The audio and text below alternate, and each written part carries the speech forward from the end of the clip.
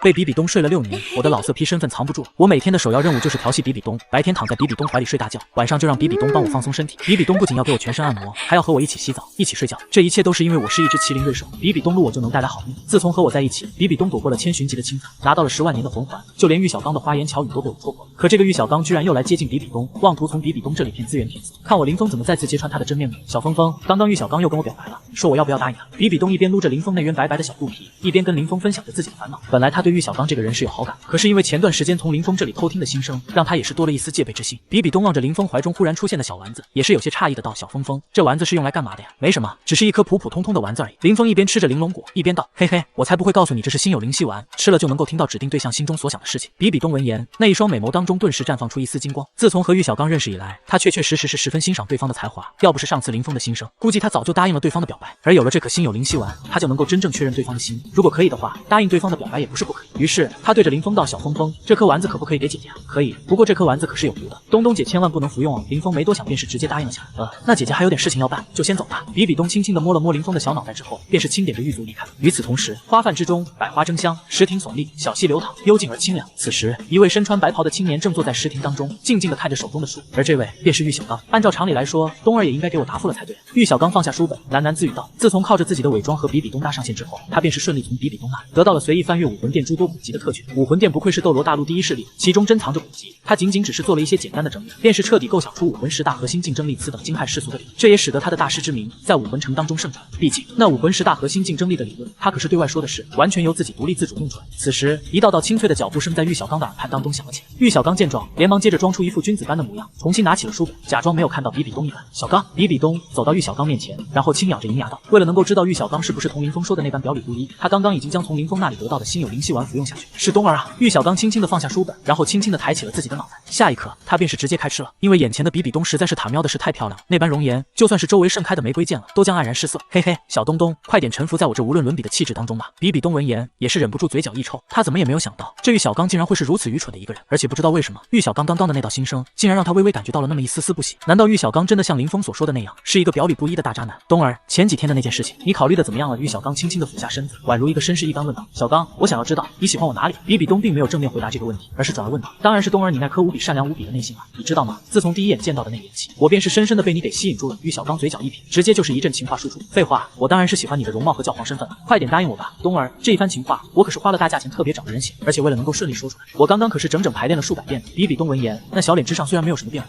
而心里却是真的被恶心到了。他可以接受一个自负的玉小刚，可是不代表他可以接受一个表里不一的玉小刚。“那么小刚，你和我在一起之后准备干什么？”比比东道。这也是他最想要知道的事情。这玉小刚接近自己到底是为了什么？如果是纯粹的喜欢的话，他也不介意给对方一个机会。毕竟面对喜欢的人，特地去练习一些话术，也是一件十分正常的事情。“东儿，如果你能答应做我的女朋友，我愿意用我毕生的学问来帮助你完成你的梦想，然后我便陪着你找一处偏僻的地方隐居起来，然后我们一起执子之手，与子偕老。”玉小刚强行在自己的脸上装出一副真诚的模样，然后淡淡的开口道：“和你在一起，当然是为了向蓝电霸王龙家族那群混蛋，乃至整个斗罗大陆证明我的理论是正确的。至于完成梦想之后选择隐居，那当然是胡说八道了。等老子功成名就，我要在整个斗罗大陆都放上我的雕像。”比比东小脸顿时便是变得阴沉下来，他怎么也没有想到，这玉小刚不仅表里不一，而且接近自己，纯粹是想利用自己去完成自己的私欲。他当初简直是瞎了眼，怎么会看上这么一个渣男？同时他也在庆幸，幸好自己有小峰峰相助，不然他都不敢想自己到底还会被这个渣男满在鼓里多久。“东儿，做我女朋友吧，我会一生一世对你好的。”玉小刚忽然单膝跪地，向着比比东道：“小东儿，快点答应了，我都已经在武魂城订了一间超级大的情侣房了，那里有好多的情侣之间用的小玩具，用在如此完美的你身上，那般滋味我都已经迫不及待了。”“滚！”比比东银牙咬着红唇，极为愤怒的道，那言语当中更是隐藏着无尽的杀气。他怎么也没有想到，这玉小刚除了表里不一、心机歹毒之外，还是一个超级老色批。“东儿，你说什么？”玉小刚嘴角一抽，想要再确认一遍，他刚刚听到了什么？比比东竟然叫他滚！“我说滚！”比比东极为愤怒的道，那言语当中更是充满了杀意。前段时间在听到林峰的心声，他已经猜到，只是他一时不想面对如此残酷的真相。而当亲眼听到玉小刚的心声字后，他除了愤怒之外，心里已经没有什么情绪波动了。从这一刻起，他除了林峰这个最亲的兽之外，再无任何人能够让他的内心起波澜。“为什么？”“东儿。”玉小刚一脸诧异的道。按照常理来说，面对他如此深情的告白，比比东不应该激动万分的答应，然后乖乖的躺在他怀中，任由自己为所欲为吗？可现在比比东直接叫他滚，是什么情况？“玉小刚，你接近我，只是为了利用我这教皇之位，这层关系来达到你的利益吧？或者说，如果今天我不是这武魂殿的教皇，没有这倾城的容颜，你怕是根本都不会多看我一眼吧？真是要万分感谢小峰峰，让我看见了你这个伪君子的真实面目。”比比东十分激动的道，他知道这一切都是因为林峰，他才能够看清楚事情的真相。“不是，东儿，你听我解释。”玉小刚闻言也是顿时急了，连忙想要上前将比比东抱在怀中，然后开始狡辩阿布解释怎么回事，比比东为什么会知道我的真实意图？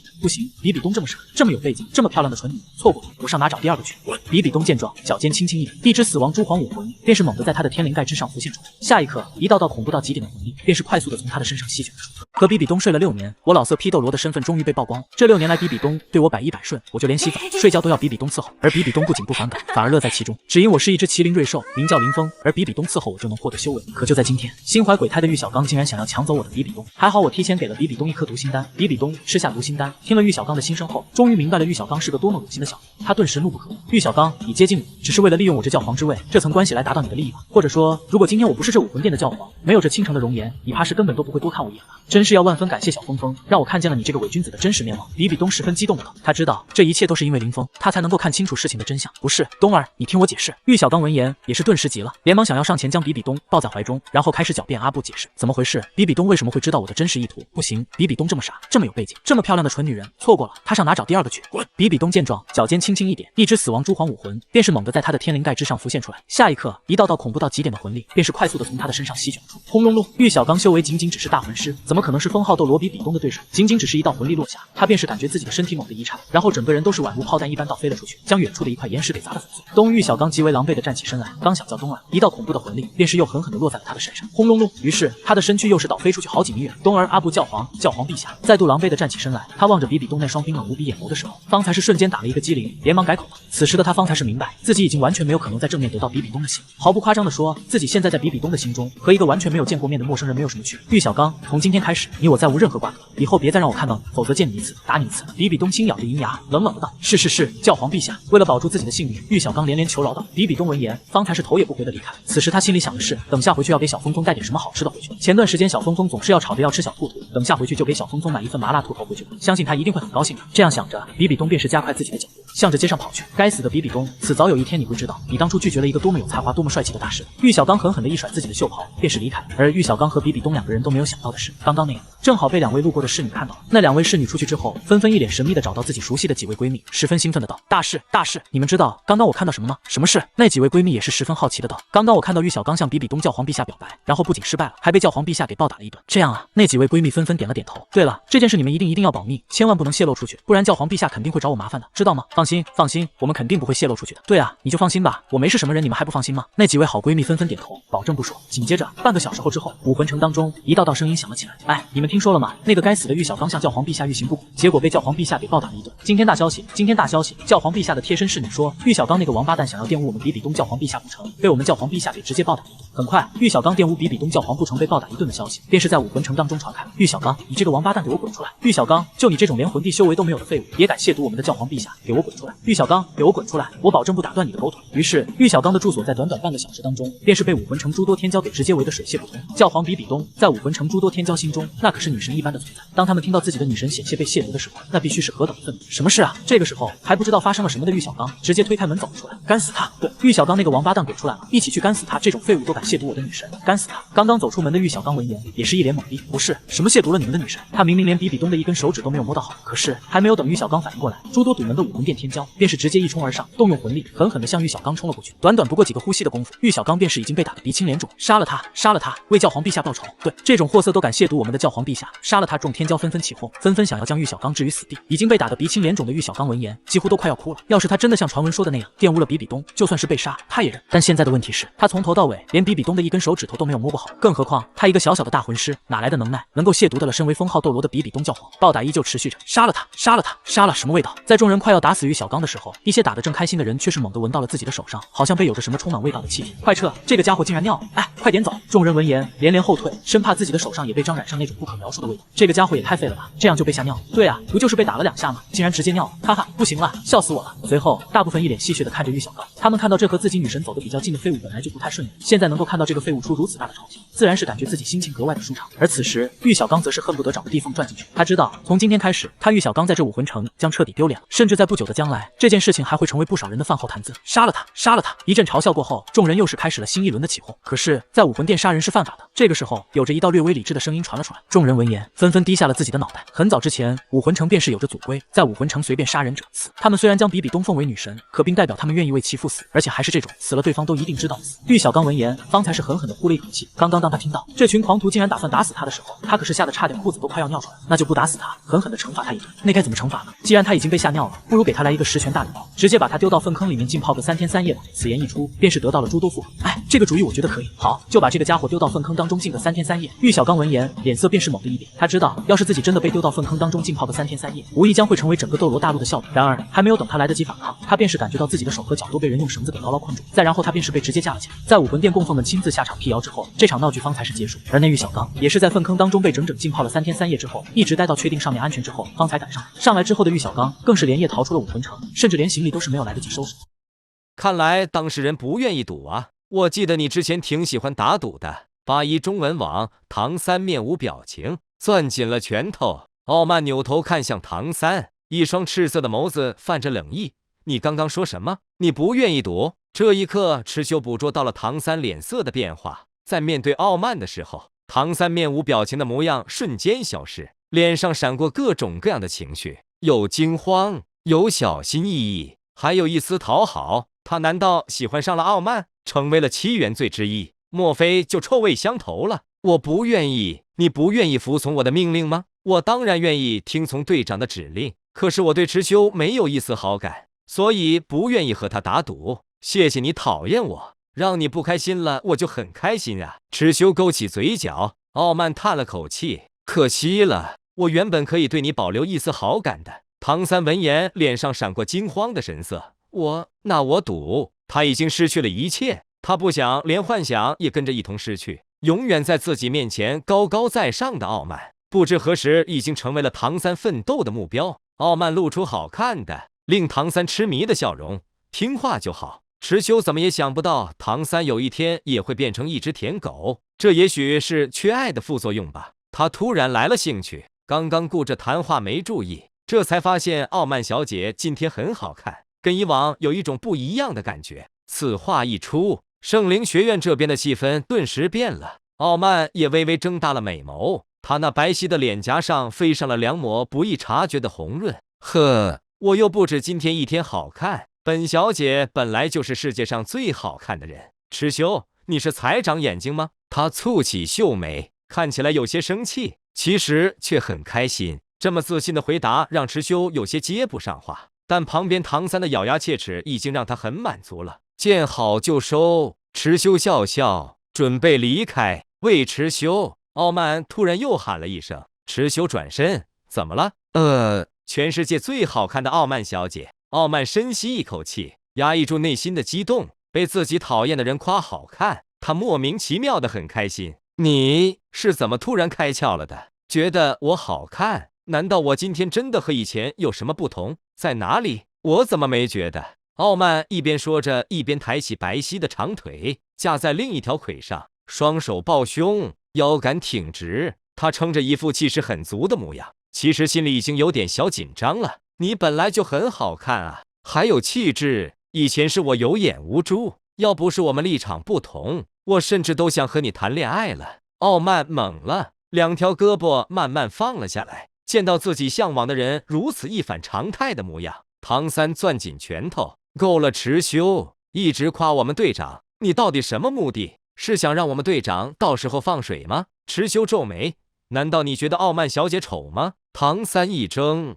傲慢扭头看他，冰冷的眼神瞬间让唐三全身的血液凝固住了。队长很好看，我也很喜欢，你配吗？傲慢冷冷的回应。唐三没有再说话，低下头，拳头攥着。还有你池修，别以为你夸我，不是，别以为你在我面前诚实一次，我就会手下留情，你打不过我的。傲慢再次傲慢起来，挺直了有些酥软的细腰。池修留下笑容，转身离去。让人讨厌的家伙，破天荒的诚实顺眼，还真让人有点不适应啊。傲慢盯着池修的背影喃喃道。看完了接下来的比赛，就到了抽签仪式。这次是由宁风致抽签，公平公正，公开透明。预选赛第3轮抽签结果，史莱克学院对战天斗皇家学院，圣灵学院对战苍辉学院。紫星学院对战天水学院。听到结果的那一刻，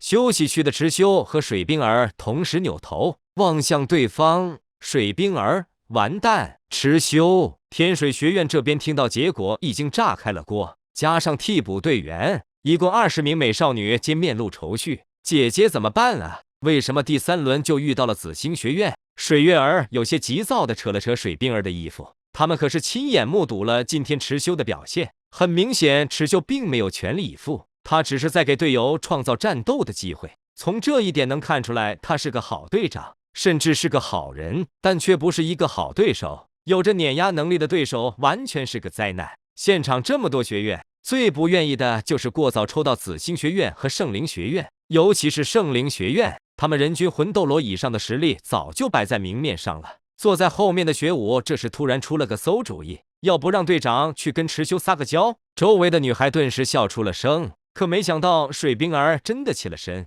朝池修那边走去。队长去干嘛？不会真要去跟池修撒娇吧？学武捂着嘴巴，又惊又喜地望着身边的队友。在他们这个团体里面，八卦和起哄永远占据着主流。学武等人尤其喜欢对水冰儿起哄，快跟过去看看，快去快去！一群水蓝色的漂亮少女，表面上悄咪咪，实际上兴师动众的全部跟了过去。池修看着眼前的阵仗，吓得从位置上起了身，同时后退几步。他莫名又想到了2年前自己在天水学院被女孩们围堵的场景。今天的他们很有当年的气势，尽管在人数上少了很多。水冰儿像是意识到了什么，连忙回头望去，这才看到一群八婆似的女孩们。他蹙起秀眉，连忙甩着手：“你们干嘛？赶紧回去！”学武再次带头起哄，偷笑道：“我们想看看队长你怎么撒娇的，还没见过呢，让我们开开眼啊！”“是啊，让我们开开眼。”水冰儿脸色一僵，池修表情一凝，紫星学院这边的几人更是一个个睁大了眼睛，看着别的学院投来的疑惑好奇的目光。水冰儿的俏脸一瞬间涨红了。别听他们胡说，我是捡到了一个东西，当时在休息区看着从你手腕上掉下来的。水冰儿说完，胳膊笔直的将东西递了过去。池修定睛一看，居然是慕云腾之前送给他的那个四叶草手环，手环上面还有被火焰烤得焦黑的痕迹。池修摸了摸手腕，微笑着将手环接过。谢谢，没关系。可是这时，天水学院中的某个女生盯着池修手里的四叶草手环，突然愣了片刻。她记得这个手环，当时0000来到天水学院的时候，一瞬间被天水学院的女孩簇拥了起来，而她当时就站在0000的时候，还好奇地摸了一下0000的屁股。当时0000就将手伸到了背后，一个有些焦黑的四叶草手环从胳膊上滑落了下来，被他看得一清二楚。此刻再次看到这个手环，这名女生的记忆一瞬间被拉回到了2年前。池修，莫非是0000？他捂着自己的嘴巴，目瞪口呆地望着池修的方向，仿佛发现了什么惊天大秘密。学武还在不老实的小声提醒着：“队长，快撒娇啊，要不然来不及了。”水冰儿听得面红耳赤，回头狠狠地瞪了他一眼。可是看到队友们可怜兮兮的模样，他突然又很无奈。水冰儿虽然并不觉得自己弱，可他也明白池修有多强，所以明天的赢面很低。但是这才第4轮，后面还有那么多场不间断的比赛，要不要真的让对方手下留情一点呢？水冰儿回头看着池修将手环重新戴在手腕上，咬了咬红唇，开口道：“池队长，明天……”池修抬头看他：“哦，我知道明天是天水和紫星打，放心，我会全力以赴的。”他说完笑笑，转身和队友们离开。宁荣荣悄悄比划着拳头：“还好你说全力以赴，你要是因为对方漂亮就放水，我掐死你！”池修有些幼稚地朝宁荣荣吐了吐舌头。走出大斗魂场的时候，池修一扭头，突然发现了一枚吃货。卧槽，原来你一直在大斗魂场！池修惊讶地看着波塞西。不然呢？闲得没事干，我总不能杀人放火消磨时间吧？波塞西手里抓着一根热乎乎的猪蹄，在外面倒是淑女的戴上了一次性手套，他是一刻都不忘记吃。那你待在哪的？没钱，也不是学院的人，你又进不去。池修还是奇怪。波塞西听后伸手向上指了指，池修抬头望去，突然发现一个魁梧的身影在建筑上方一闪而逝，这让他眯起了眼睛。就坐在上面啊，视野好，还能吹风，可舒服了。就你一个人？池修斜眼看他。波塞西举着猪蹄，满嘴油乎乎的开口道：“还有个老朋友，他倒是格外注意你。”唐晨。波塞西一口咬在猪蹄上，漂亮的眼睛睁得大大地望着池修。你知道啊？猜的。唐晨的出现让池修有些疑惑，莫非他一直在暗中观察着自己？气息的隐匿对他没作用吗？还是说他知道自己的身份？两个身份都知道的那种。他是来找你，还是来找我的？池修慢慢压低了声音。他是来看自己的学院的。池修突然站在原地停了下来，同时拉住了波塞西的胳膊。猪蹄从手上脱落，波塞西睁大眼睛，本能的将脑袋伸了过去，张开嘴巴，他一口咬住了向下掉落的猪蹄。池修看愣了一瞬，用嘴接猪蹄，这女人好牛逼。波塞西瞪他，干嘛？要是掉地上，你赔我2根，不，3根。我想问，他的学院是哪一家？圣灵学院。波塞西没好气的回应。池修笑了一下，果然啊。这样的话，一切都有的解释了。当时大明二明出事的那天，那种强者追踪过来的感觉，这样的速度，这样的感知，也只有唐晨能做得到。可他在天斗城创办了圣灵学院，培养了一支7原罪队伍，让他们参加比赛，目的又是什么？池修深吸口气，抚摸着自己的额头。不管他们的目的，只是想到傲慢居然是唐晨的部下，这样的结果一时间让他有些反应不过来。回到学院，池修朝寝室走去时，竟然发现门口站着一个人。雪地抱着孩子，笑意盈盈地望着这边。幸福来得太快，池修睁大眼睛，一声卧槽，差点脱口而出。你们怎么来了？他连忙加快速度走了过去，张开双臂紧紧搂住雪地，将雪无恙这个小家伙挤在中间。我想你了。雪地说完，立即缩着脖子和池修亲了一下，目光深情地望着池修的眼睛。听到池修的声音，雪无恙胖嘟嘟的小身子想转过来，粉嫩的上牙龈钻出了白白的2个小点，口水从嘴角流淌下来。她今天穿了件袖珍的小白裙子，更加像极了缩小版的雪地。雪地这时像是突然想起了什么，露出笑容，连忙将怀里的雪无恙换了个角度抱着。还有个事，要不然我也不会这么快过来找你。雪地显然很兴奋，她晃了晃怀里的雪无恙，晃得怀里的小丫头咿呀呀口水乱流。无恙无恙，快叫爸爸！你在家怎么叫的？池修一愣，心底突然涌起巨大的惊喜感。他会叫爸爸了吗？雪地开心的点点头，同时抓起雪无恙一节一节的白嫩小胳膊，用他的小手指着池修，看爸爸。跟我学，爸爸！雪地像个焦急的老母亲似的，在一旁教着雪无恙。哎，池修调皮的应了一声。雪地闻言愣了一下，反应过来后，没好气的在池修的胸膛上拍了一巴掌，嗔道：“你应什么？我在教他，在家里他明明叫出来了的，公公婆婆都能作证。”看着雪地急迫的模样，池修忍俊不禁。好了，你别急。兴许不经意间，他才能喊出来。你一说，他反而喊不出来了。哇吧，空气一僵。池修和雪地同时看向雪无恙，雪地开心的不得了，池修则惊讶万分。只见小丫头拍着2只小胖手，小嘴巴一开一合，就连刚刚露出头的2颗小乳牙都显得十分可爱。她继续叫着：“巴巴到巴巴，你看，她叫了，我没骗你吧？”雪地骄傲地看向池修，昂起白皙的下巴。池修从他手里接过女儿，小家伙身上香喷喷的，肉乎乎的，一到池修怀里就亲切地张开双臂抱住池修的脑袋，然后用他的小脑袋蹭着池修脸上的面具，也不嫌硬。巴巴，哎，小乖乖，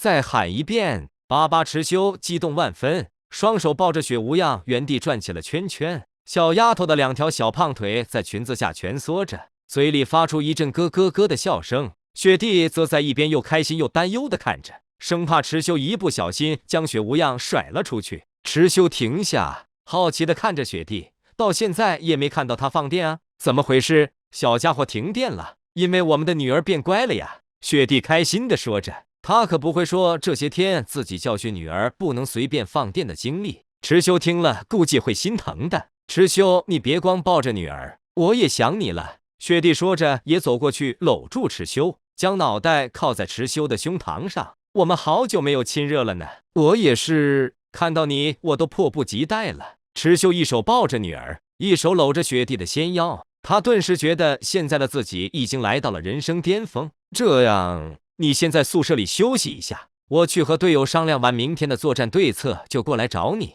然后，嘿嘿，好。雪地害羞地应着，从池修怀里接过雪无恙。池修将房门打开，让母女俩进去。漾漾，快和爸爸说拜拜。爸爸雪无恙晃着两只小胖手，在雪地的怀里一跳一跳，晃着妈妈的胸脯都跟着一起颤抖。雪地无奈笑道：“笨丫头还不会说拜拜呢。”池修摇摇头，还小，没关系。他真的觉得眼前一幕很幸福。倘若自己没有穿越，这应该就是前世的自己最向往的画面。来到议事厅后，池修调整状态，和队友们简单分析了一下天水学院的特点，然后开始制定策略。波塞西依旧边吃东西边旁听着，但他渐渐发现了不对劲。待池修说完后，等着队友的回复时，波塞西插嘴：“怎么感觉你今天这么急着结束？”此话一出，几名队友顿时坐直了起来，似乎也觉得有理，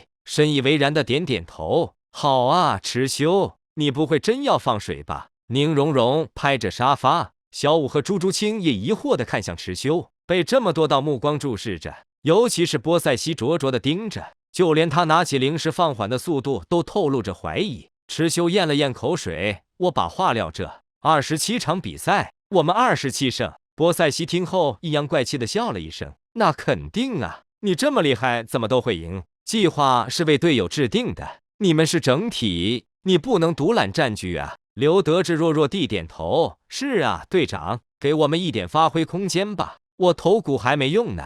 池修瞪了眼波塞西，这么多零食都堵不住你的嘴。他直接摆烂，站起来开口道：“我宣布明天自由发挥，没有计划，散会。”池修迫不及待的要和雪地亲热，看着队长离开，队友们面面相觑。宁荣荣扭头看向小五，绝对有古怪。波塞西咀嚼了几下嘴巴里的食物，没人注意的时候，他悄悄跟了上去。女儿睡着了，看着雪无恙像个小蛤蟆似的仰躺在床上，动作一点都不淑女。池修问了一句，雪地脸红地点点头。池修小心翼翼关上门，蹑手蹑脚地走了进来。他和雪地立马抱在一块，亲吻着对方。半夜，一个孤独的吃货坐在池修宿舍的房顶之上，波塞西的四周氤氲着一层蓝色的水膜。他吃着手里的梨花糕，停下下方宿舍里传来的声响，望着天上挂着的一轮圆月。波塞西喃喃道：“是啊，说他小家伙，其实也不小了。”波塞西咬着糕点，有些用力，心里有股怅然若失的感觉。天水学院院长带领着女孩们制定完明天的作战策略后，望向他们，怎么都沉默。水月儿哭丧着脸，可是池修说他明天会全力以赴的，那就输给他又没什么好遗憾的。昊天宗都输给他了，我觉得圣灵学院所有人加一块可能都不是他的对手。院长妈妈无奈地耸耸肩，可是圣灵学院也很强的，别人不知道，但我们知道他们的队长可是封号斗罗啊。那你就知道池修就不是封号斗罗吗？一片沉寂，院长妈妈的话问住了所有人。水冰儿叹了口气，扶着额头走出了议事厅。坐在沙发上的其中一个女孩望向水冰儿的背影，想了想，跟在后面走了出去。水冰儿正趴在栏杆上，望着天上的一轮圆月。0000，你现在在干嘛呢？她想着，如果0000是天水战队的队长，一切会不会变得很轻松呢？队长，水冰儿回头，水河，怎么了？会议结束了吗？结束了。水河抿了抿嘴巴，脑袋低了下来，心里似乎在酝酿着一件事。队长，有件事我觉得有必要跟你说一下。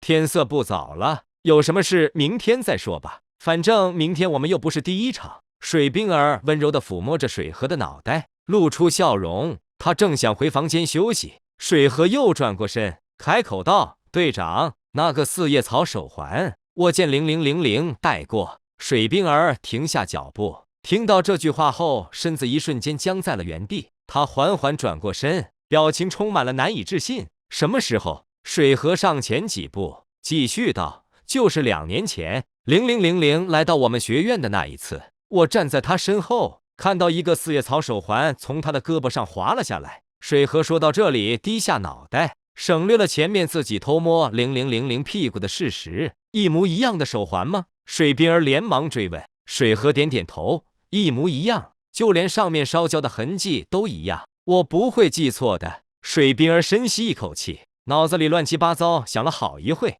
还是一团浆糊。关于0000和池修的画面不停地在脑海中闪烁，庞大的信息量就快将脑子挤炸了。可尽管如此，水冰儿还是难掩激动，只是有些不知所措罢了。他来到水河面前，双手按在水河的肩膀上，沉声道：“确定没看错？你能为你说的话负责吗？”水河摇摇头：“我确定没看错。虽然不知道他们是什么关系，也不知道池修有没有可能就是0000，但手环绝对是同一个。这件事还有告诉别人吗？”“没有，目前就告诉了队长你。”水冰儿露出有些激动的笑容。“好，答应我，水河，暂时先别告诉别人，好吗？”“嗯。”看着水冰儿有些魂不守舍的模样，水河将清秀的面庞凑了过去。“所以队长有什么打算吗？”水冰儿被问得一脸茫然，好半晌他才开口：“我只是觉得我们2个可能从池修的身上发现了一个惊天大秘密。”水河一脸激动：“这么说，队长你也觉得池修就是0000吗？”他甚至激动的原地蹦跶了起来。“嘘，你小点声。”水冰儿捂住水河的嘴巴，扭头观察着四周，看着别的学员从会议室中陆续离开后，才将手收回。他小心翼翼道：“我确实是这么觉得的。毕竟2人虽然存在很多不相干的地方，但同时也有很多相似点。”说完，水冰儿叹了口气。可是就算了解这些，他也不知道该怎么办。如果池修就是0000，他既然没有公开这个身份，说明并不想让别人知道，那自己又怎么能擅自告诉他人呢？主动去问吧，也不知道该怎么开口。万一池修不是0000，而是池修对0000做了什么，将手环夺了过来。水冰儿越想越乱，2只白皙的小手抬起来揉了揉脑袋。“哎呀，我也不知道该怎么办了。总之，我们先守口如瓶吧，反正我都听队长的。”水河晃了晃脑袋。水冰儿闻言露出有些无奈的笑容，摸了摸水河的头顶。还好这丫头没有率先告诉别人，这件事要是传出去了，总感觉会在天斗城引起轩然大波。翌日清晨，武魂城，一双高跟跨过台阶，走进了教皇殿中。留着一头金色短发的胡列娜昂起脑袋，望向王座之上的比比东。10年过去，他的脸上早已没了当年的稚气，就是那一双粉色的眸子增添了许多狐媚。比比东看着胡列娜，尤其是胡列娜身上明显透露出的成长变化，心中突然有些愧疚。他不是一个好老师，这些年都将重心放在了别的人、别的事上，偶尔见到胡列娜也只是和她说上1、2句，却从没有一次相处时间超过1分钟。那呢？现在突破了魂宗境界吗？比比东面色柔和地问道。胡列娜抬起脑袋，睫毛颤了颤。老师，我现在已经是魂王了。比比东眨了眨眼睛，脸上许久忘了该做什么表情。是吗？胡列娜深吸口气。如果没有重要的事，老师，我就先去训练了。比比东将脑袋撇向一侧，或许他的人生就是这样的一塌糊涂吧。女儿的不信任，徒弟也渐渐开始疏远，就连自己向往的那人也不知所踪。沉默了半晌，比比东开口道：“好，你去吧，有什么需要尽管和老师说。”徒弟告退。从教皇殿出来后，守候多时的邪月凑了上来。妹妹，教皇冕下和你说了些什么？问了一些近况，看样子老师很累，我们争取拿下这次比赛，不让他失望吧。邪月发现妹妹脸色不太好，虽然她只进去了几分钟的时间。怎么样，人齐了吗？胡列娜扭头问道。邪月点点头，都在那等着呢，我们现在就能出去。胡列娜刚刚和比比东说了谎，她今天不训练，她要和队友们偷偷去天斗那边看比赛。从两边的探子反馈过来的消息得知，星罗那边的学院表现平平，没什么特别出色的人，就连星罗皇家学院都丧失了2名主心骨。但天斗那边用神仙打架来形容再合适不过。如果消息属实的话，我们这次真的遇到难题了。胡列娜喃喃道，看着妹妹一脸凝重的模样。邪月同样心事重重，很快见到了在大门口等待的队友们。昔日的燕也成长为了魁梧的男人，一头红发宛若火焰般的被风吹拂着。他望向胡列娜的眼神中依旧隐藏着火热，只不过胡列娜刻意避开了燕的目光。先上马车吧。马夫驱马，载着7人的马车朝着天斗帝国的方向驶去。胡列娜见燕要坐在自己旁边，她脸色一冷，起身坐在了对面的邪月身边。燕吃瘪后也没什么特别的表情，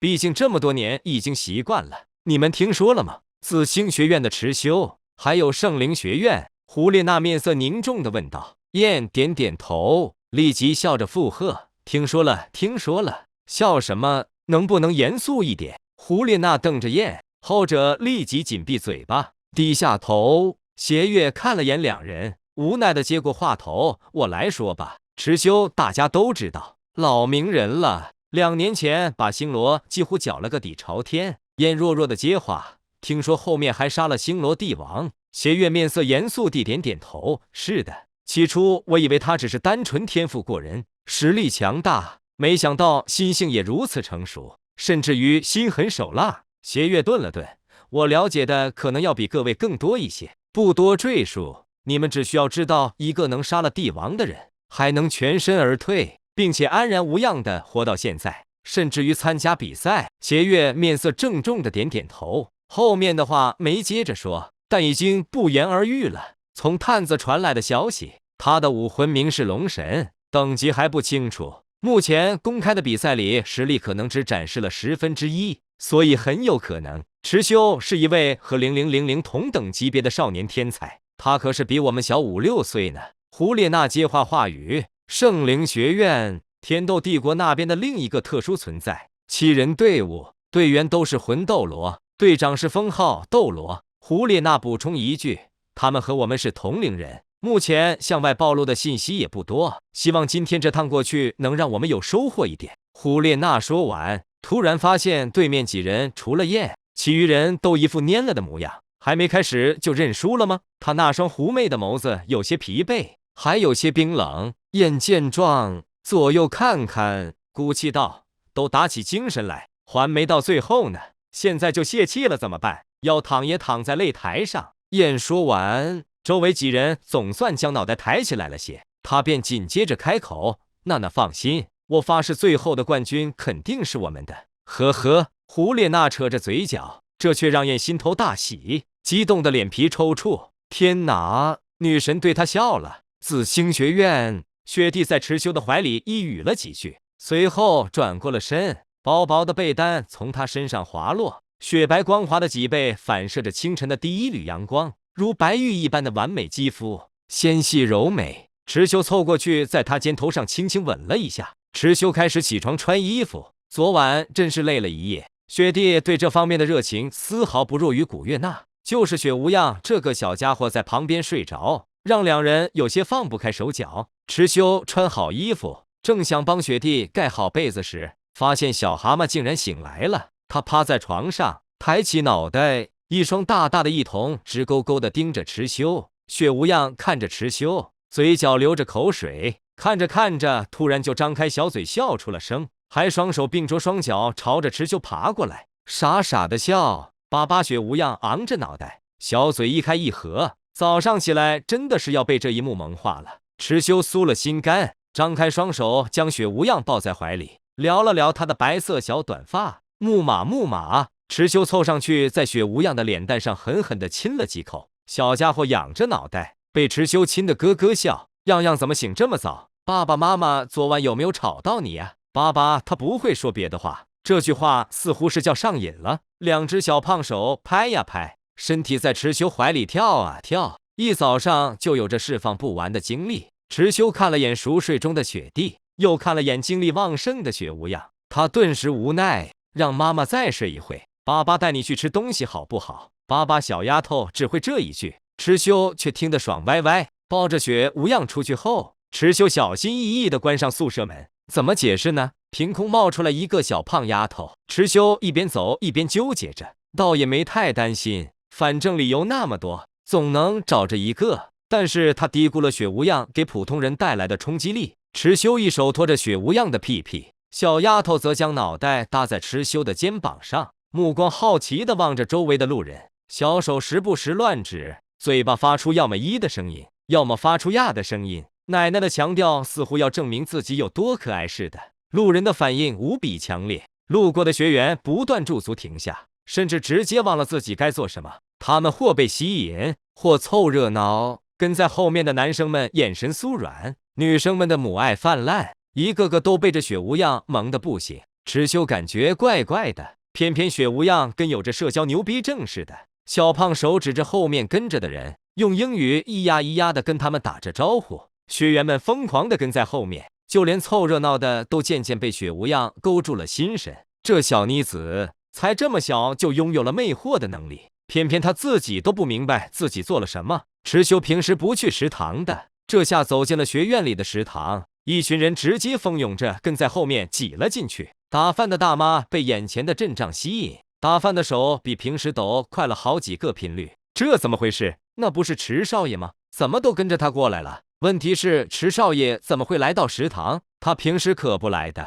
池修进到食堂后，一眼就看到一人占据一张桌子的波塞西，他面前的桌子惯例的摆满了食物，嘴里塞得满满当当。波塞西看到眼前的场面也愣了下，手里的玉米棒吓得掉在桌子上。我是离开人类社会太久，认知退化了吗？为什么一夜过去就有了孩子？池修也看到了波塞西，愣了下，尴尬的笑了笑，没有选择去跟波塞西拼桌。他先去打菜的地方问了句：“有羊奶吗？”大妈看着雪无恙的背影愣了一下，直到雪无恙转身，大妈惊的勺子都掉到了菜盆里。妈呀，这小丫头也特好看了。他这才算是明白池修后面那一群观望的人是怎么回事。难道学院里的大名人池少爷竟然有了私生女吗？巴巴雪无恙看了眼池修，小胖手指着大妈眼前的饭菜，然后开心的在池修怀里蹦跶。池修不知道他开心个什么劲，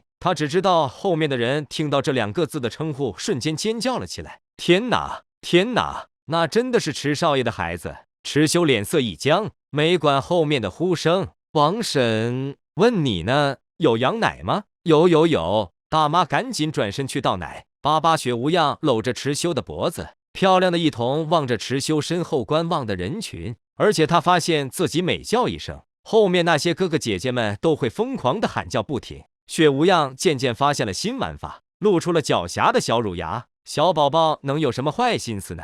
他只是喜欢看大家开心的样子。爸爸，雪无恙用他那2只小胖藕一般的胳膊搂着池修的脖子，一边笑一边喊着，用仅会的2个字带动现场的气氛。果不其然，众人听他说的越来越清晰，听出了那2个字的含义，一个个都惊讶地捂着嘴巴。这个小宝宝肯定是在喊池修爸爸吧？肯定是的，小孩子长得这么漂亮可爱，他的妈妈得好看到什么程度？不对，重点不是这个，重点是池修是什么时候有了孩子的？爸爸，雪无恙叫得越来越起劲，在池修怀里跳啊跳，小胖手都高高的举了起来。食堂里闻讯赶来的学员也越来越多，个个都被眼前的场面惊呆了。有的人甚至想上前去捏捏雪无恙的小手手，或是戳戳他的小脸蛋，但迫于池修平时在学院里的威望，大家都不敢上前，只是远远的围成一圈观望着。把吴池修将奶嘴塞到雪无恙的嘴巴里，小家伙顿时止住了声音，他也是饿了，顿时就将活跃气氛的事抛到了脑后，抱着奶瓶，小嘴卖力的吸吮着羊奶。池修抱着他转身，被眼前的大家吓了一跳。都散了吧，总理的孩子过来玩玩的。有个女孩提起勇气喊了一嗓子，我们才不信呢。她说完立即躲在了一位男同学的身后。男同学一瞪眼，喂，你别躲我后面啊，我特么也怂啊！爱信不信，你们要是信一个小婴儿的话，那我觉得你们可真的是太闲了，不如挑个时间和我对练吧。池修望着众人，他这般以理服人，吓得众人一愣，立即三三两两成群结队的跑出了食堂。偶尔几个装作吃饭的模样，占了几个桌子。池修朝波塞西那边看了一眼，想了想，还是走了过去。他将桌子上的东西推了推，腾出一小块空地，让雪无恙坐在上面。小家伙抱着奶瓶，转了个身，一双漂亮的大眼睛好奇地打量着波塞西。早上好啊，前辈。波塞西端着盘子，一边咀嚼着食物，一边死盯着池修看，也不说话。池修不自在地移开目光，像个老父亲似的在后面整理着雪无恙的衣服，甚至还拿出2个小皮筋，无聊地给雪无恙扎2个小辫子。小家伙不为所动，一双眸子充满了对波塞西的好奇。波塞西也将目光转向他，两人都一头白发，而且波塞西的眼睛颜色和雪地也相似。雪无恙也许是觉得波塞西亲切，所以一直盯着看。看我干嘛？波塞西停下嘴上的动作，小家伙不说话，波塞西便翻了翻桌子上的食物，从里面挑出一根麻辣鸡腿递给雪无恙。吃不？雪无恙伸出小胖手就要接过来，一副来者不拒的样子。可小胖手伸到一半，却被池修的大手拦截。他牙还没长好，现在啃豆腐都困难。波塞西便将鸡腿收了回去。他怀疑地盯着池修，开口道：“所以他是谁？”嗨嗨，池修看了眼周围的人，小声道：“我女儿。”波塞西脸色僵了一下，鸡腿拿到嘴边，狠狠地撕下了一块肉，甚至侧过了身，很明显一副送客的模样。池修看了眼他的反应，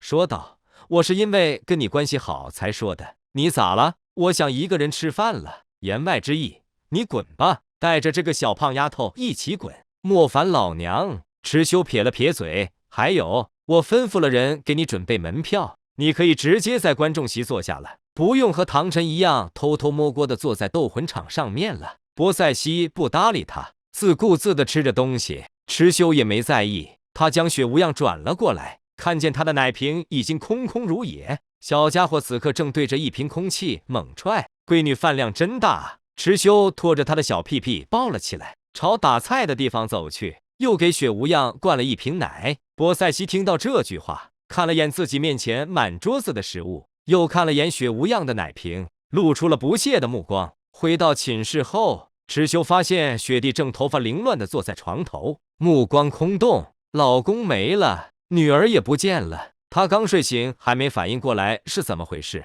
醒了，池修一句话将雪弟飞到云外的思绪拉了回来。看到雪无恙丑丑的2个小辫子，雪弟一个没忍住，直接笑出了声。样样给你，记得早点回家，别让爸妈担心。我知道他俩性格，再看不到你估计就要找过来了。池修说着，在雪弟唇上亲了一下。雪弟笑着回应。巴巴雪无恙抓着奶瓶，目光跟随着池修移动，看到巴巴似乎要离开的样子，小家伙有些着急了。池修揉他脑袋，样样要乖，巴巴去打比赛了。巴巴，我听说水冰儿的武魂是冰凤凰，属于顶级兽武魂，实力挺强大的。路上，朱竹清突然开口说着，还偷偷看了眼池修。昨天池修不知道怎么回事，没有和大家商量作战策略，像是自己有什么急事一样。而且他们今早还在学院里听到了一个传闻，说是池修抱着一个漂亮的小婴儿去食堂。只可惜宁荣荣他们几个在去食堂的时候，除了只看到那个怪阿姨气呼呼的自己一个人吃着东西，却已经看不到池修的身影了。宁荣荣憋了一肚子的疑问，因为被小五阻拦着，才没有问出来。那我们今天怎么打？队长，宁荣荣有些气呼呼的问，特意喊池修队长，还在这2个字上加了重音。池修在马车内看了队友们一眼，这件事确实是自己做的不对。他想了想，开口道：“据我了解，对方控制技能应该会很多，而且……”池修没继续说下去。作为读过圆桌的人，他知道水冰儿和雪舞甚至还有一项武魂融合技冰雪飘零，但是这几天的比赛他们并没有展示过。而且在圆桌中，天水学院确实将史莱克折腾得不轻，最后以平局收场。擂台上只剩下唐三一人，池修深吸口气，开口道：“在保护自己的前提下自由发挥，我争取快些解决战斗。一时间还真不知道这场怎么打配合，不如自己以暴力破局。”就在这时，载着几人的马车突然来了个急刹车，“我们直行的，你们不能礼让！”紫星学院的马夫嚷嚷道。池修掀开帘子，突然见对面一辆马车的帘子也跟着掀开，他看到一个金色短发的漂亮女人，很多年没见了，但她的样貌依旧刻在自己的脑海里。胡列娜。胡列娜瞟了池修一眼，眼熟却没啥印象。他扭头瞪了眼要出来骂街的叶，随后拉上帘子，让他们先过去。马车里传来胡列娜的声音，紫星学院的马车顺利通过。池修回到马车里，愣了好一会，对方很显然是武魂殿的种子选手，来这里什么目的？马车驶进大斗魂场，池修带队来到休息区，待观众们和其他学院的人入场之后，池修看了眼观众席，他看到了坐在位置上的波塞西，波塞西也望了过来，发现池修在看自己，就梗着脖子，故意扭头看向别处。随后池修又发现武魂殿那7人也来到了观众席，依次坐下，看这样子是过来打探情况的。比赛渐渐进行到了中午时分，主持人张开翅膀飞向高空，胡列娜扭头望着四周，突然发现周围的观众都齐刷刷地坐直了身躯，非比寻常的默契。怎么了？邪月也有些奇怪地看向四周。就在这时，主持人拿起麦克风道：“观众朋友们，今日的看点时刻终于到来了！预选赛第3轮第9场，由天水学院与紫星学院所带来的比赛。两边学院都是目前呼声极高的学院，尤其是紫星学院。说实话，我等着这2个学院匹配到一块也等了很久了。我们的池队长，池战神，天斗的池英雄，今天会不会怜香惜玉，手下留情呢？让我们拭目以待。”池修扯了扯嘴角，望向天空中的主持人，戏真多。擂台之上不论男女，好吧，两边学院入场。天水学院这边是全员出场，换掉了之前的替补队员，而他们昨天的比赛还没有这样。池修有些疑惑，他发现这几天的学院都是面对自己这边都选择全力以赴，暴露不该过早暴露的实力，其实根本没有这个必要的，毕竟他们又赢不了。天水学院如果也是这个样子，只能说他们的应对策略出了问题。水冰儿的表情有些怪异，这也暴露在了池修的目光中，不是紧张，倒像是纠结。昨天多谢了。池修开口打着招呼，水冰儿愣着没回应。水月儿碰了碰他，水冰儿才反应过来，没关系。水月儿怔怔地看他，姐姐，人家说的是谢谢，又不是对不起，你这么紧张吗？你闭嘴。水冰儿打了他一下，他今天很想全力以赴的迎战，也不知道为什么，大概有一种想在对方面前证明自己的念头。主持人发出开始指令，我宣布比赛开始。4圈魂环从水冰儿的身上升腾而起，与此同时，黄色的第1魂环迅速闪亮。第1魂技冰封，水冰儿蓝色的长发随风舞动，擂台之上开始蔓延冰霜，几乎没有给任何人反应的时间，直接将紫星这边除了宁荣荣、碧姬之外的5人冻成了冰块。池修身上的冰块瞬间破碎，他回头望望，看到队伍中的2个女孩投来的懵逼目光，给队友治疗。碧姬闻言眼睛一亮，立即点头。池修则朝对方走去。学武此刻正在天水学院的最后方，池修记得他有个大招是需要蓄力的。水冰儿看着走来的池修愣了愣，再次释放第1魂技冰封。这是一招锁定技，倘若魂力足够高，可以说是一个神技了，自然也配得上他的顶级兽武魂冰凤凰。池修朝前走时再次被冻住，可几乎是下一瞬落脚的时刻，身上的厚厚冰块就完全破碎。能冻住，但没用，明眼人都能看出2人之间鸿沟一般的差距。池修开始加快速度。第3魂技抗拒光。身为队长的水冰儿此刻不再是进攻，而是防御。抗拒光的阻挡并没有让池修放缓1分1毫的速度，那蓝色的冰冷的光落在他的身上几乎没有起到任何作用。池修消失在原地。第2魂技碧波啊！队员邱若水突然痛呼一声，池修一点也不绅士地将他扔下了擂台，然后目光望向在蓄力的雪舞。冰封，擂台结上冰层，水冰儿却震惊无比，锁定技居然已经追不上池修的速度了。他只冻住了一块地面，池修出现在雪舞的身后，同样粗鲁地将他扔下了擂台。水月儿朝池修打出一拳，拳头落在池修的胸口上，手腕处突然弯折了一下。池修低头淡定地瞥了一眼，水月儿却已经捂着胳膊，面色苍白地向后倒退着。就在这时，两道碧绿色的波纹各自落在池修身上。第一魂技化鱼，池修脚踩擂台，直接震飞了朝他释放魂技的两个女孩。他望向面前的水冰儿，伸出手掌，冰环铠甲，坚硬的冰层围绕在水冰儿的身躯周围。可当池修的手指接触在冰层上的那一刻，冰质的铠甲瞬间破碎，完全没有任何预兆。池修的手以一种很平缓的速度搭在了水冰儿的肩膀上，过程不见任何阻碍。一声凤鸣从水冰儿身上传来，巨大的冰翅在这时缓缓张开，池修却抓着水冰儿的肩膀，一手拥着他的身躯，一手轰碎了即将凝聚成型的冰凤凰。把后手和底牌都留给其他学院吧，现在就对我们施展，对你们来说没有好处的。池修松开水冰儿，对他温和地说道。而此时此刻，紫星学院这边所有人身上的冰才破碎，他们望着已经分出了胜负的战场，原地发懵。我想证明自己。水冰儿不放弃地开口。池修有些疑惑地歪了歪头，预选赛晋级不就是一种证明？我想在你面前证明自己。听到这句话，池修微微张开眸子，他没回应什么，朝队友走去，同时抬手示意着上面的主持人，胜负已分，你为什么要为我们着想？我们是对手。水冰儿在后面喊道。池修回头露出笑容，因为你们长得好看，想让你们待久一点。嘿嘿，水冰儿，呵，他才不信。主持人咽了咽口水，反应过来后才开口道，这已经打完了吗？是的，已经打完了。节奏快的却令所有人难以想象。紫星学院的池修以一种碾压却又相对柔和的方式解决了战斗。天水学院这边除了水月儿自己将自己的手腕锤得脱臼了，其余人一点外伤都没有。那些想通过这场比赛探出天水学院的底牌的人，目的也都没有得逞。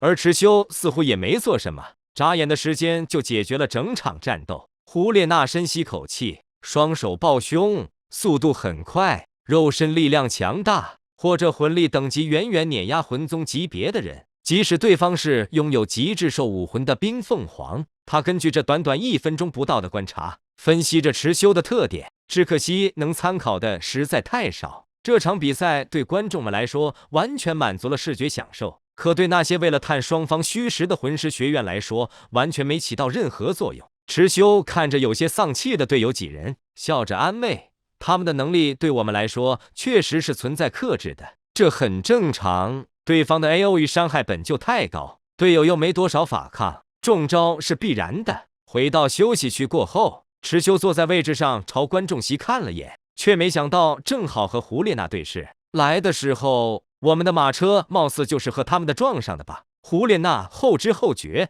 是的，你这么一说，我也想起来了，他脸上戴着的黑色面具还挺让人印象深刻的。燕回应，胡列娜看了他一眼，顿时又没了说话的心情。圣灵学院正好就是下一个出场的学院，武魂殿的几人再次聚精会神。圣灵学院对战苍辉学院，经历过前天的7位一体融合技之后，苍辉学院的几人元气还没有恢复，他们自知和圣灵学院没有一较之力，直接选择了弃权，这就让观众们有些忍受不了了。我们花钱买了票进来，你弃权，那我们看什么？除了紫星学院的战斗，圣灵学院也是另一大看点。这届观众似乎就喜欢看这种碾压对局。苍辉学院这边一弃权，大部分的观众顿时变得躁动起来，指着他们骂骂咧咧，骂得苍辉学院的代表灰溜溜地跑回了休息区。波塞西盯着周围的景象，好奇地吃着瓜。武魂殿的7人也是懵了，感情今天就白出来了一趟呗，啥都没看着。池修大概看出了他们的窘迫，在休息区露出笑容。第3轮所有的比赛至此结束，又到了抽签的环节。这次紫星学院和圣灵学院都抽到了炮灰学院，前3场比赛全部为负的那种，这让池修颇有些感慨。原作中的紫星学院一共27轮比赛，想必没有几局是胜的，而现在他们已经维持了3场全胜的战绩，虽然进度有些慢，但很稳健。观众席开始散场，我们难道就这么回去了吗？燕扭头看看队友，一副极为不甘心的模样。他们出来一次的机会很少，而且路途遥远，很不方便。胡列娜瞥他，你说呢？可我们对圣灵学院还一点都不了解呢，照这样下去，他们肯定会进入决赛的。你要有办法，你让他们展露一下能力啊！光是在这嚷嚷有什么用？听着胡列娜的嘲讽，燕有些懊恼。他性子本就急，更对从胡列娜口中说出的话极为敏感。兄弟们，我反正觉得不能白出来一趟，我去试试他们，你们在一旁好好观察。燕说着就从位置上起了身，你给老子让开！燕低头对坐在位置上还没退场的波塞西说道。波塞西伸出葱白的手指捻起一颗，朝着燕的脑门上弹去。砰！上所传来的巨大力道将燕撞飞，直到他的身体撞烂了一个后方的座椅才停下。燕猛地从地上坐起，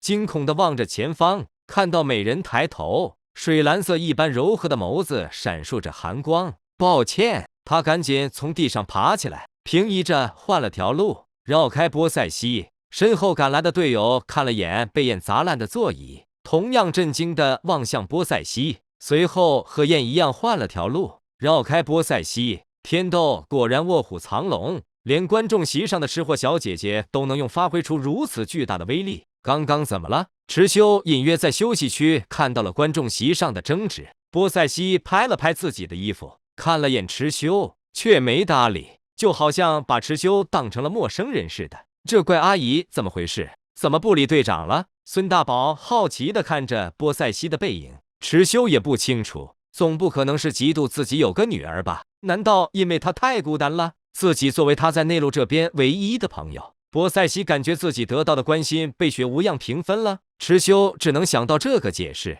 没办法，后面再给他准备更多好吃的吧。池修怎么也想不到，波塞西之所以这样，绝大部分原因是因为有天夜里他在房顶之上听了一晚上的恩爱声，那一晚道心瞬间崩塌了，崩得支离破碎。池修带着队伍来到大斗魂场外面，突然发现波塞西正站在街边用勺子挖着半块西瓜，目光则好奇地望向围墙的角落。燕以一己之力将圣灵学院全体围堵在了那。喂，你们是听不懂人话还是怎么地？敢不敢派个人跟爷较量较量？傲慢站在队友前面，双手抱胸，面无表情，就像是在看智障似的盯着燕。身后的队友虽看燕不爽，但没有傲慢的命令，他们不敢动手。这也是唐晨吩咐的，圣灵学院的人在天斗城一定要遵守法纪。我重复几遍了，还要让我重复一遍吗？燕瞪着眼睛，说实话，他也没想到圣灵学院那么能隐忍，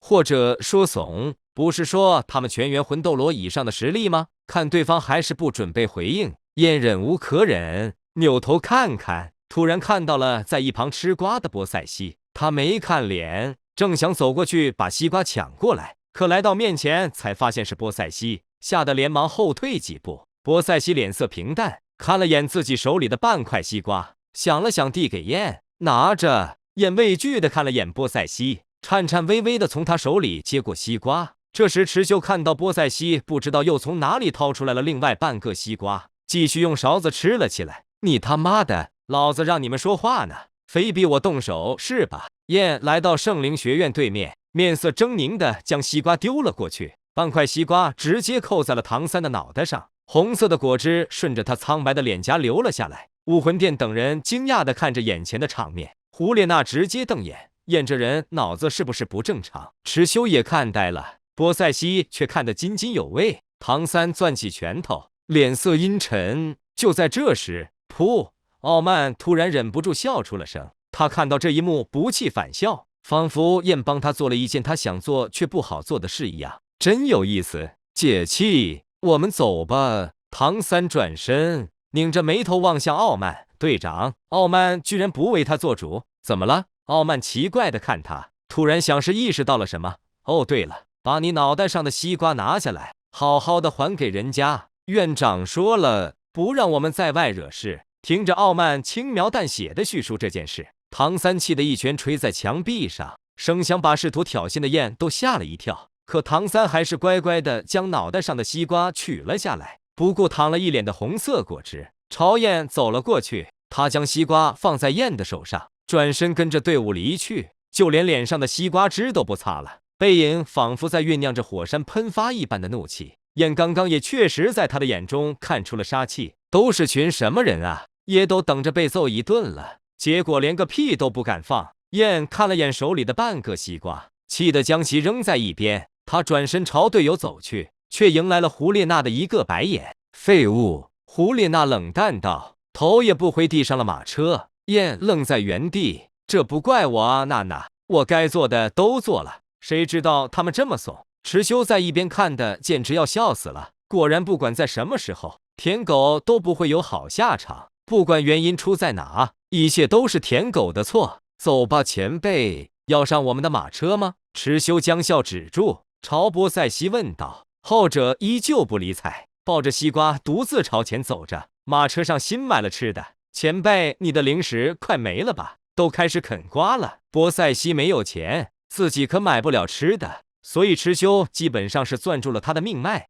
果不其然，他停下了脚步。波塞西转身，颇有些可怜的将最后一口西瓜塞进嘴里，随后面无表情地上了马车。众人走进了马车，看见波塞西正忙碌的将好吃的零食一件件从大包裹里塞进自己的小包裹里。前辈，给我一个尝尝好不好？孙大宝舔着脸凑了上去，波塞西白了他一眼，直接背过身填装吃的，一点也没给孙大宝机会。众人忍俊不禁，这位前辈的护食模样可把他们逗得不行。回到寝室之后，池修没见到雪地的身影，却见到了古月娜。雪地应该是回到了紫星宗，很显然两人完美的错过了，因为古月娜脸上并没有出现任何吃醋的表情。主人，你可回来了，快跟我去一个地方。古月娜见到池修出现，连忙笑着上前索吻，随后拉着池修的手朝外走去。去哪？星斗大森林的魂兽事件有眉目了。见古月娜解脱又凝重的神情，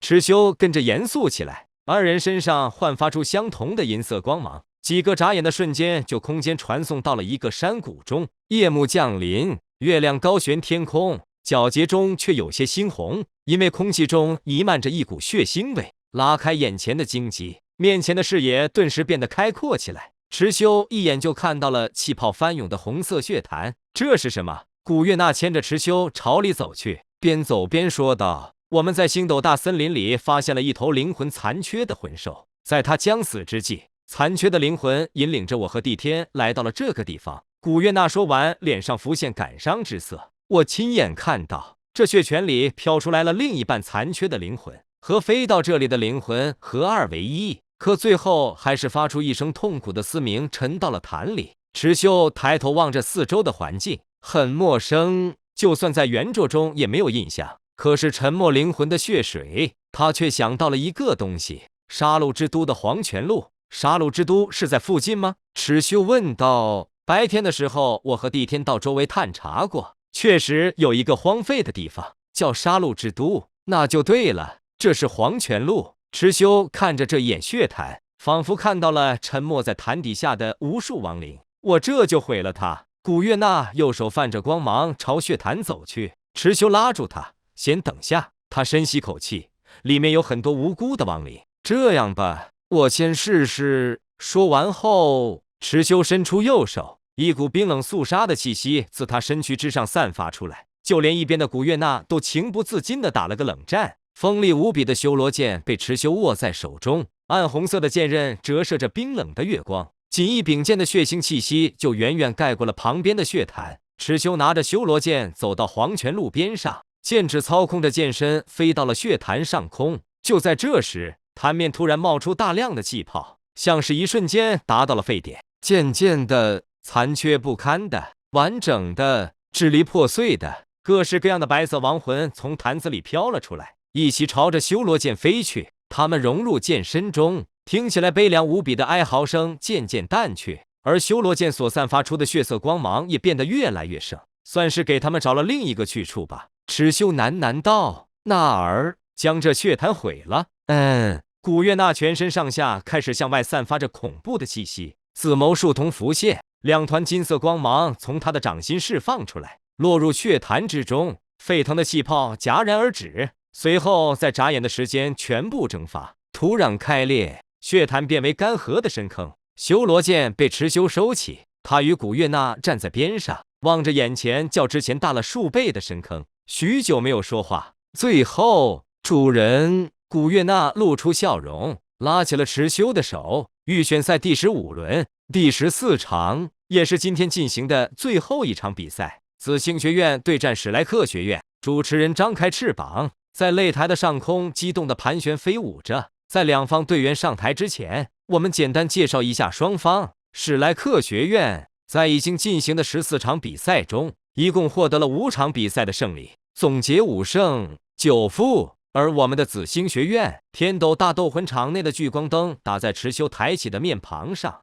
黑色的面具宛若修罗一般反射着黝黑肃穆的光泽。在已经进行的14场比赛中，取到了全胜的战绩，总结14胜0负。全场哗然，下一秒瞬间响起雷鸣般的掌声。明明这场比赛还没开始打呢，可眼前的场面却像是紫星学院已经取得了第15胜一样。主持人故意的吧？明明前面的几场比赛都没在开局说一下双方的战绩，非要在我们这一场说一下，这不是故意想让我们出丑吗？奥斯卡喃喃道，脸上还有着未完全痊愈的伤痕。上次被唐三重伤之后，主办方还是挺负责的，立即派了最好的治疗魂师为两人治愈。10几天过去，两人的伤势虽没有痊愈，但上场还是没问题的。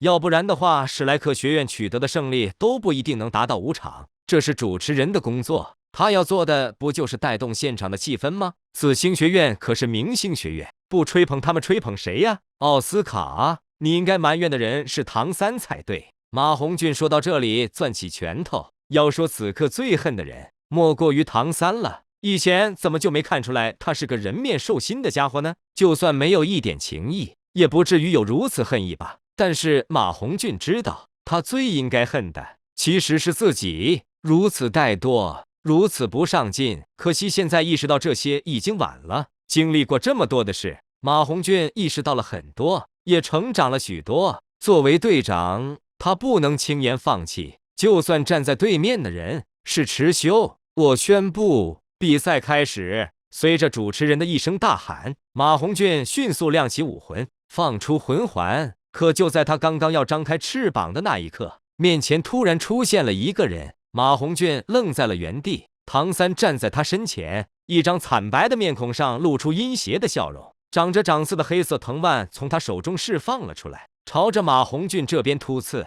很快就要缠绕在马红俊的双脚之上，就像是自己被重伤的那一天，场景一模一样。不知道为什么，突然涌上脑袋的不是怒气，而是畏惧。马红俊一下子跌坐在了地面上，双手撑着地面不停向后倒退，面色惊恐的不让那飞过来的黑色藤蔓缠上自己的双脚。不要过来，不要过来，走开，走开！队长，你怎么了？看着马红俊奇怪的表现，队友们一时间懵了。可就在他们齐刷刷朝紫星学院那边望去的时候，却发现那边已经少了2个人。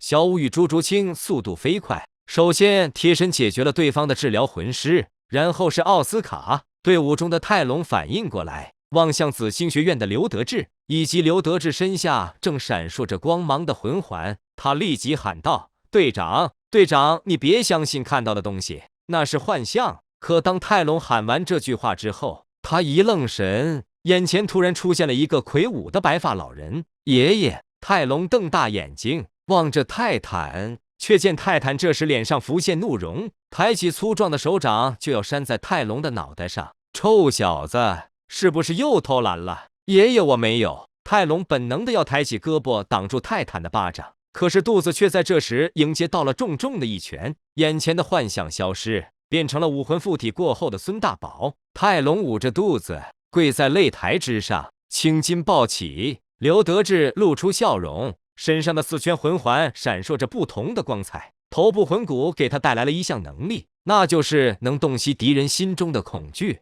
这也间接将刘德志的精神力提高了好几个层次。眼前的唐三露出狞笑，苍白的脸颊一步步朝着马红俊逼近。就在马红俊吓得要闭上眼睛的那一刻，唐三的脑袋却突然被一只5指修长的手掌拍散，苍白的脸消失，渐渐变成了一张漆黑的面具。池修露出笑容，蹲下来望着跌坐在地上的马红俊。刘得志的第2魂环能力是模拟出只有目标人物能看到的幻象，其他人看不到。所以你看到了什么？面对池修的好奇，马红俊满头大汗，似乎还没有从刚刚的恐怖幻象中走出来，一句话也说不出来。池修见状微微蹙眉，嘴角却笑意未减。他将脑袋撇向一侧，说道：“让我猜猜，看你这么害怕的样子，你看到的幻象不会是唐三吧？”望着眼前这双深邃的眸子，马红俊突然愤怒起来：“胡说！你胡说！我怎么可能怕他？我不可能怕他！”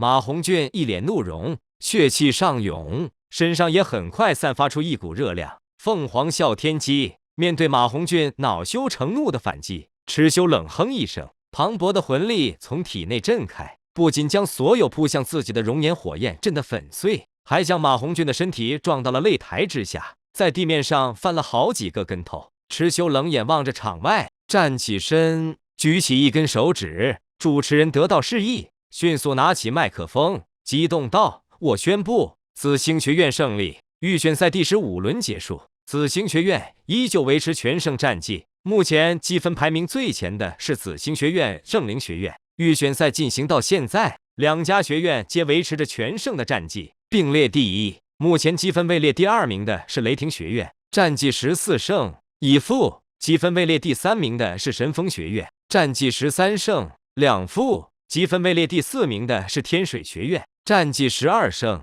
3负；积分位列第5名的是赤火学院，战绩11胜4负。主持人宣讲着目前的预选赛排名，以供所有人参考。值得说明的是，天斗赛区只有5个晋级名额，希望各个学院能够把握住机会，尤其是目前位列第5的赤火学院和同样并列第6的天斗皇家学院、象甲学院以及苍辉学院，这第5名的竞争很激烈啊！被主持人念到名字的学院学员纷纷抬起头来。争夺第5名的学院，包括第5名的赤火学院在内，足足有4家学院，确实很焦灼。接下来是抽签环节，请各位学院人员在抽签结果公布之后再陆续退场。主持人说完，目光望向了贵宾席。这次进行抽签的本来应该是雪夜大帝，可是今天雪夜却没有出场。听主持人在比赛开始时的开场白里说，貌似是雪夜生了病。池修看向代替雪夜进行抽签的雪清河，两人竟然心有灵犀地对视了一下。雪清河的代替抽签说明了很多问题，代替雪夜的不是宁风致、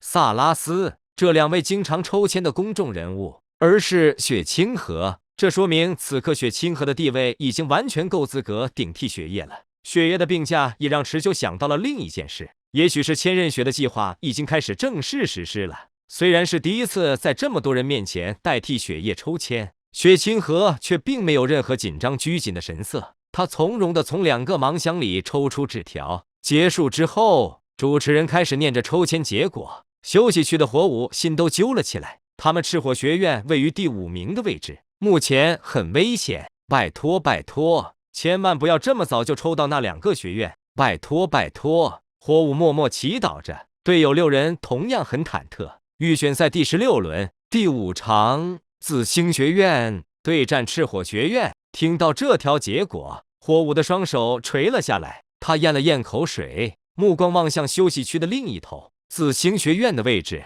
孙大宝脸皮厚的朝着这边招了招手，火舞瞪了他一眼，便收回目光。紫星学院的另外6人完全不值得在意，唯一值得在意的只有那个戴着黑色面具的人，那人也是最恐怖的存在。怎么办？还能怎么办？只能打。赤火学院的7人默默接受了眼前的结果，早早地离开了大斗魂场。观众们听到结果，原本期待的表情却顿时泄了气。哎，怎么还不是紫星学院和圣灵学院打啊？这抽签的都什么手气？不如让我去抽。是啊是啊，让我抽也比他们那些贵族的手气好。我盼着他们2家学院打，已经盼了半个月了。听着旁边观众的絮絮叨叨，波塞西嗑着瓜子，撇着嘴巴，我跟你说，你越想这样，他偏偏是最后一天抽到这种结果。信不信？波塞西竟然和旁边议论的人聊了起来。几个人正想接过话头，一扭头却愣在了座位上。他们从头到尾都没注意到，坐在旁边的竟然是个如此漂亮的大美人。唯一的印象就是旁边的人一直在吃着东西，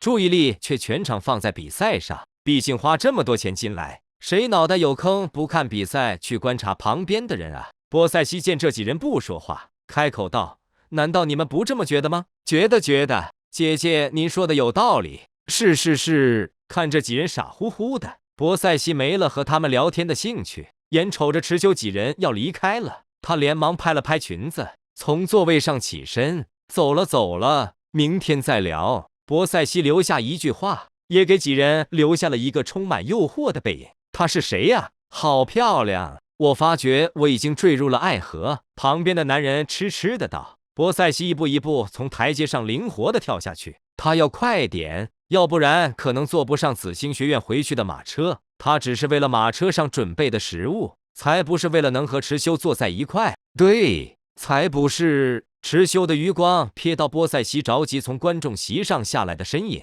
轻轻一笑，故意放缓了速度。待波塞西来到他身边时，池修故作惊讶的扭头：“哟，前辈也要走了？跟我们一起坐马车回去吧。”波塞西依旧是前些天的冷淡模样，完全不搭理池修，从他旁边掠过，朝前径直走去。池修望着他傲娇的背影，无奈的笑笑，这都跟自己冷战几天了，也不知道自己哪得罪他了。这几天好吃好喝的伺候，就算他觉得是雪无恙抢了自己的关心，可雪无恙也已经走了。上了马车之后，波塞西还是面无表情的将所有零食装进自己的储物袋中。我算是知道了，老大每次提前买这么多吃的放在马车里，都是为前辈准备的。你说老大是不是特别想和前辈坐一辆马车回去，才这么做的？孙大宝小声附在刘德志的耳旁说道。他虽然刻意小声，但声音在小小的车厢里却依旧传得清晰。波塞西听到后，捡零食的动作慢了半拍，嘴角露出了细微的笑容，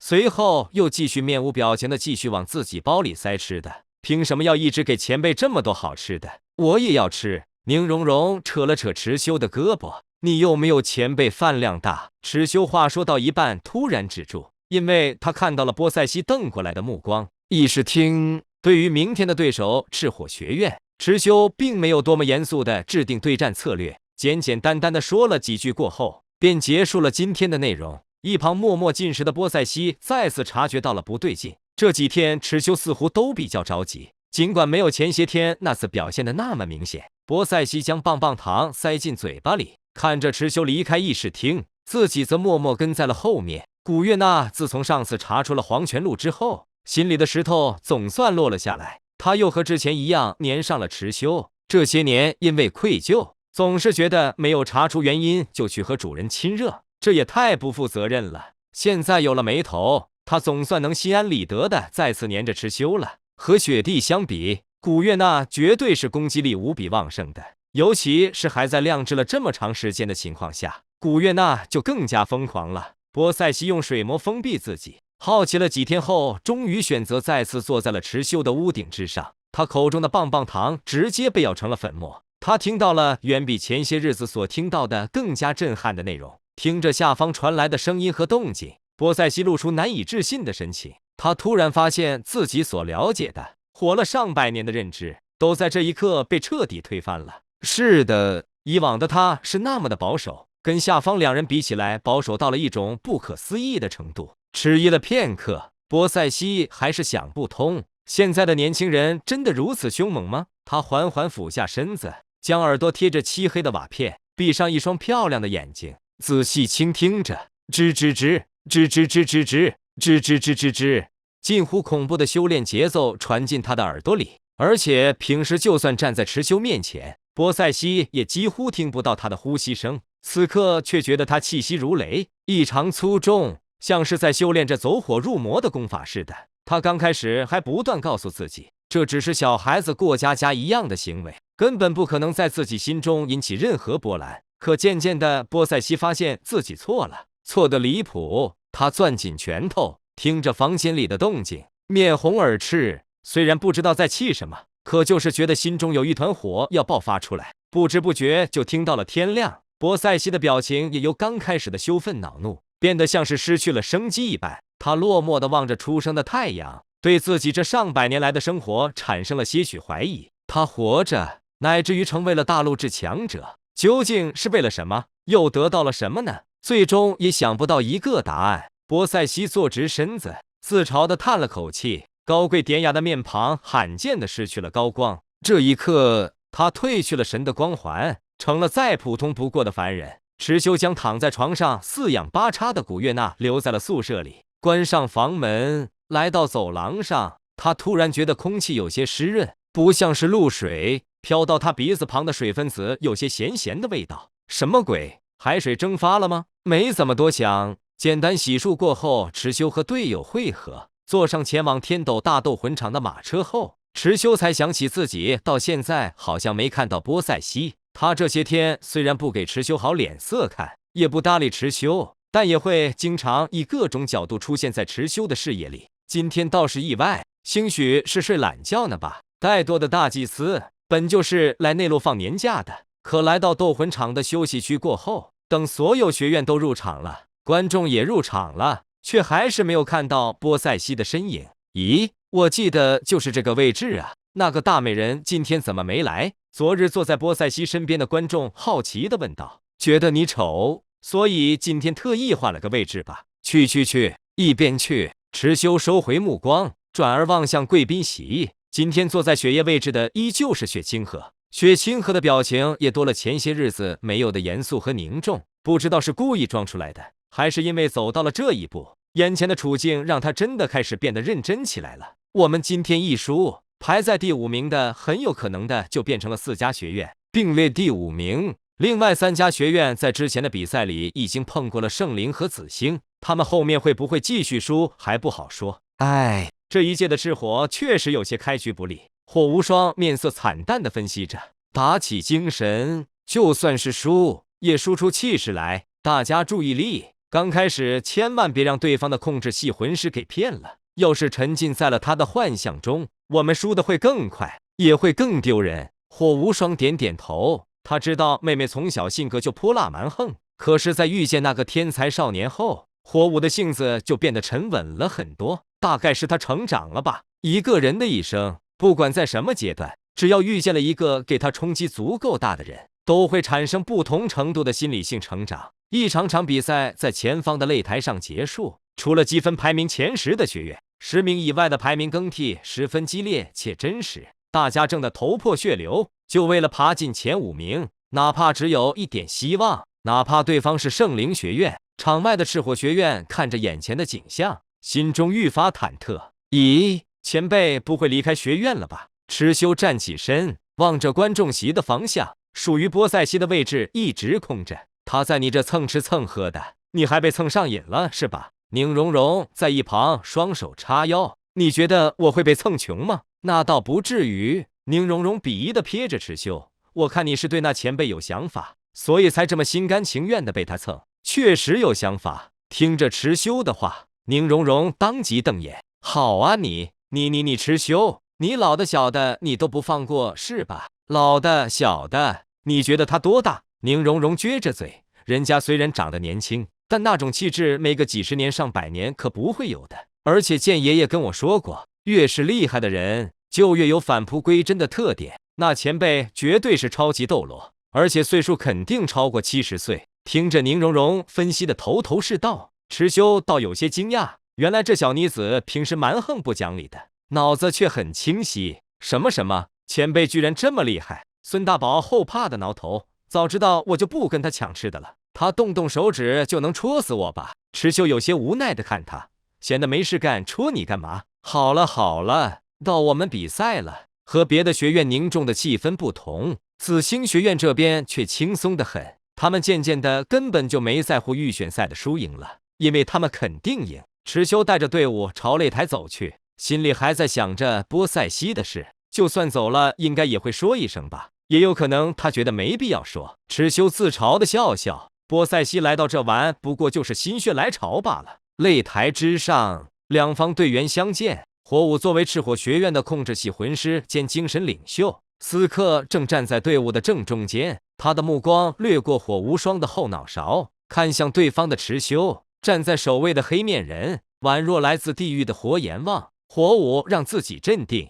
同时大喊道：“大家注意，别中了幻象的招！”他话音刚落，瞳孔却猛地一缩，眼前不再是火无双的后脑勺，而是一张光晕流转、闪闪发光的金色面具。面具下的深蓝色眸子露出上位者的威压，嘴角带着不屑的狞笑。他的手掌朝这边推出，吼！一条澎湃威猛的火龙张开巨口，咆哮着冲来。火龙仿佛带着泯灭一切的气势，所过之处皆被高温融化。火舞甚至感觉到了热量，额前的头发都开始变得卷曲，发出蛋白质烧糊的味道。0000，他终于还是出现了吗？火舞的心瞬间坠入冰窖。这个少年是他一生的梦魇，他的火焰温度超越自己数倍，他的火焰能量无与伦比，他的火焰形态千变万化，他的火焰掌控天下第一，那是自己一生都无法超越的人。看着金色面具下那不屑的笑容，火舞再也控制不住，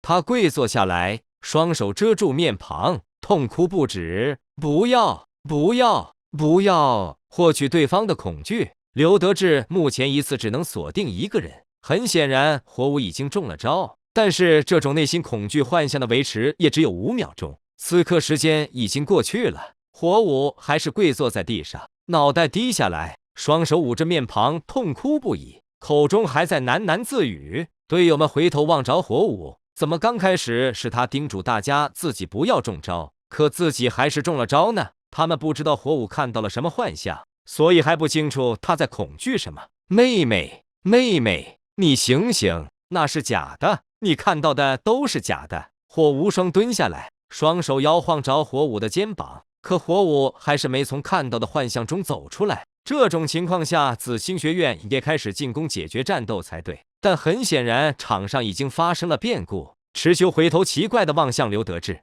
幻象消失没？刘德志立即点头，已经消失了，只能维持5秒。可火舞还没有恢复正常，你让他看到的是什么幻象？持修疑惑地问。刘德志咽了咽口水，迟疑道：“是0000，但我不知道他居然害怕成这个样子。看来这个心结已经根深蒂固了。那现在怎么办？还打不打？”小舞的脸上的表情有些奇怪。就在这时，对方的火无双突然抬手朝主持人示意，比赛终止，我们这场认输。这个结果让所有人感到意外，观众们和主持人都傻了眼。赤火学院战队的另外6人也都蹲在了地上，围成了一圈，不停地安慰着火舞。可火舞还是跪坐在地，双手掩面，痛哭不已。混蛋，快把幻象收了！休息区的风啸天突然跑到了擂台下面，朝刘德志大喊道。刘德志回头解释道：“幻象维持5秒，早就消失了。”风啸天蹙眉：“这是你设置的，你没办法解决吗？”刘德志无奈地摊手，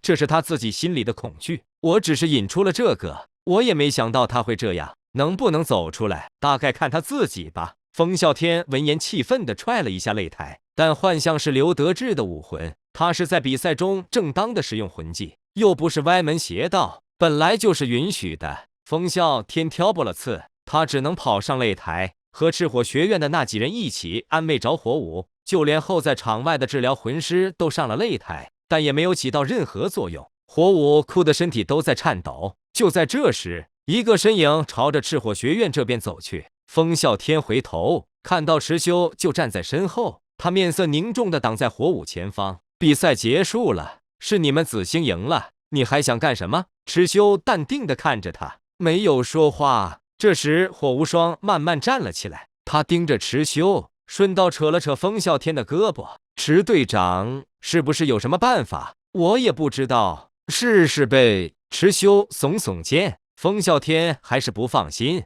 全程瞪着持修。和别人不一样，他早就想遇到持修，和他货真价实的打上一架了。火无双只能走过来将他拉开，毕竟持修一副不让我过去我就不管了的表情。火无双担心妹妹，也许持修真的有什么办法。持修蹲下来，听着火舞的哭声，甚至肉眼都能捕捉到他身体的颤抖。而且在火舞胸前露出的白皙肌肤上，池修看到了一块淡淡的伤疤，烫伤的伤疤。这貌似是当初自己在索托大斗魂场留下的。你看哪呢？风啸天怒斥道。看胸啊，难不成看你的？你……池修的淡定回应把风啸天气得不轻，火无双只能阴沉着脸拉住风啸天。池修笑了笑，单膝跪地，身子朝前探去，嘴巴附在火舞的耳边。看到眼前的场景，风啸天的表情更加狰狞。池修完全是在占火舞的便宜，可池修只是轻轻说了句话，便将脑袋收了回来。你跟他说什么？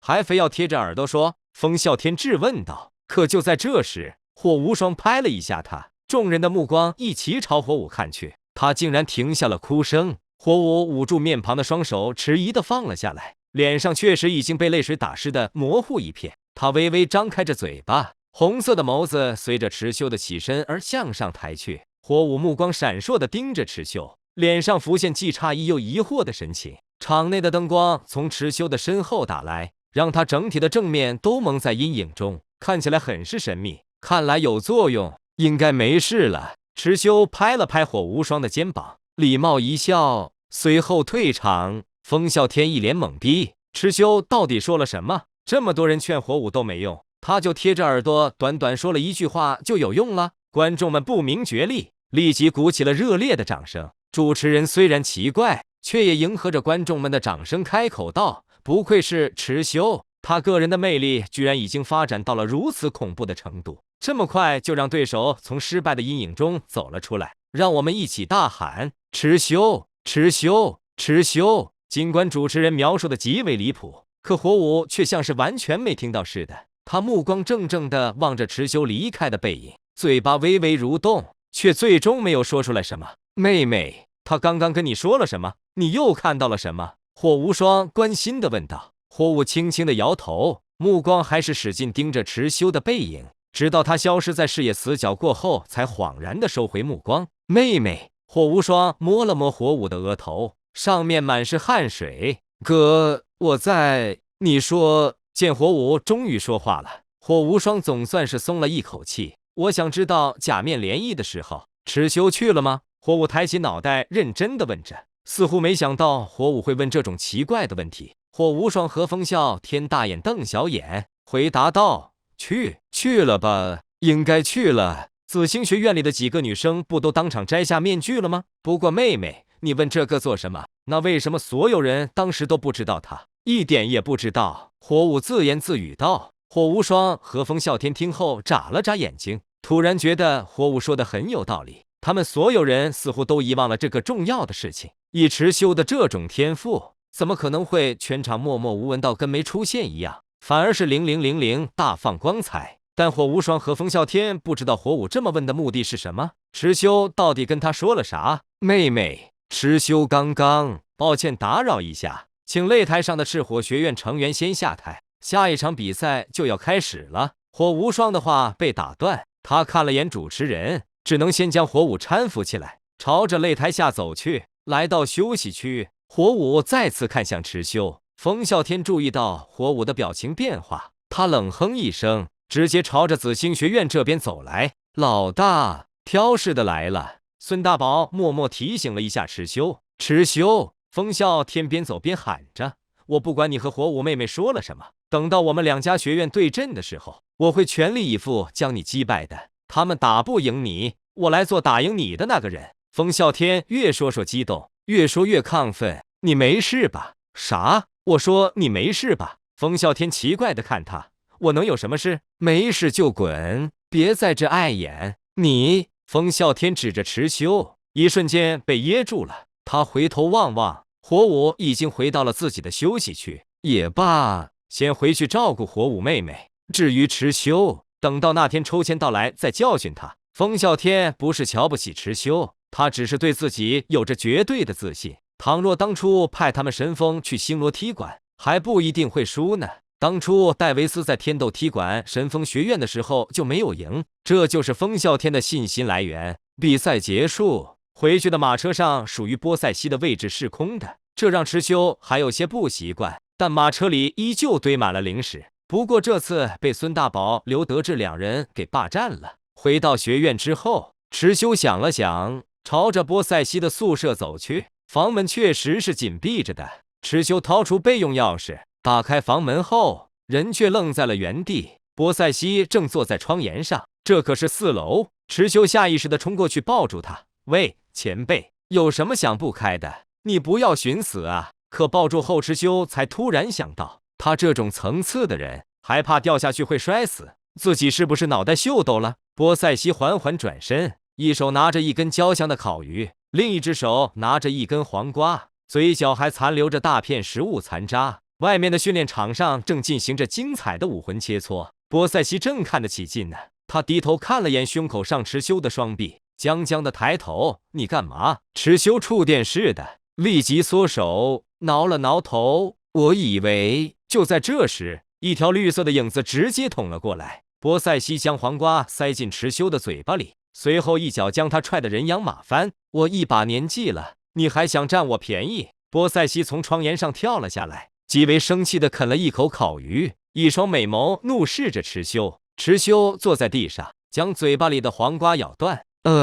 这是个误会。我呸！波塞西3两下将烤鱼吃完，然后把手中的竹签朝着池修扔来。修竹签被池修用手指夹住，他尴尬地笑着，从地上起身。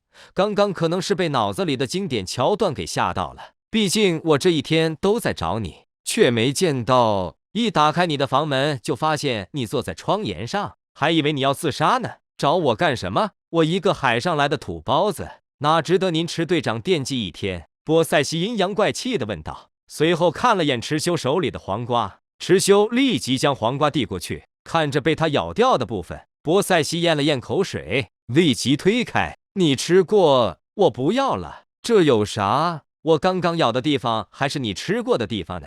池修说着，又放在嘴里吃了起来。波塞西脸色微红，直接扭过头去。找我干什么？有话快说，有屁快放，有吃的就送来。人离开。池修啃着黄瓜，绕了一圈，来到波塞西面前。波塞西无奈再次转身，双手抱胸，背对着他。有话快说。也没什么，就是发现前辈你都没出房间，有点奇怪，所以过来看看。我还以为你走了呢。呵，老娘还没吃够呢，怎么可能现在就走？这是你欠我的。波塞西蛮横不讲理地说着。我啥时候欠你的？池修撇撇嘴，不过没对他。既然前辈没事，我就不打扰你了。池修朝门口走去，波塞西却在后面将他喊住。等下。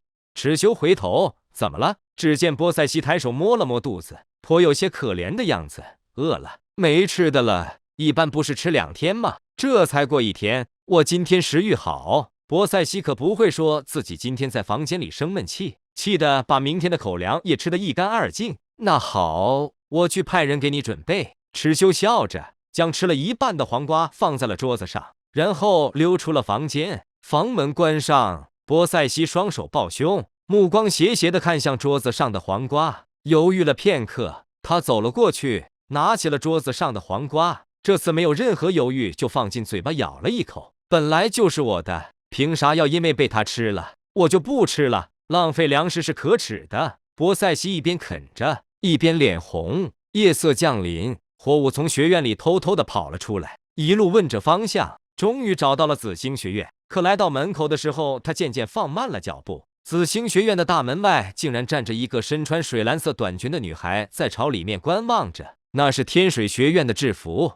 似乎是感受到了旁边传来的目光。水冰儿扭头看到火舞时，人愣了一下，他立即低头朝着另一个方向离开，像是怕被别人发现自己来过一样。等一下，请等一下！火舞边追边喊。水冰儿这才停了下来。你是水冰儿对吧？天水战队的队长。火舞在后面问道。水冰儿扭头，表情有些小心翼翼，不过他还是轻轻笑了一下。你是火舞，赤火学院战队的副队长。原来你对我有印象，也是今天这件事过后，大家对我应该都有印象了。火舞摸了摸脑袋，有些自嘲的开口。水冰儿站在原地，不知道怎么回应。他现在很想离开，但又怕火舞觉得他做贼心虚。你来这里做什么？我记得赤火学院距离这里挺远的，那你又来这里干嘛？我记得天水学院距离这里也挺远。火舞直接反问一句，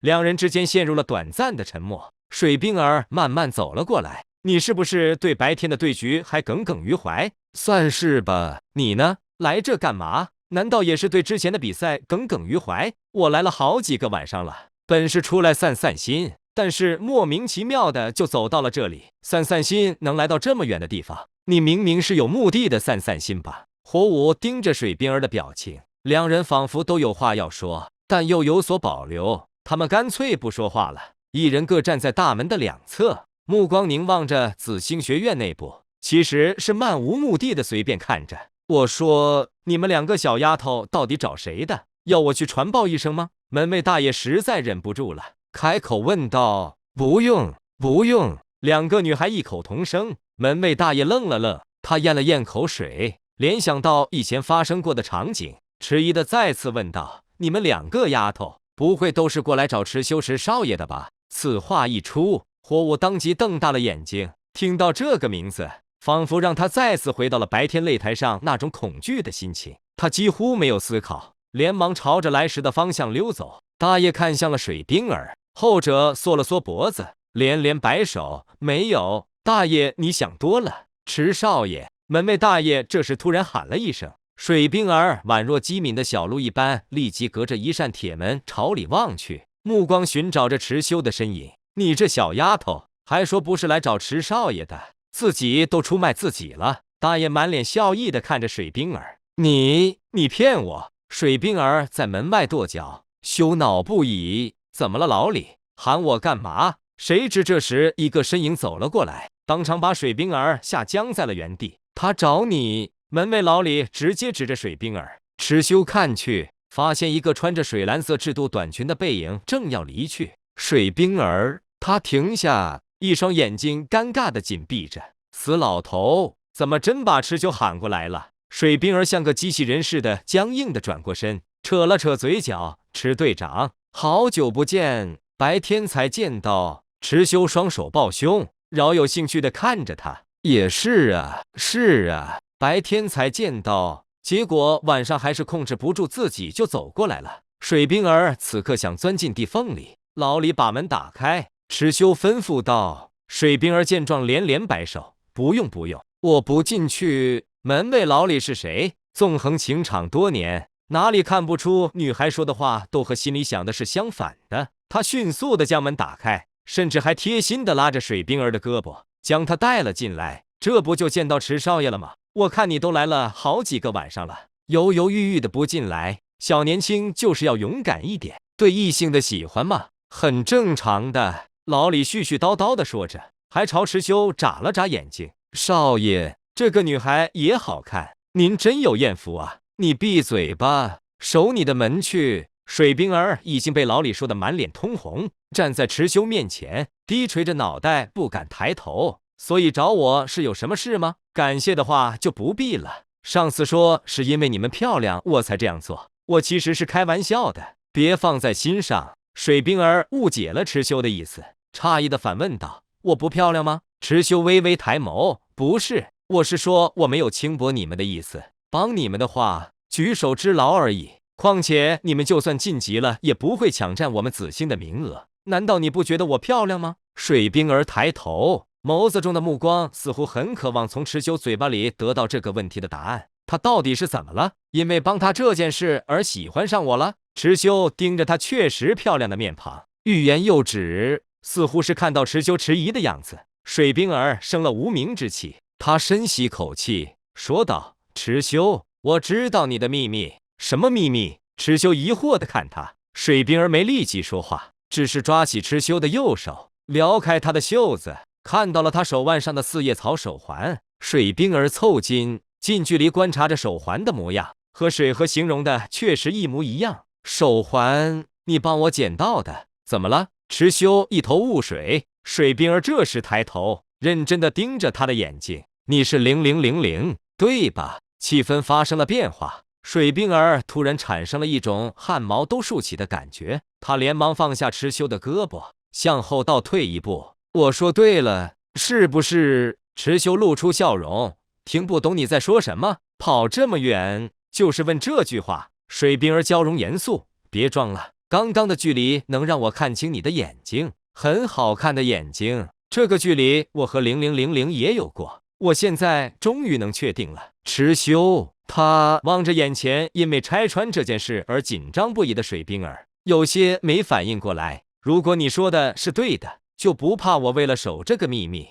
对你下杀手吗？水冰儿美眸忽地睁大了起来，两只白皙的小手揪着裙摆。不会的，0000是个好人才对。池修冷笑一声，他上前直接将水冰儿扛了起来，朝着紫星学院内部走去。池少爷真猛啊！想当年我还年轻的时候，咦，我还年轻的时候，貌似也没他这么多桃花运。可恶！门卫老李望着池修的背影，有感而发道：“水冰儿完全懵了，以至于在池修抗起他的那一刻，他甚至没有抵抗。过了半分钟后，他才反应过来，面色羞红的要从池修身上下来。你干嘛？你放我下来！你要带我到哪去？”水冰儿在池修的肩膀上剧烈的晃动着身子，可池修不言不语，甚至连解释这番行为的举动也没有。冰封。水冰儿沉声道：“第一魂技释放出去，可是池修的身上并没有结冰，明明这一招在擂台上对他还是有用的，怎么现在突然就失效了？”就在水冰儿我误水的时候，他突然发现他的嘴巴张不开了，寒意在脸上弥漫，熟悉的冰属性从嘴角开始凝聚，原本想用来封住池修的冰，居然封住了他的嘴巴。不，这不是自己控制的冰，这是池修控制的冰，他可以控制冰属性，他真的是0000。水冰儿心中掀起了惊涛骇浪，尽管嘴巴被冰冻住，自己处于被动地位，但他心中的窘迫却已经一扫而空，反而感到惊喜起来。池修果然装不下去了，他真的是0000，我赌对了，池修和0000是同一个人。水冰儿在池修的肩膀上晃动得更加厉害，但池修可不知道他是因为开心才这么激动的。这么多年了，你还是第一个在我面前揭穿身份的人。说句实话，我不知道该怎么处理你。池修扛着水冰儿特意绕过了训练场。夜晚的紫星学院训练场上并不缺人，我可能会杀了你吧，毕竟我不想让秘密公之于众。现在的生活很舒服，我不想被秘密公开带来的影响所打扰。池修说道。水冰儿睁大美眸，他想解释自己并不会透露出这个秘密，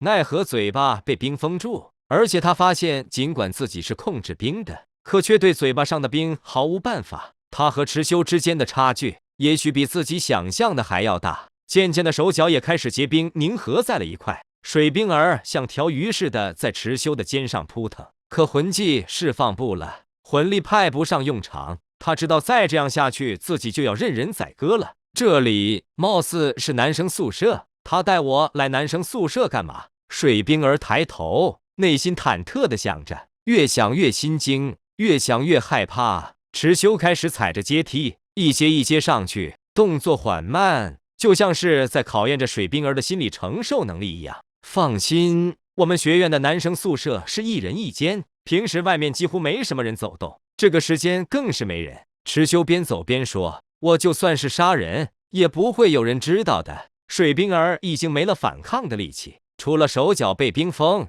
他还感受到了一种魂力等级上的施压，这让他的体力流失得很快。你知道0000不只会控制冰属性。池修说完，水冰儿抬头，赫然就看到眼前飘过一只翩翩飞舞的火蝴蝶，长而漂亮的尾翼流散着火星。他看呆了，当时在假面联谊中被火蝴蝶惊艳的女人可不止千仞雪一个，但池修接下来的话让他瞬间绝望。我会用火将你的尸体烧成灰烬，听过毁尸灭迹吗？这样的话就没有任何一个人知道你在哪，你的妹妹，你的母亲都会以为你在这个世界上消失了。池修说完，突然察觉到肩膀上扛着的娇躯瞬间瘫软了下来，这让他有些忍俊不禁。这么不惊吓的吗？池修扭头一看，水冰儿的脑袋垂了下来，眼泪沿着眉毛流淌到头发里，悲伤逆流成河。他一副半死不活的模样，显然已经吓懵了。池修咳嗽了一声，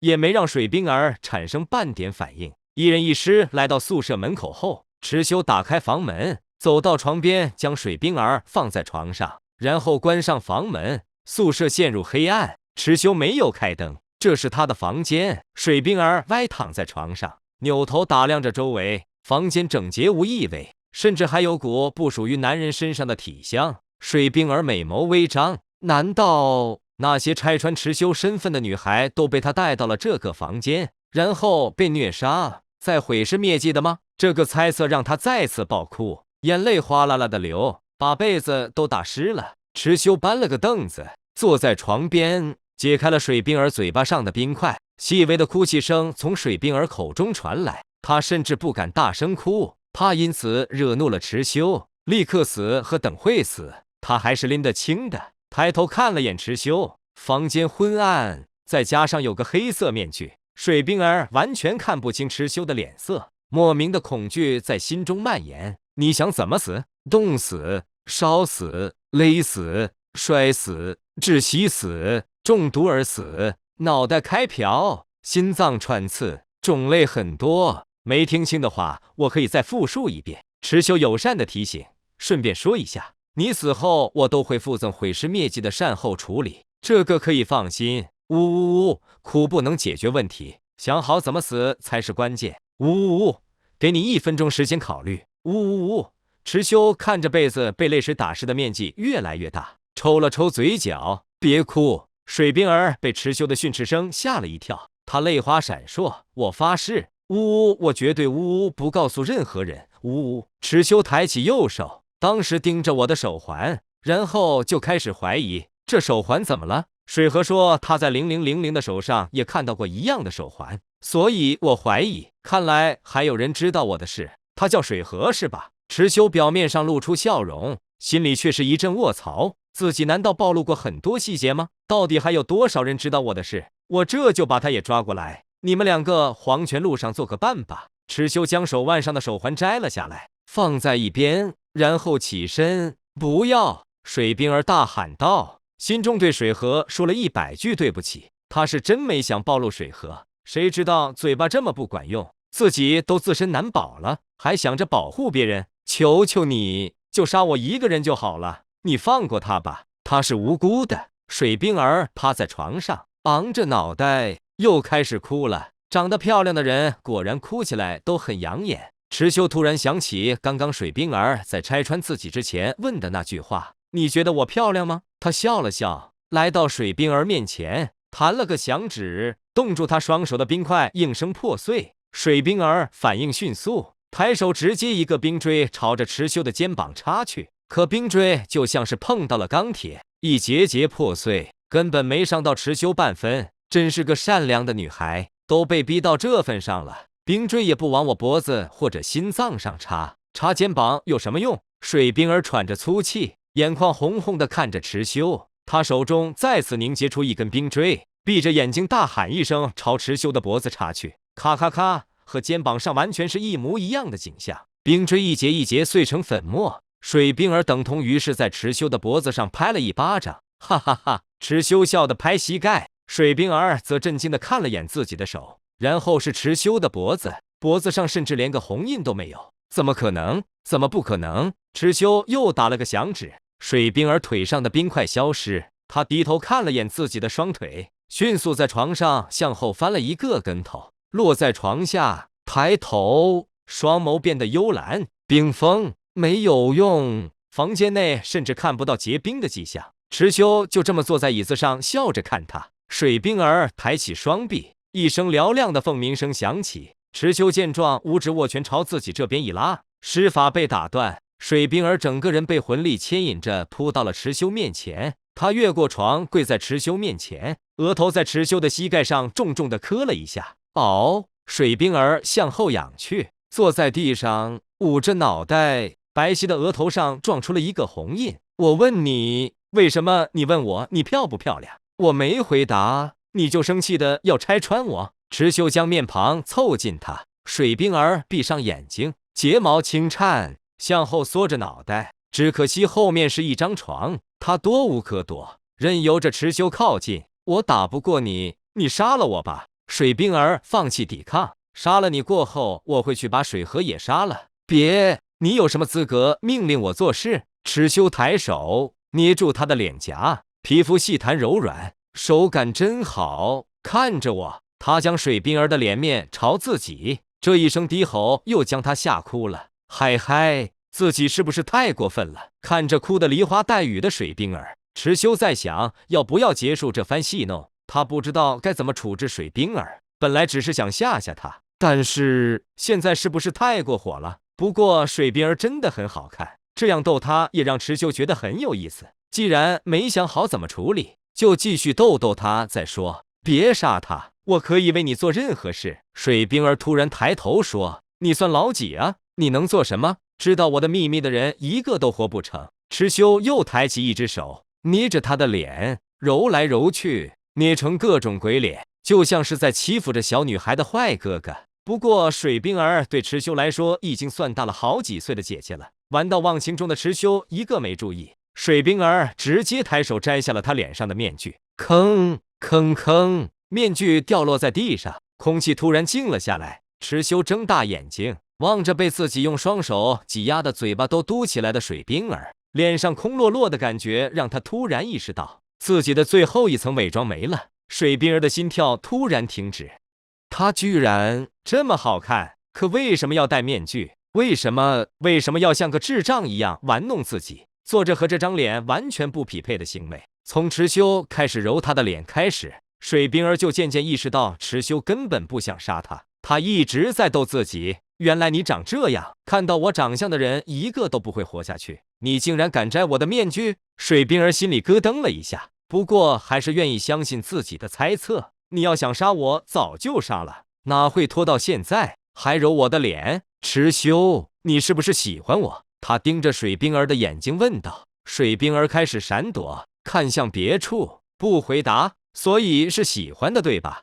不喜欢。水冰儿脸红的否认，还装面具都被摘了，还演变成了现在的这步。池修使出下策，既然下不去杀手，那就别怪我不客气了，要怪就怪你管不住自己的嘴巴吧。池修将他扔到床上，事后水冰儿裹着被子，羞恼的扭头瞪着坐在一边的池修。池修的头发已经被他抓成了鸡窝，见池修没半点反应，水冰儿开始哭，很伤心的哭。你现在已经被我玷污了清白，算是被我握住了把柄，我也有把柄在你身上，大家平了。池修做贼心虚的说道。他承认刚刚是有点冲动的，毕竟水冰儿长得漂亮，又喜欢自己，而且事情又发展到了不给他点教训就不好收场的程度。池修一个没忍住就算了，反正自己本来就不是个好人。别哭了，再哭我就杀了你。你杀我啊？反正我也不想活了，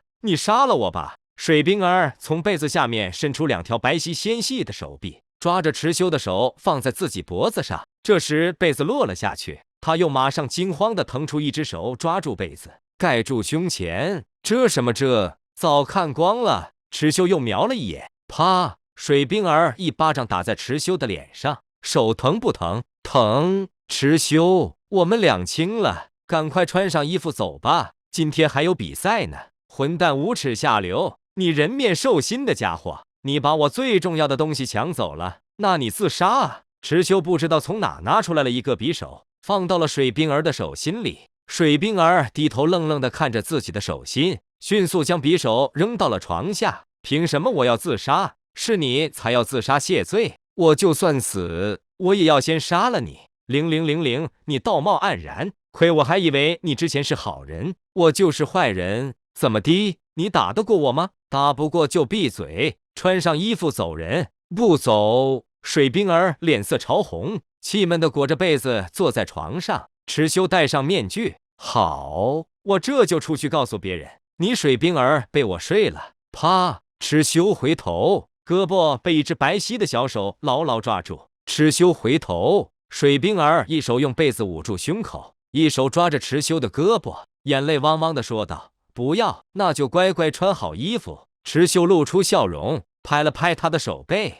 他正要走出去，给水冰儿留一会个人空间，想了想，回头对他说道：“穿好衣服过后，我送你回学院。”这句话的语气相较于之前要显得温柔许多。水冰儿捂着被子看他，人愣了愣。池修关上房门，靠在门外等着水冰儿穿上衣服。他突然很想来上一根事后烟。最终的最终，他没想到自己也变成了当初最讨厌的那一种人，惹上了这么多桃花债，到现在也拥有了第3个女人。但问题是，他真的把持不住啊！水冰儿昨晚又弱小又可怜的模样，就像是一朵漂亮的花，让他忍不住去触碰。池修不得不安慰自己，他这么帅，这么强，这么优秀，水冰儿一点也不吃亏，吃亏的是自己才是。自我安慰十分有用。池修想到这里，心中顿时舒坦了许多。房间内，水冰儿愣愣地坐在床上，此刻的她完全是一副恍恍惚惚的模样。没想到就这么稀里糊涂的，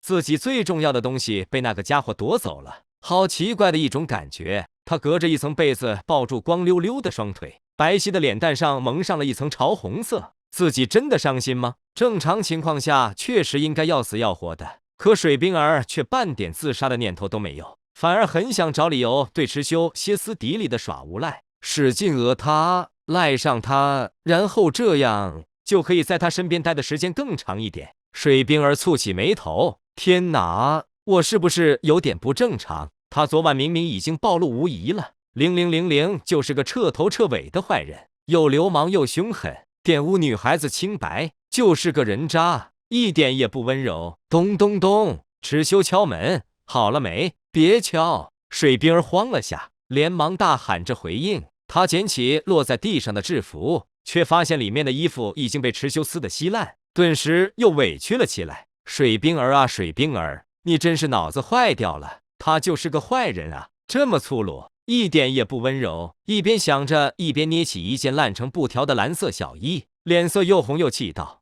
都烂成这样了，怎么穿啊？将外面的衣服套在身上后，水冰儿打开房门，眼眶中早已酝酿好了充足的泪水，一双幽蓝色的眸子狠狠地瞪着池修，恨不得把他吃了，再瞪我就把你眼睛挖出来。池修威胁道。水冰儿却一点也不怕了，依旧狠狠地瞪着。池修被他盯得发怵，只能移开目光，低头看了眼他身上的衣着。我去，这破洞，这裂口，昨晚自己为了装作凶狠的模样，竟然都做到这份上了吗？池修又把他拉进了房间，3两下将穿在他身上的衣服扒掉。水冰儿吓得蹲在地上，整张脸通红的大喊：池修，你混蛋！现在是大白天。可说完后，一件漂亮的蓝色连衣裙却丢在了他的身上。换这个吧，你自己换还是我帮你？水冰儿抬头，猛猛的，你快出去，出去啊！我都看完了，挡什么挡？水冰儿听后美眸圆睁。池修说完，立即逃了出去，及时关上的宿舍门挡住了丢过来的连衣裙。水冰儿气得胸口直颤，看了眼掉在地上的蓝色连衣裙，走上去捡了起来，放在眼前打量。他的宿舍怎么会有女孩子的衣服？水冰儿扭头看到了靠着墙的柜子，柜子门半掩着，里面都是漂亮精致的女性衣服。这个发现让他当场愣住了。他是有怪癖，还是因为有别的女孩也住在这？一起住？水冰儿想着想着，脸色渐渐变了，心中升起了一股无名之火，比池修强迫他这件事还要气得多得多。到底是谁？心烦的在柜子上踹了一脚，水冰儿才开始气呼呼的换衣服。真慢啊！话说刚刚里面传来的那一声是什么动静？他不会在里面撞墙自杀了吧？正当池修想打开门看一下的时候，走廊里一个声音传了过来：小坏蛋，昨天的吃的怎么没送过来？老娘等了1个晚上都没见着人影。池修转身，波塞西气势汹汹地朝着这边走来，这似乎验证了饿极了的母老虎真的会吃人。前辈，你怎么会来？这特么是男生宿舍楼啊，我凭什么不能来？你这个坏家伙，说好给我送吃的，结果放我鸽子，你以为这很有意思吗？波塞西双手抱胸，越说越气，看你表现好，老娘本来还打算对你态度好点来着，现在你别想了，我昨晚有事突然忘了，有什么事能比给我送吃的还重要吗？波塞西质问。水冰儿这时打开宿舍门，和波塞西对视了一眼，气氛僵住了片刻。波塞西突然皮笑肉不笑地说了句：了解了。他深吸口气，仿佛是一座即将喷发的火山，开始低声喃喃着：原来是这样啊，6个字。池修，你昨晚好快活啊！波塞西最后朝池修阴笑了一下，快活2个字几乎是咬牙切齿的说出来的。他转身离开，轰，还不忘随手将一旁铁质的围栏捶得严重形变。池修望着波塞西的背影，人傻了。所以里面的柜子是他的？水冰儿在一旁问道。不是他的，别人的。池修还处于波塞西出场的懵逼中，随口应道：还有别的女孩。水冰儿突然听出了话外音，自己会是几分之一呢？水冰儿突然在心中冷笑了一声。刚刚离开的那个白头发的女孩这么漂亮，还这么厉害，果然优秀的人就要配优秀的人。想到这里，水冰儿再次流出了眼泪，内心一阵难受。换好了，还挺合适的。池修打量着水冰儿，突然在池修的胸膛上来了一套无影掌。混蛋，你还我清白！你还我清白！你特么突然又怎么了？池修抓住他的手，水冰儿眼泪汪汪的看他，哭起来的模样，真想让人继续欺负他，但是再欺负他就说不过去了。我送你回去，把眼泪擦了。你也不想让你的好朋友看到你夜不归宿，还眼睛红肿吧？池修语气渐渐的开口，似乎有点道理。水冰儿立即抬手擦眼泪，池修看他擦得慢，也跟着抬起袖子帮他擦着。其实他也怂，万一被天水那边发现了什么端倪，一堆人用吐沫星子也能将他淹死了。可恶，坏人真不好当啊！池修擦得小心，也很温柔，这让水冰儿渐渐安定了下来，甚至还偷偷看了眼池修的眼睛，就是这双好看的眼睛。昨晚和自己距离那么近，你脸红什么？池修突然问道。我才没有。好了，眼泪没有了，把你的脏手拿开，别碰我，谁想碰你？二人结伴出了紫星学院。池修站在门口，望了眼天水的方向。时间紧迫，我快些送你回去吧。怎么送？水冰儿刚问完，整个人就被池修公主抱了起来。二人银光一闪，水冰儿睁开眼睛，赫然就看到了天水学院的牌牌。发生了什么？刚刚的银光又是什么？池修放他下来，水冰儿站在风中凌乱。到了，回去吧，擦擦眼泪，别在别人面前露出什么马脚，给我找麻烦。我要一不开心，把你们天水学院所有人都杀了。池修放着狠话，水冰儿脸上却没什么惧意。他知道池修只会放狠话，当然某些不要脸的事他真的敢干。你这就走了？水冰儿有些意外的反问。不然呢？难道要我给你行个跪拜之礼，然后说句奴才告退吗？水冰儿被噎了一下，下意识地捶池修胸口。你欠我的怎么还？池修则瞪大眼睛。我的姐，你要搞清楚，我不是欠你，我是单方面威胁你、霸凌你、压榨你、欺负你。你要我还你什么？你偷偷放进储物器里的烂裤子吗？水冰儿，他什么时候看到的？混蛋，你干脆杀了我吧！最近日子不行，看相的说我不能见血。昨晚不就见了？你还想骗人？巧了，昨晚我闭着眼睛的。水冰儿，混蛋，无耻，下流，拜拜！池修转身就走，水冰儿跟了几步，茫然无措，便站在原地哭着。他不顾形象的故意将哭声放大，貌似和自己丢人比起来，水冰儿此刻更在意的是池修的不在意、不重视。听到了哭声，池修放慢脚步，最终还是于心不忍，站在原地。水冰儿见状更加放肆了起来，攥紧拳头，卯足了劲哭。这动静渐渐吸引了天水学院里的人，3、2个女孩开始站在门内望着。池修深吸口气，原路返回。水冰儿抬起2只手揉着眼睛，放声大哭，直到池修走到面前。行，我宣布，你水冰儿从现在开始是我的女人了，我会对你负责。说完后，池修想了想，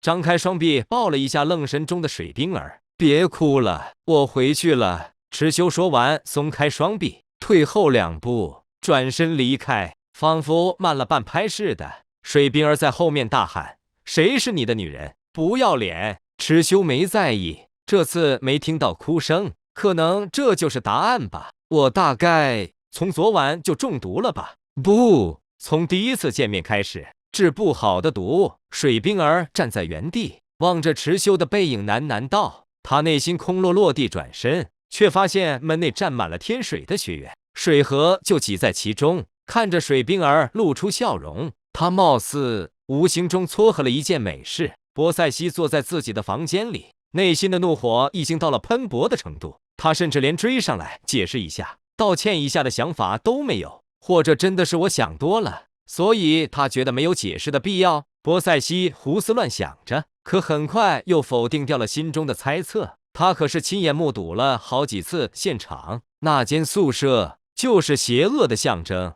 在里面待过的女孩没一个逃出那小子的魔爪。前辈，咚咚咚，蚩尤来了！波塞西双手抱胸，腰杆挺直，不准备去开门。敲门声还在响，波塞西顿时急了：“你特么不是有钥匙吗？”几秒后，蚩尤果然用钥匙打开了房门，他怀里抱着满满当当的零食，完全腾不出手来，怪不得开门这么慢。蚩尤，你知道什么叫亡羊补牢吗？波塞西阴阳怪气道：“不知道，没上过学。”波塞西，所以你现在是在讨好我吗？你觉得还来得及吗？蚩尤站在原地愣了愣，转身就走。那我去给孙大宝吧。蚩尤，波塞西直接站了起来，气势汹汹地来到蚩尤这边，将所有的零食一股脑地夺了过来，随后眼含杀气地说道：“从此你我二人不相往来。”砰！房门关上，蚩尤正要走，波塞西突然又开门，他补充道：“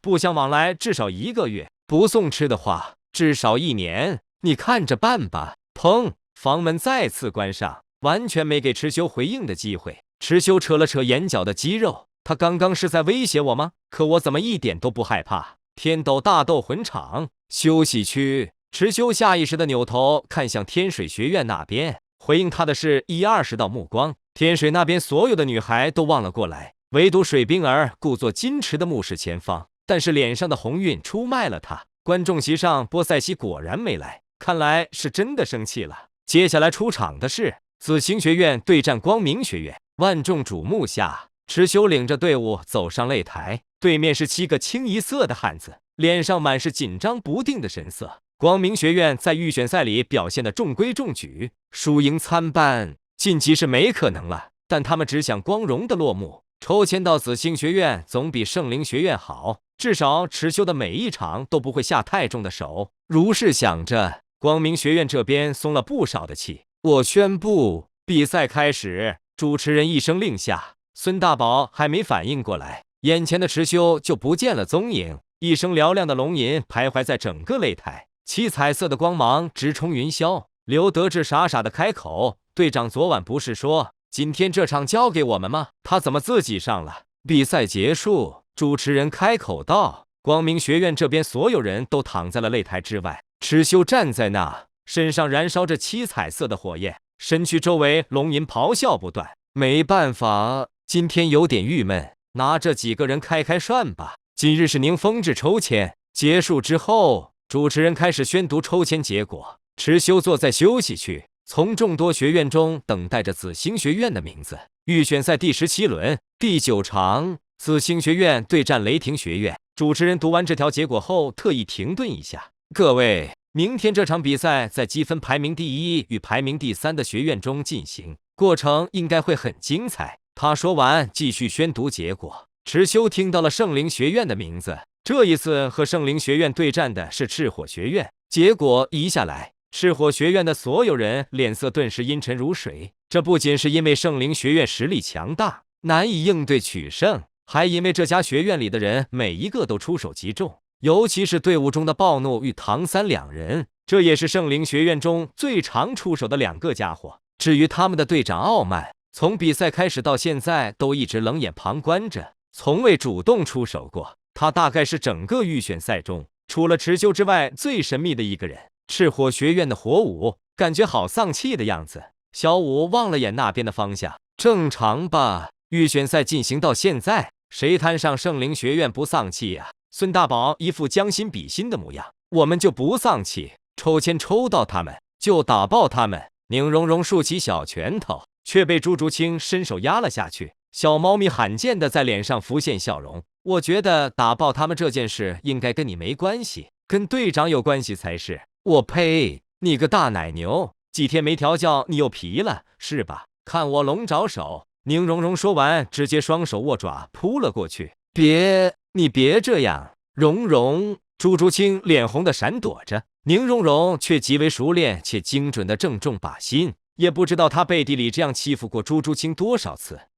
正常吧？预选赛进行到现在，谁摊上圣灵学院不丧气呀？孙大宝一副将心比心的模样，我们就不丧气，抽签抽到他们就打爆他们。宁荣荣竖起小拳头，却被朱竹清伸手压了下去。小猫咪罕见的在脸上浮现笑容。我觉得打爆他们这件事应该跟你没关系，跟队长有关系才是。我呸！你个大奶牛！几天没调教，你又皮了是吧？看我龙爪手！宁荣荣说完，直接双手握爪扑了过去。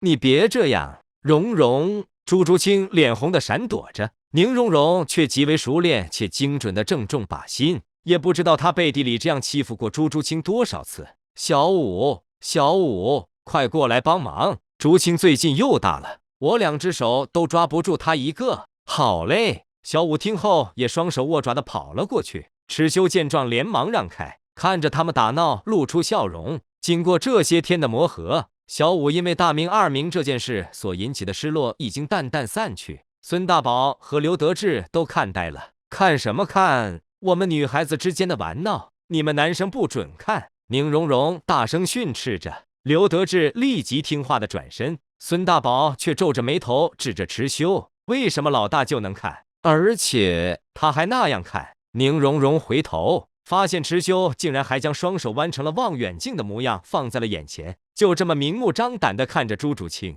这让朱竹清脸更红了，挣扎的幅度大了些。变态！就在这时，旁边传来一道清冷的声音。紫星学院这边的3个女孩顿时停下打闹，蚩尤放下双手，发现是水冰儿带着队伍从旁边退场经过，她一脸嫌弃地喷了一句，声音很大，却不敢和蚩尤直视。是啊，某人的看一次就够了，一点吸引力都没有。蚩尤在后面冷嘲热讽。听到这句话，水冰儿输得僵在原地，但她没回头，只是攥起拳头跺了下脚，又气冲冲的快速离开了。小样，跟我斗！蚩尤一脸不屑。你刚刚说看一次就够了，看什么？宁荣荣突然回头，蚩尤咳嗽了一声，胡乱摆摆手，走了，回去吧，人都快走完了，就剩我们一家学院了。宁荣荣审视的盯着他，却被蚩尤在后面强行推走。回去的马车上，前辈不在，还真有点不适应呢。孙大宝语气失落的说着，他嘴上虽这么说，眼睛却直勾勾的看向了马车内的食物，还和刘德志挤眉弄眼了一番。别想了，这个不准动，是给前辈准备的。不会吧，老大？那你前几天怎么就让我们吃了？蚩尤没说话，大概是前几天没像今天这样得罪波塞西吧。回到学院之后，蚩尤先让队友们去会议室等待，他则抱着一堆食物去了波塞西的寝室。砰砰砰，蚩尤腾不出手，用脚踢门，波塞西死不回应。嘿呦，你这个老傲娇！蚩尤又踹了几下，波塞西还是不回应。原来不在啊，那我还是去把吃的给孙大宝送去吧。那家伙吃东西跟猪拱似的，哎，可惜了。哗，房门快速打开，波塞西站在门口，一脸阴沉地看着蚩尤。哇，前辈，原来你在呀！波塞西，来，让，我把吃的抱进去。波塞西便让开，双手抱胸，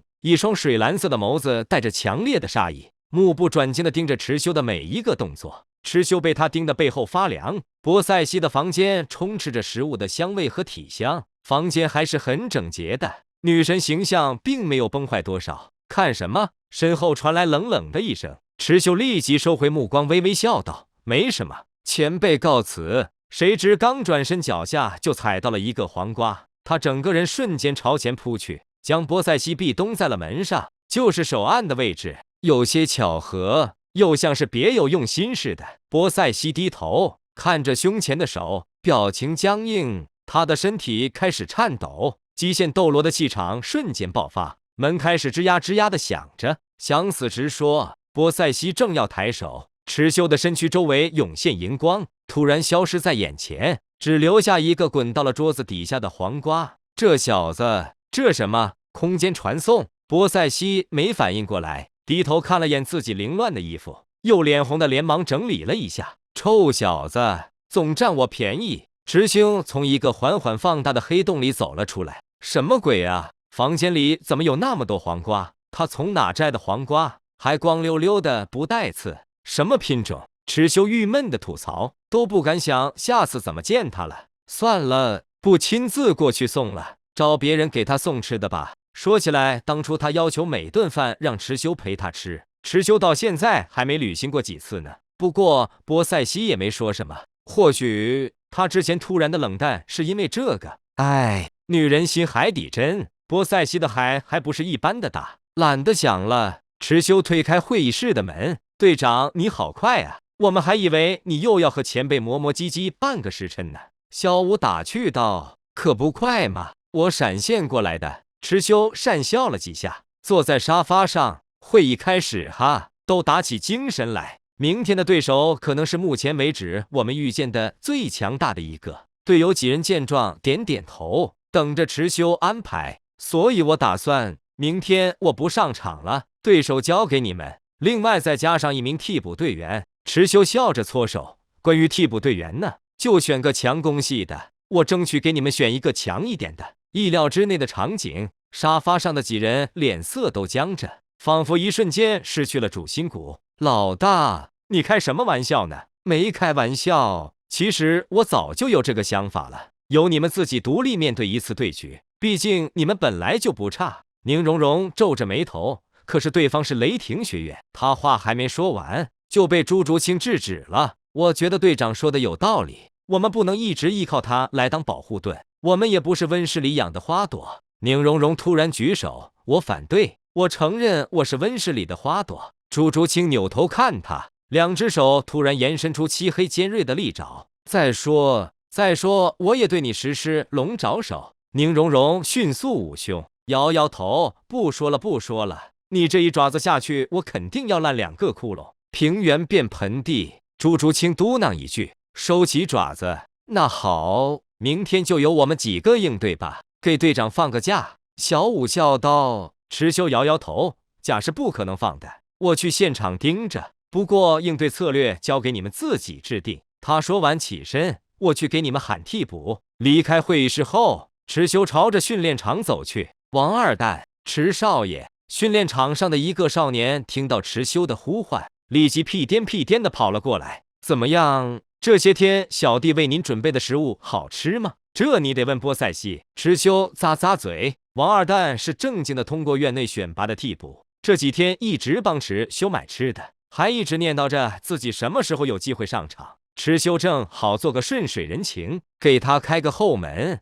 明天准备上场，现在去会议室吧。王二蛋猛猛地看着池修，一副幸福来得太突然的模样。真的吗？他扭头看向会议室，仿佛在打量着一处圣地。还能有假？下次买吃的记得买一些黄瓜，最近突然喜欢吃黄瓜了。池修拍了拍王二蛋的肩膀，这家伙都快高兴哭了。此刻连忙应道：好，我买。他抹了抹眼泪，正要朝会议室走去，池修冷不丁地喊住他：黄瓜有不带刺的品种吗？看起来光溜溜的，皮发黄的那种。王二蛋愣了愣，没有啊，每根黄瓜都带刺，而且新鲜的黄瓜不是青色的吗？好吧，行了，你快去吧，别让他们等急了。得嘞，小弟定不辱圣望。看着王二蛋兴高采烈地朝着会议室跑去，池修挠了挠头，愈发对波塞西房间里的黄瓜好奇了起来。这种黄瓜到底什么味道？会不会比一般的好吃？回到寝室后，池修愣在原地，古月娜正站在床边，盯着床单，若有所思。你今天回来啦？好想你。池修笑着，古月娜却没说话，依旧看着床单，若有所思。池修顺着他的目光望了过去，白色的床单上，中间部分被撕下了一块篮球大小的布料，可看样子布料撕得很着急，不是很均匀。破洞的边缘处还留有一个指头大小的鲜红印记。本来一个破洞不值得深究，可边缘上的红色印记却让古月娜盯着看了好久。这是水冰儿早晨在房间里换衣服时偷偷撕的。池修也是才看到，他本打算晚上回来收拾，却没想到今天古月娜就出现了。当然，他也是才知道水冰儿已经将血梅撕走了，可就是这个指头大小的红色印记。古月娜好奇地看向池修，终于发问：床单为什么烂了个洞？池修走过去，我睡觉不老实吧？那这个红色的是啥？血吗？古月娜边说边趴在床单上，葱白的手指指着那一小块红色印记。可能是吧。池修说完的下一刻，立即瞪大了眼睛。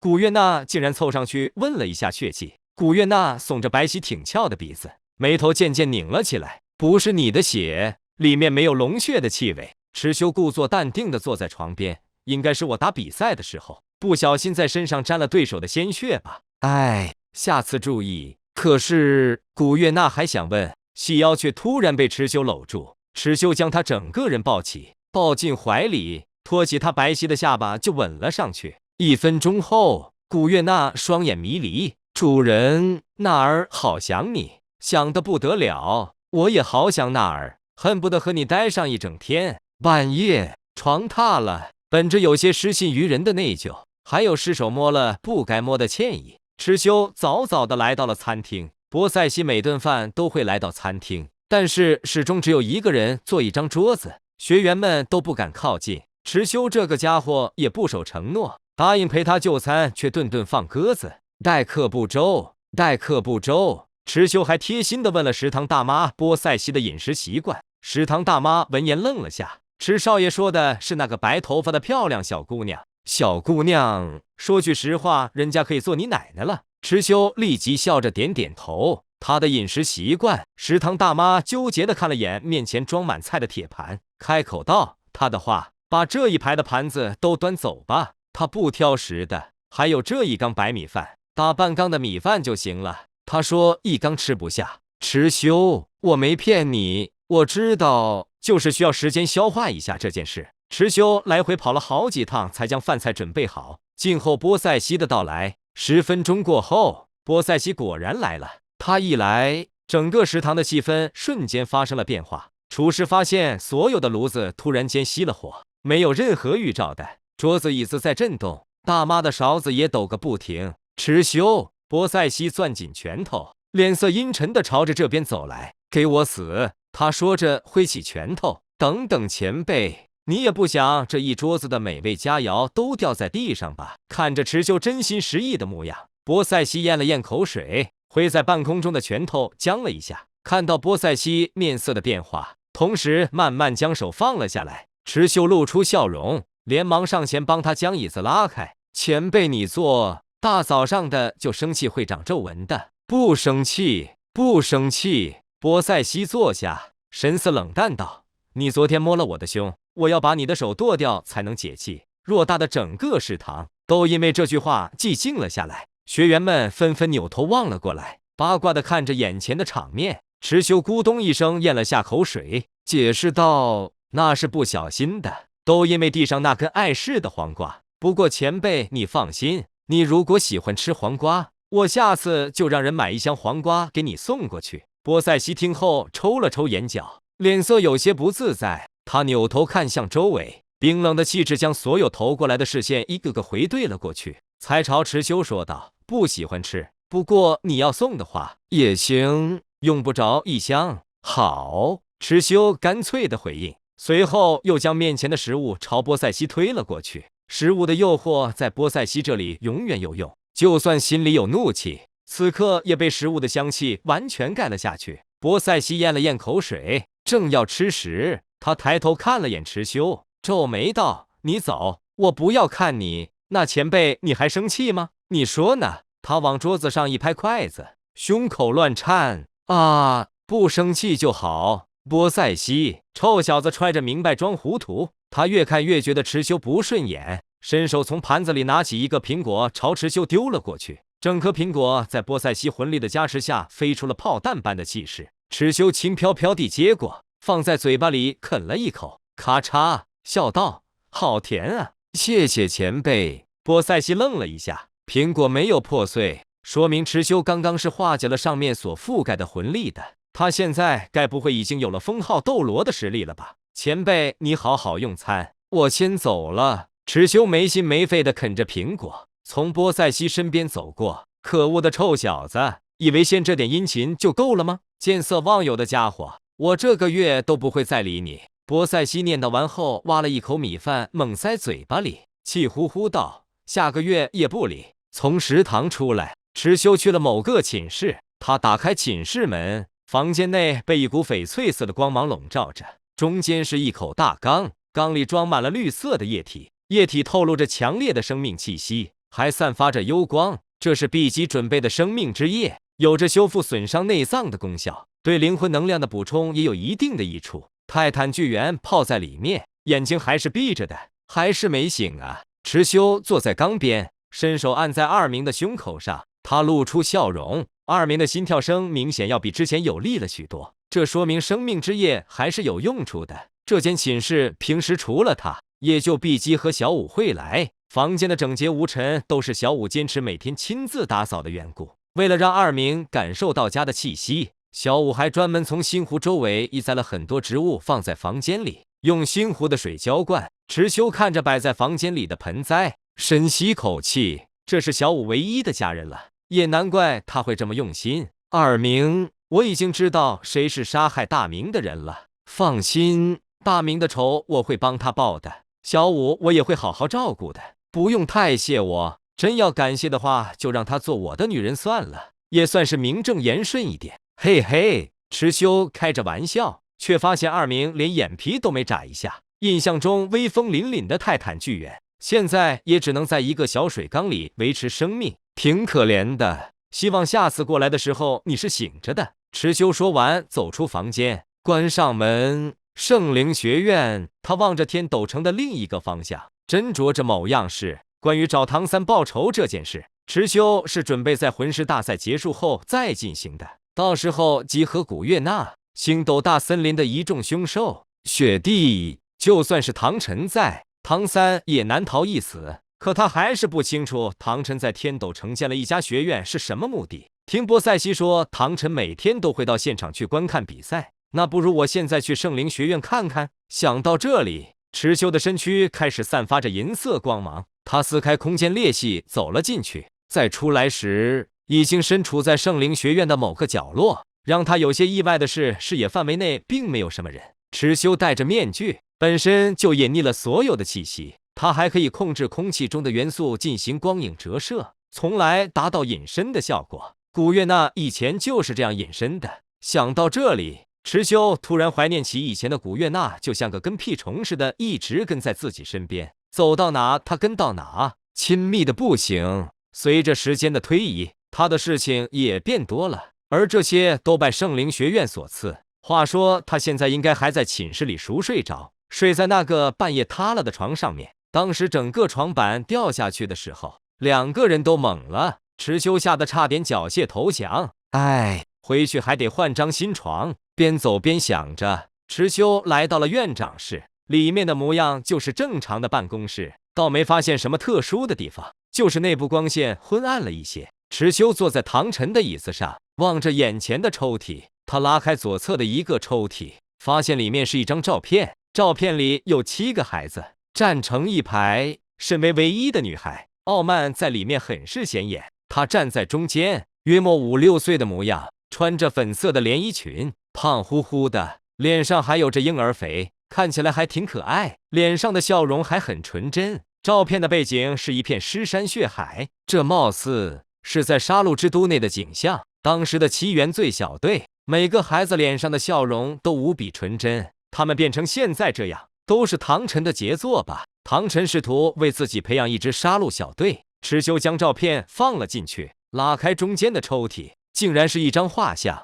只一眼，他就认出了画像中的人是谁。波塞西，年轻时候的波塞西。波塞西双手叉腰，青春洋溢，那时还是一头黑发。画像中黑发随风飞舞，背后则是一望无际的蓝色海洋。那时的他和现在的他气质差距好大啊！虽说岁月没在波塞西脸上留下痕迹，但那时的年轻似乎才是真的年轻。蚩尤将画像收进了自己的口袋里，感觉很有纪念意义。唐晨的话，年纪大了就少怀旧嘛。右侧的抽屉都是和昊天宗有关的资料，包括唐昊、唐啸，还有唐三。果然，唐晨是个怀旧的人。池修帮他把这些珍贵的怀旧资料烧了，做好事不留名。走出院长室，池修来到宿舍楼，先是去了女宿舍楼，看着门上的姓名，他很轻松的就找到了傲慢的房间，用不着开门。池修银光一闪，直接进入了里面。让他有些意外的是，傲慢的房间要比自己想象中的整洁多了，被褥叠得整整齐齐，地面干干净净，空气中还弥漫着属于女孩子的体香。池修看了眼他衣柜里的衣服，表情瞬间变得精彩极了。这些衣服一件比一件奇怪，一件比一件暴露。这时他的目光停留在了下面叠得整整齐齐的小衣上面，犹豫了几秒，没去碰，暂时还没变态到这个程度。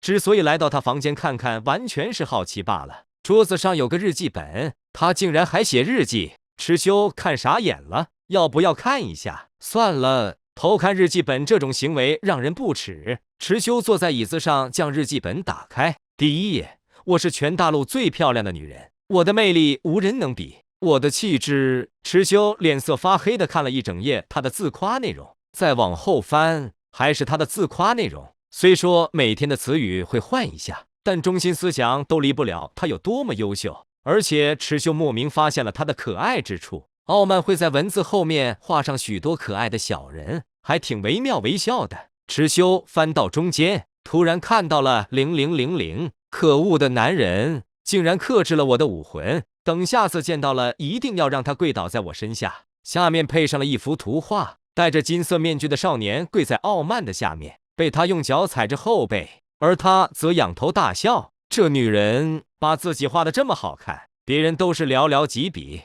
这得自恋到什么疯魔程度才能做出来的事啊！再往后就是大篇幅跟池修有关的内容，各种咒骂的语言，各种不堪的词汇，看得池修脸色发黑。而且配上的图画直接将池修画成了火柴人，连简单的勾勒都懒得勾勒了，多少掺杂点个人恩怨在里面。这狗傲慢！再往后翻，池修突然停了下来。今天池修夸我好看，这么讨厌的人居然也开始变得诚实了，我竟然有点不那么讨厌他了。原来这就是被夸的感觉。池修目光下移，发现这一页的图画里，自己第一次有了脸，脸上的表情也被傲慢画得彬彬有礼，像个绅士一样。而他则坐在那，脸颊被涂上了2抹腮红。他当时脸红了吗？池修没印象了。关上日记本，池修本打算一把火烧了，想了想，看在最后一张图画的份上，没放火。从傲慢的房间离开，池修去了男生宿舍，找到了唐三的房间。这个家伙的房间简单的和没有人生活过一样，就好像在这里面生活的是一个没有感情的人。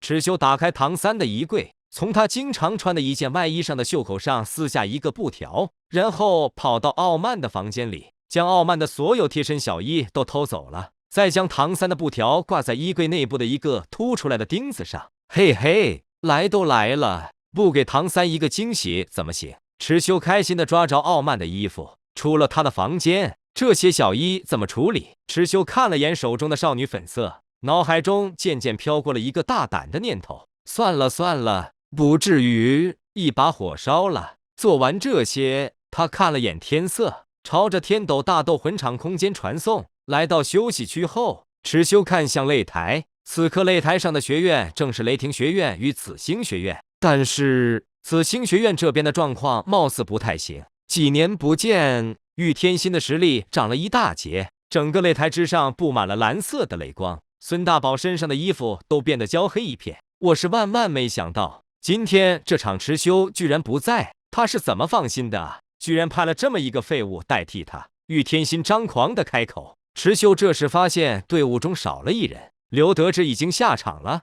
难道是在一开始对方就率先针对了刘德志吗？替补队员王二蛋半跪在地上，浑身是伤，比奇正在后面努力的为他治疗。由于玉天心身上散布整场的雷电能量，小五和朱竹清完全不能进场。想着莽进去的孙大宝更是被电了个焦黑。今天就让紫星学院的第一个败绩交给我吧。玉天心伸出龙爪，面孔既狰狞又兴奋地朝对面走去。我们雷霆学院是最厉害的，就算池修在场，也不见得阿巴阿巴。玉天心突然脑袋一歪，翻起白眼倒了下去。他躺在地上，一边抽搐一边口吐白沫。小五几人见状，立即看向了雷霆学院剩下的几人，和朱竹清找准时机进行收割。孙大宝直接抓着王二蛋的胳膊，将其丢到对面，砸倒了2人，没了玉天心。对方剩下几人完全是纸老虎，对局很快呈现碾压趋势。比赛结束之后，宁荣荣的目光望向休息区，看到了池修。嘘，池修将手指竖在嘴边，露出笑容。看来队友虽然实力不算太弱，可遇到了等级超过他们一截的强悍魂师，还是难以对付。除此之外，池修还高估了身为强攻系的王二蛋的个人能力。他最后的作用也只是充作了人肉炮弹，砸倒了对面的2个人。看来以后不能轻易走后门了。回去的马车上，几人开始复盘在这场比赛上的收获，每个人讨论的头头是道。池修压下他们讨论的声音，听我说，明天我们抽到的学院很普通，明天我还是不上场，这次我不会再帮你们，输了就是输了，看你们想不想丢人了。听着池修有些严肃的表情，几人有些失落的低下脑袋。他们知道，倘若这次不是池修在场下散发龙威，他们就要输给雷霆学院了。回到学院之后，池修继续将探讨作战策略的机会交给了他们自己。这几个家伙必须要有独当一面的能力，比不过雷霆学院情有可原。可如果连一个路人学院都赢不了，那真的是要好好反省了。池修不可能做他们一辈子的护盾。回到寝室后，池修发现古月娜今天不在，那这一晚上怎么排解寂寞？想了想，池修望向了天水学院的方向。天水学院同意明天的比赛弃权的举手。整个议事厅里，包括替补队员在内的一共20名学员，先是有15人举起了手，然后又是4个人犹犹豫豫地将手举了起来，最后只剩下水冰儿一人。院长看向水冰儿，说道：“冰儿，你也看到了赤火学院面对圣灵学院的下场，他们接下来的比赛多少都会受到点影响的。”水冰儿点点头，我知道，我也同意。他说完将手举了起来，全部20名队员全部赞成明天的比赛弃权。面对必输的局面，何故还要展示一番实力，或者受不必要的伤呢？当时面对紫星学院那次，池修貌似也是这么说的。该死，怎么又想到他了？水冰儿深吸口气，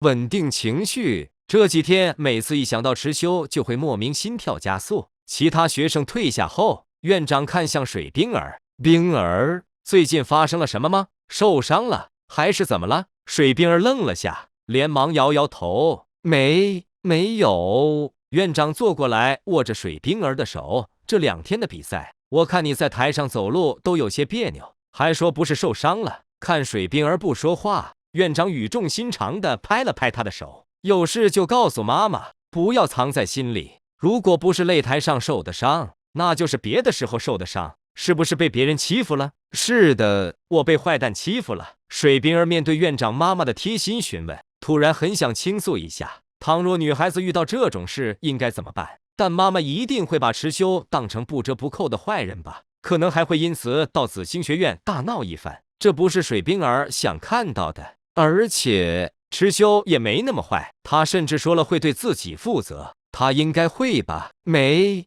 事的，妈妈，你想多了。我先去洗澡了。水冰儿快速结束话题，低着脑袋走出了议事厅。他心不在焉地回到房间。天水学院这边的情况和紫星学院相似，院长认为女孩子们同处一室时间长了，容易发生矛盾，所以就1人1间，而且每个房间自带卫浴，不用像别的学院一样男男女女都进大澡堂里。看来明天要休息1天了，希望排名不要因此大变。水冰儿一边自言自语，一边解下衣服，正想打开浴室的门，身后却突然传来一道声音：“明天为什么要休息？”男生，还是熟悉的男生。水冰儿无比震惊地回头，胸口的衣服滑落下去，又被他惊慌地提了上去。池修，他看了眼关得紧紧的房门，明明连条缝也没有，也没有开门声，他是怎么进来的？你出去！水冰儿惊慌地大喊道。池修不为所动，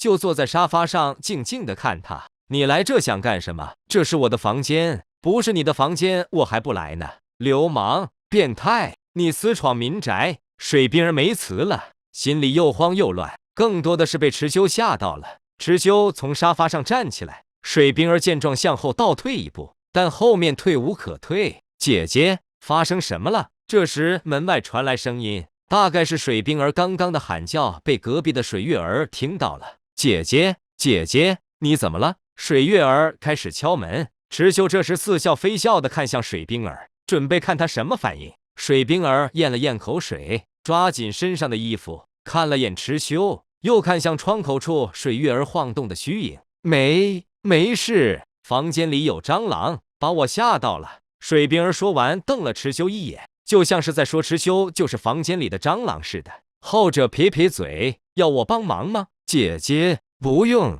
那好吧。看着窗户上水月儿的影子消失，水冰儿突然有些惊慌感。他能说他后悔了吗？刚刚怎么不求助？兴许你妹妹进来了，我就被吓跑了。池修指着外面，一本正经的开口。水冰儿脸色红红的，别过头去。我们的事最好还是别让他们知道。你是在担心我吗？呸！我是担心我自己，我担心我的名声受到影响。池修忍着笑意来到他面前。你的名声，你水冰儿的名声有我的名声大吗？水冰儿咬着嘴唇，不理他。你快离开这！你要对我做什么的话，我就喊了，很大声的喊。池修将一只手撑在他的脑袋旁，自己则用着泼皮无赖的语气说着：我才不信，你要喊现在就喊，我倒要听听你有多大声。听到这句话，水冰儿抬头瞪着他，你无赖，你蛮不讲理。池修低头拉他衣服，水冰儿使劲攥着，脸蛋红得像血一样。你放手！你还要把我的衣服撕烂吗？臭流氓！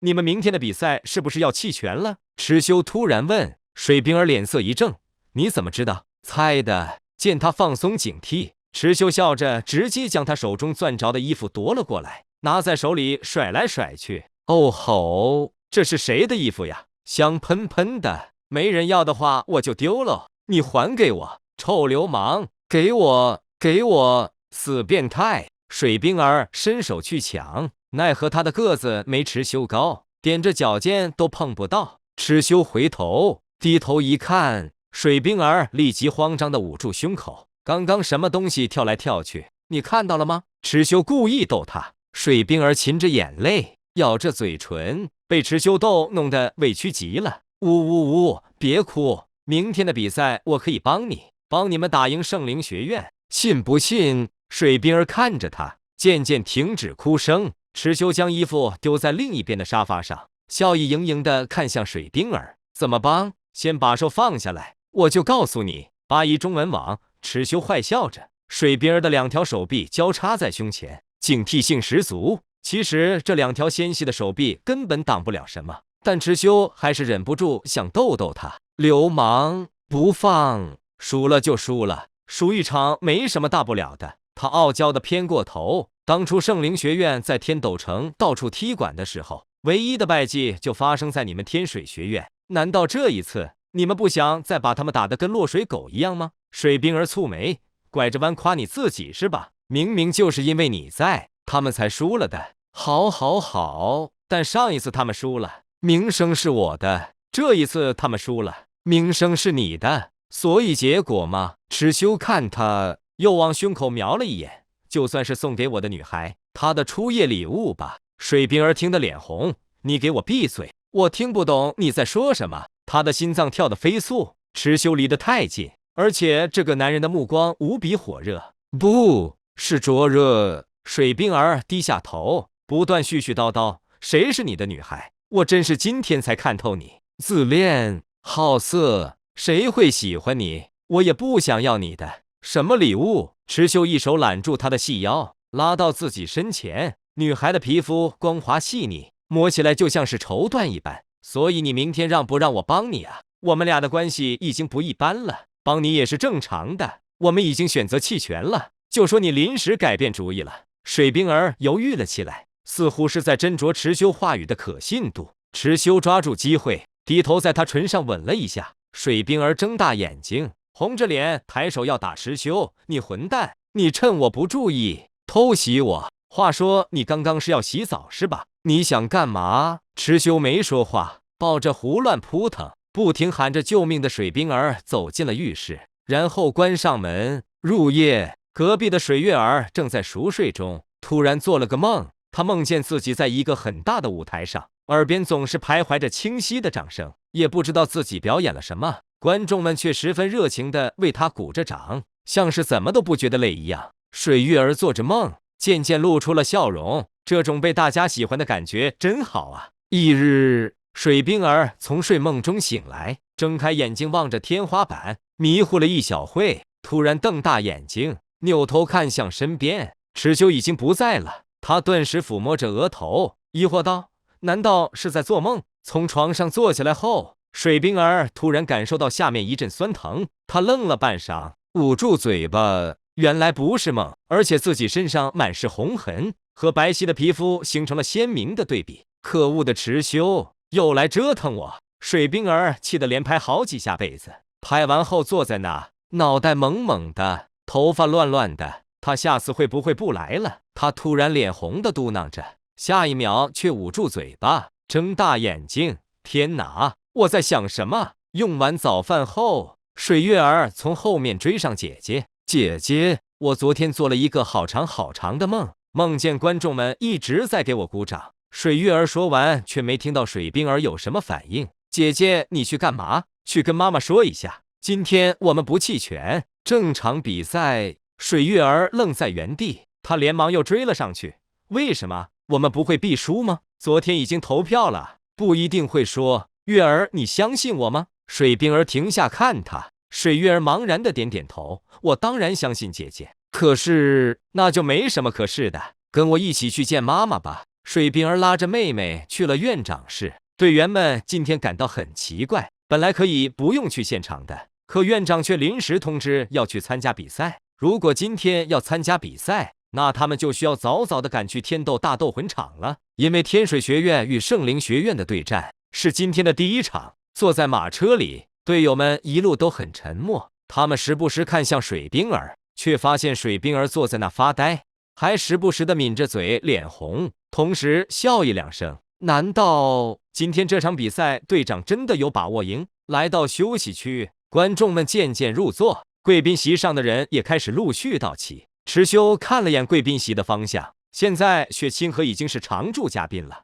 而且他的位置就是雪夜的位置。天斗马上要变天了，天水学院来了。哎，这一个个如花似玉的姑娘，今天就要被折腾惨了。观众们望着一个方向，池修看向水冰儿，露出笑容。水冰儿脸红的撇过头，昨天不是做梦，晚上发生的一切依旧历历在目。池修简直不是人，他现在只感觉筋疲力尽，只想躺下睡觉。哇哦，本以为今天天水学院会选择弃权，毕竟在预选赛后续的比赛中，许多学院在面对圣灵学院时都选择弃权了。难道天水学院今天是打算证明自己了吗？天水学院的诸位学员在之前的比赛中确实有着不俗的成绩，目前维持在积分第4名，这让我有点期待今天的对局了。主持人拿起话筒，进行着开局解说。现在有请两方队员上台。圣灵学院起身，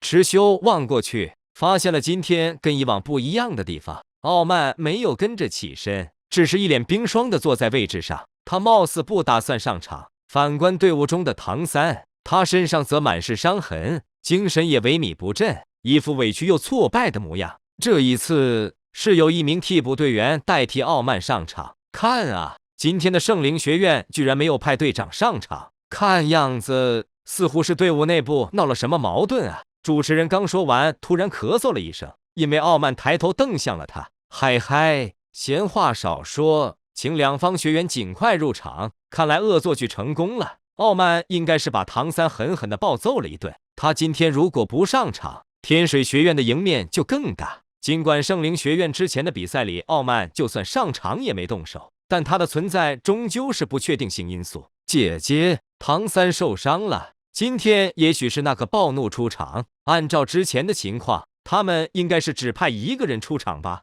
水月儿在后面问道。当对面实力弱的时候，他们肯定只派一个人上场，但当对面展现了不俗的实力，也许他们就不只派一个人了。水冰儿给出自己的解释：倘若蚩尤插手，圣灵学院就不可能只派出一个人。面对7人的话，即使对方没有傲慢，也能赢吗？蚩尤，0000，你真的能带我赢下这一场吗？水冰儿扭头望向了休息区的蚩尤，他发现蚩尤朝他轻轻点了点头，尽管什么话都没说，但这个点头就让水冰儿莫名放心。我宣布比赛开始。随着主持人一声令下，水冰儿眸子闪烁幽蓝，他轻声念道：第1魂技，冰封。矗立于建筑物之上的唐晨微微蹙眉，怎么突然间有这么强的水元素波动？天水学院胜利，圣灵学院首次复计。因为唐三受了伤，精神也有些萎靡，所以这次是暴怒代替队伍出战。他们依旧秉持着之前的作战策略，只派一个人解决对方。毕竟除了紫星学院，目前没有一家学院是他们圣灵学院的对手。暴怒从队伍中出来，魁梧的身躯上，肌肉的每一个根线条都展现着爆炸性的力量，即使是面对一群女孩，他的战斗欲望也依旧旺盛。除此之外，上次在天水学院踢馆时的落败，暴怒也记在心里。当时除了傲慢自己，他们几人根本不清楚为什么要认输。这一次再对上天水学院，一定要将之前丢掉的面子给挣回来。就算是一群女孩，他也依旧不会手软。啊！暴怒怒吼一声，沙包一样大的拳头锤打在地面上，擂台轰然一响，一条肉眼可见的裂缝朝着天水学院的方向蔓延而去。裂缝之上覆盖着一层冲击力巨大的能量波动，和肉体之躯撞在一块，绝对会产生难以想象的严重后果。这还仅仅只是暴怒的肉身力量，他根本没有使用魂力。面对眼前的景象，水冰儿拧着眉头，尽管心中很慌，但他还是愿意相信台下的那个男人。虽然他很无赖，但总不至于要在这件事上说谎吧。第1魂技，冰封。这一刻，整个现场的空气瞬间发生了凝滞，观众们突然感觉到一阵口干舌燥。强如唐晨，他很快就发现了空气中的水元素迅速降温，凝结为冰。咔咔咔，朝着天水学院这边蔓延的裂纹突然消失。仔细看的话，会发现擂台上裂纹被硬生生的给冻住了。轰！就在这时，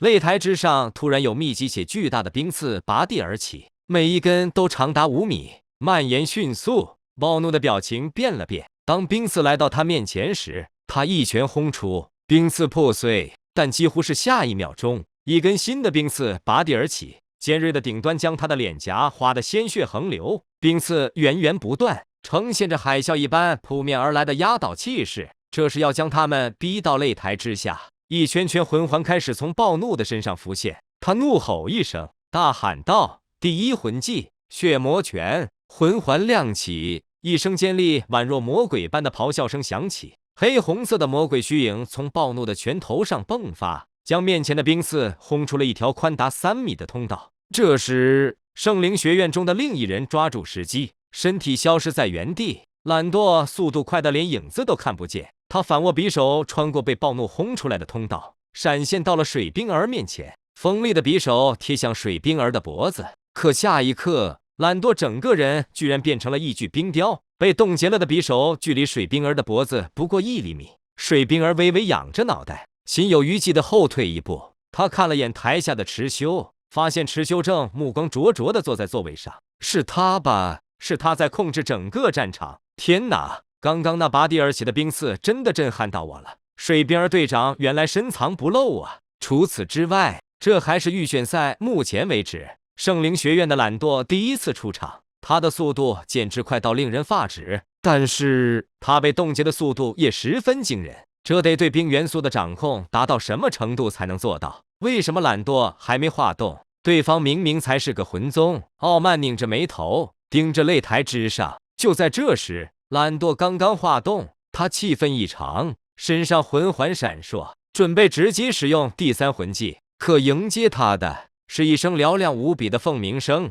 一头翅膀张开足有10-20米的冰凤凰嘶鸣着冲向懒惰，庞大的身躯直接将懒惰撞飞了出去。唐三回头一望，漆黑的藤蔓直接甩出，拴住了懒惰的双腿，防止他跌落到擂台之下。可他没想到，那冰凤凰的力量居然如此之大，整根藤蔓瞬间绷紧。砰！下一刻，唐三万万没想到，空气中飞舞的一片雪花直接将漆黑的藤蔓割断。怎么可能会被割断？他向后连连倒退几步，懒惰则砸在了场外，翻了好几圈。半空中飘落的雪花越来越多，密集的暴风雪令擂台上的视野变得模糊不清。圣灵学院这边刚想有动作，结果每个人再次被冻结为一根根冰柱。力量优越的暴诺首先挣脱冰冻，可他很快瞪大了眼睛，面前的方向上一只冰蓝色的翅膀张开，长度超过了整个擂台的冰凤凰朝着这边俯冲了过来。整个擂台都因为冰凤凰带来的风压而不停颤抖。假的吧？暴怒震惊的喃喃道，首当其冲的被撞飞到半空中。结束很快，圣灵学院剩下的人几乎还没有解冻就飞下了擂台，跌落在地上的时候，身上的冰才化为碎片。他们不敢相信地看着擂台上，天水学院的几个女孩僵在原地纹丝不动，她们脸上的表情似乎比圣灵学院这些被打下擂台的人还要震惊。我是不是眼花了？主持人揉了揉眼睛，不敢相信这一次圣灵学院竟然输了，输给了天水学院。如此的话，圣灵学院19胜1负，他们要从并列第一的位置上掉下来了。到现在，擂台上的女孩们才反应过来，她们一起朝前小跑了几步，和水冰儿站成一排，惊讶地望着擂台下狼狈的圣灵学院众人。我们赢了！水月儿难以置信地捂住嘴巴。姐姐，你将他们打赢了！学武激动地点点头。就是的，那是冰凤凰啊，那就是队长的武魂。女孩子们将水冰儿围成一圈，每个人都开心的要和水冰儿拥抱。天哪，队长，你太厉害了！队长好厉害，跟做梦一样。我根本没见过会赢。水冰儿被队友们夸着，脑袋还有些懵，但是胜利的喜悦却让他抑制不住的开心。我们真的赢了啊！他笑着看向休息区的池修，这家伙真的带我们赢了。池修这时却偏偏不看水冰儿，装作一副世外人的模样。尽管这是水冰儿这几天唯一一次朝自己露出真心实意的笑容，宛若杀神存在般的圣灵学院居然在预选赛中出现了败绩，不是输给紫星学院的池修，而是输给了天水学院的水冰儿。这个令所有人感到意外的结果就这么摆在眼前，让人难以相信。可所有人都有目共睹，打败圣灵学院几人的完全是冰属性的能力，冰凤凰也做不了假。水冰儿也不是第一次在擂台上施展此类能力，唯一的区别就是这次的冰属性能力相较于之前要强大许多倍。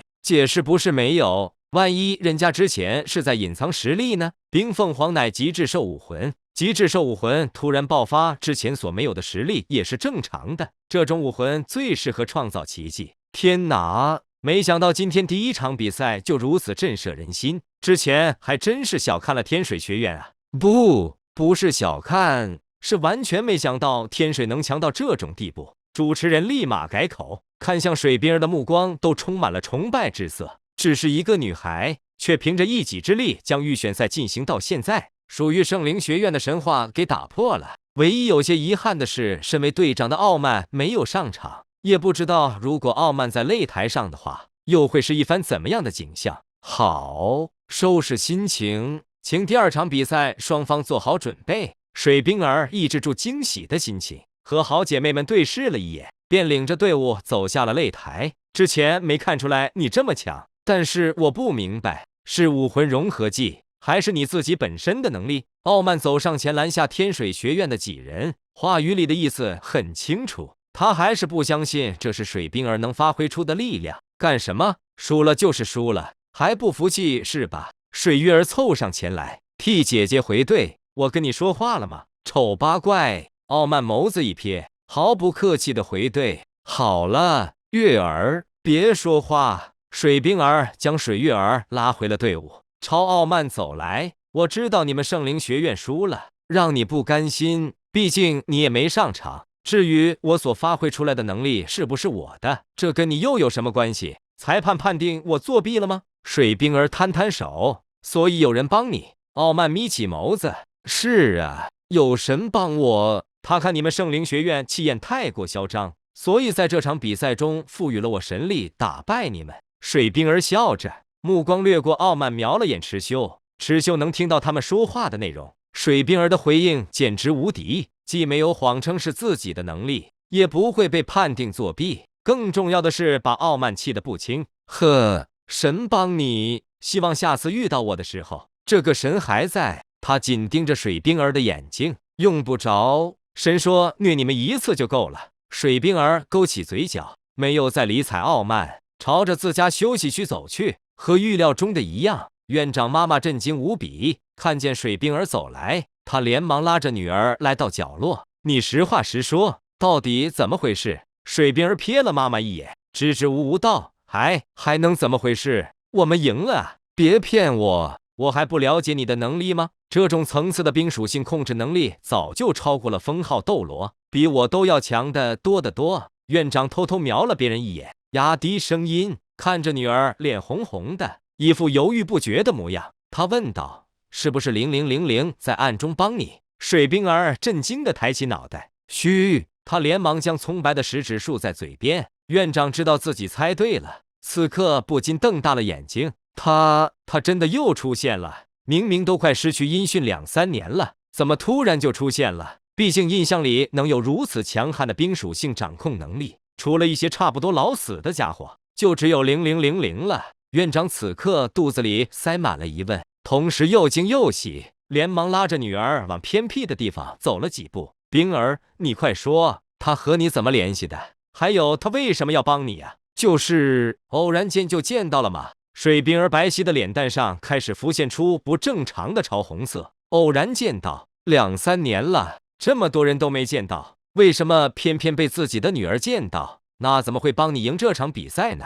你们是不是达成了什么交易？院长突然想起了女儿几天前在擂台上走路姿势奇怪的模样，这让他不得不担心。哎呀，我没有什么交易，他就是愿意帮我。水冰儿转过身，再问下去就麻烦了。他难道要跟妈妈说自己已经失了身吗？0000喜欢你。院长低头看向水冰儿，盯着他的眼睛。我不知道。池修扭头看向和天水院长交谈的水冰儿，应该是刚刚那场比赛被天水院长看出了端倪，正在盘问吧。希望水冰儿不要说出一些没必要说的，类似于妈妈0000毁了我的清白，0000就是池修，池修就坐在那。这些脑补让池修一瞬间汗毛竖起。还好水冰儿已经坐回到了位置上，而他的院长妈妈也没往自己这边看。圣灵学院下台的那几人不甘地朝着休息区走去。唐三一瘸一拐，因为这场比赛身上还没愈合的伤又加重了。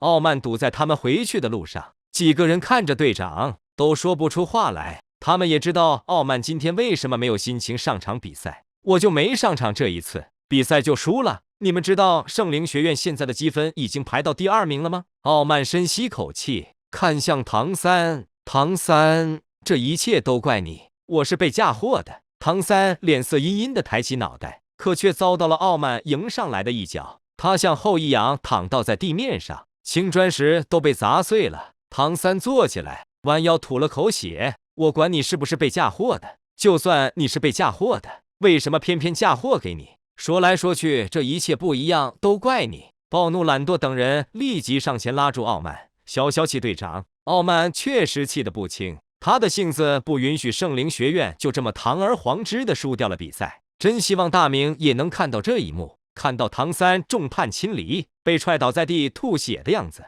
小五坐在池修旁边喃喃道，两只手都攥起了拳头。后面还有唐三瘦的，我们等着看吧。池修拍了拍小五的手，小五攥起了拳头，这才松懈起来。对不起，队长，一切都是我的错，我保证后面的比赛不会出现任何差错。唐三强撑着站了起来，朝傲慢低下脑袋。傲慢没有理他，直接转身返回休息区。看着傲慢离去的背影，唐三身体一个踉跄，倒在地上不省人事。唐三，几人立即搀扶着他，将他扛回了休息区。从眼前这场闹剧上演到结束，池修整个过程脸色都没发生什么变化。从穿越的一开始，他与唐三就注定不是一路人，而从现在开始，池修就是要一步步的先摧毁他的内心，再摧毁他的身体。今日的比赛一场场结束，池修终于等到了紫星学院上场，这是最后一场。要是连今天的学院都赢不了，你们可真的要好好反省一下自己了。临上场前，池修对他们这样说着。7个人同仇敌忾，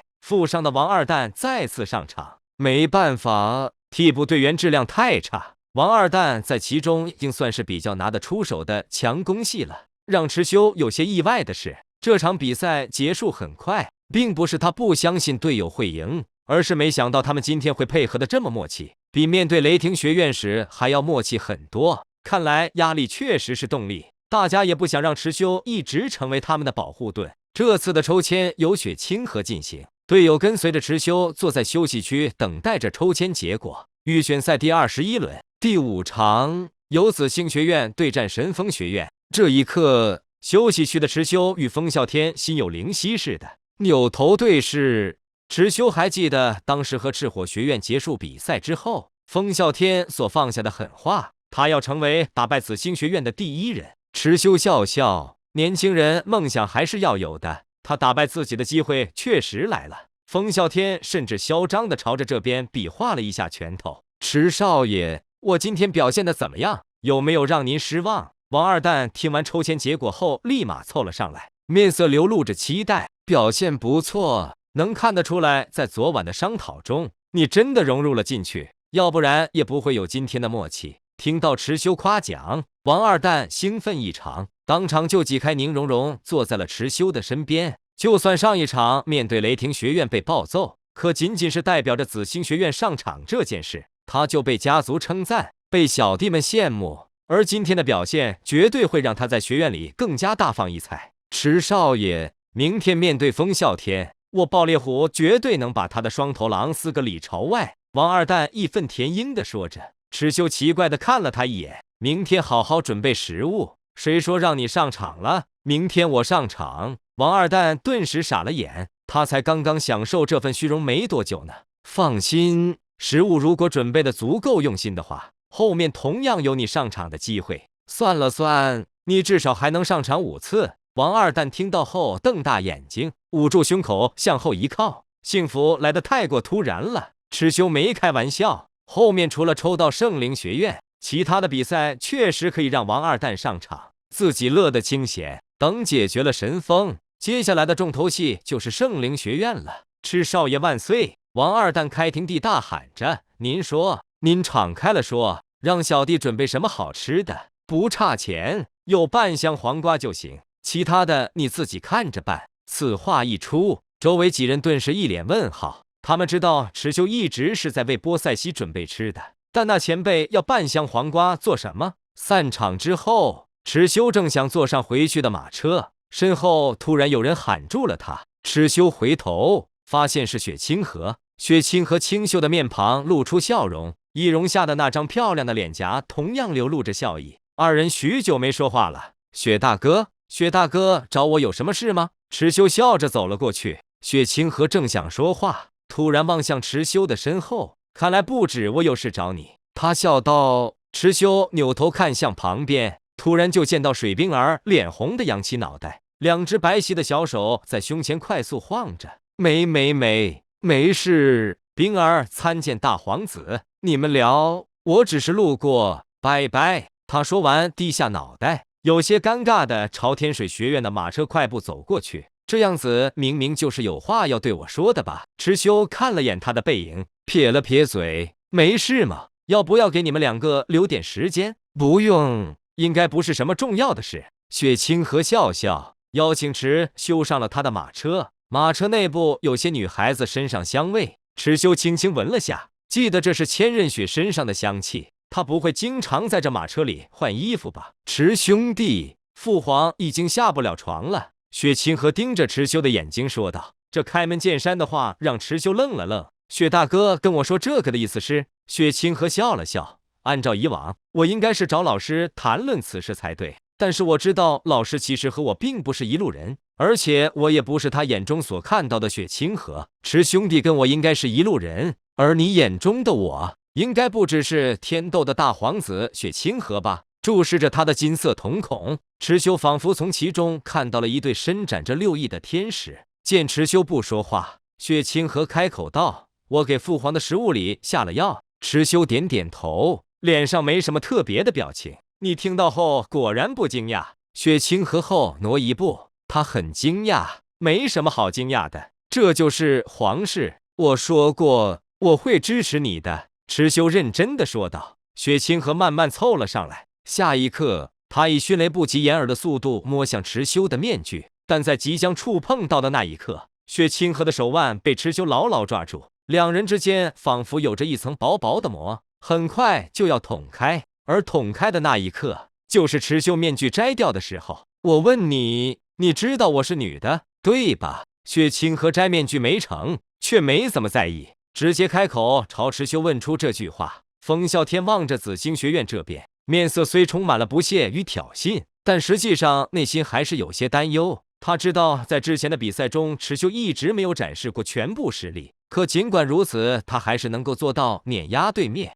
而且池修的队友也配合得十分默契。从昨天的比赛中就能看出，他唯一能仰仗的就是自己从未在前面的比赛里释放出来的自创魂技疾风双翼36连斩。算了，还是按照原计划，开局先将池修的队友都吹到擂台下，面对池修一个人总比面对他们7个人好。风啸天这样想着，带着队友们朝着擂台走去，有请两方学院成员入场。池修走在首位，目光淡淡的望向对面。风啸天，我还记得你之前放过的狠话，现在给你个机会，准备收回来吗？呵，我风啸天放出来的狠话从不收回。那行，今天就让我试试你的疾风双头狗有着什么样的威力。你说什么？你听到了？不会是还想听第2遍吧？不与你逞口舌之争。风啸天攥紧拳头，扭头看向休息区的火舞，他要为火舞妹妹做主，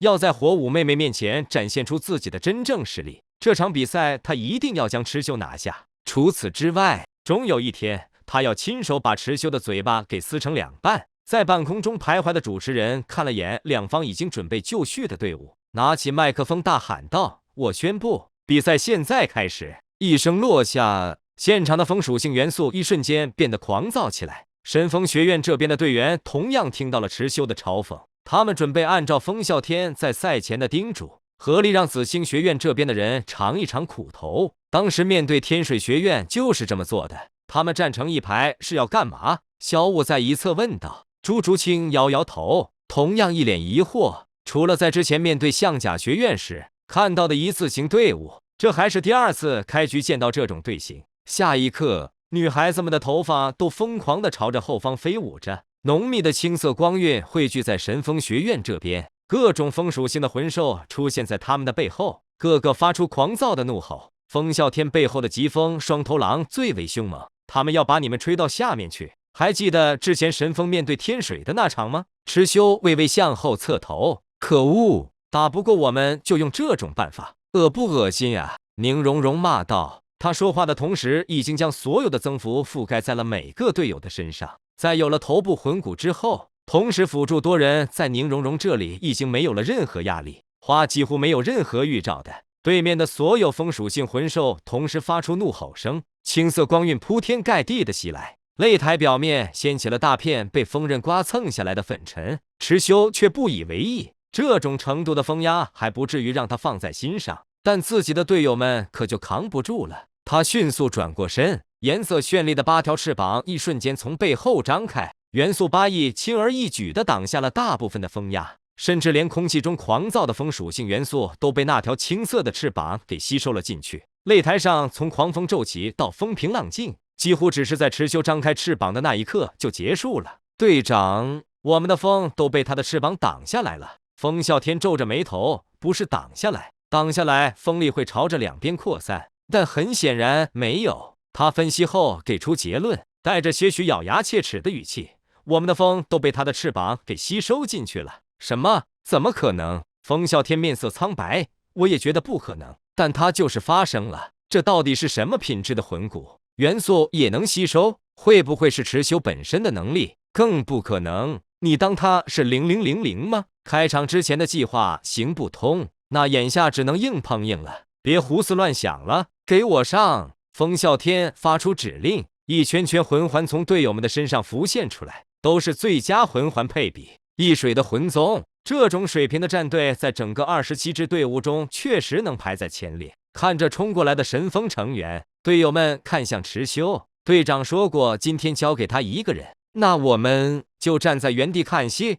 你给我加增幅干嘛？池修回头看向宁荣荣，不要吗？那我收回去。当然不要，说好1打7的。两人的对话清晰地传到现场每个人的耳朵里。神风这边的人听到后，心中直接炸开了一团怒火。第一魂技风狐猎爪，第一魂技风暴，无数青光在眼前闪烁。但池修能看出来，神风的这几名队员并非无脑的朝着自己攻击，他们依旧选择先针对小舞几人，而风啸天站在原地，并非冷眼旁观，他在蓄力。对面7人，只有风啸天攻击的目标是池修，哪有这么麻烦？直接一锅端吧！池修勾起嘴角，左手闪电般的伸出，抓住试图绕过自己攻击后排的一个青年。你要去哪啊？青年一脸懵逼，他是怎么被抓住的？池修没等他回答，直接将他扔到了天上。不过没想到这家伙居然有翅膀，白色的翅膀张开后，在天上连翻了好几个跟头才稳住身体，愣了一下，又继续俯冲下来。池修没管他，继续捉小鸡似的抓住试图绕过自己的神风队员，抓住后直接往擂台外面砸，不往天上丢。砰砰砰，对面一个接一个下场，一个接一个淘汰。眼瞅着天上飞翔的那名队员，依旧执着地冲向后方的宁荣荣、碧姬二人。池修笑了笑，伸手向后一抓，精准地握住了他的脚腕。你要去哪？给我下去吧，我帮你照顾你，队长。池修将这名青年扔下擂台，青年背后的一双翅膀在落地时直接溃散。至此，擂台之上只剩下风啸天一人，而他的第3魂技已经准备就绪，就是没想到队友下场这么快。队友们拼死拼活，池修却跟玩游戏似的。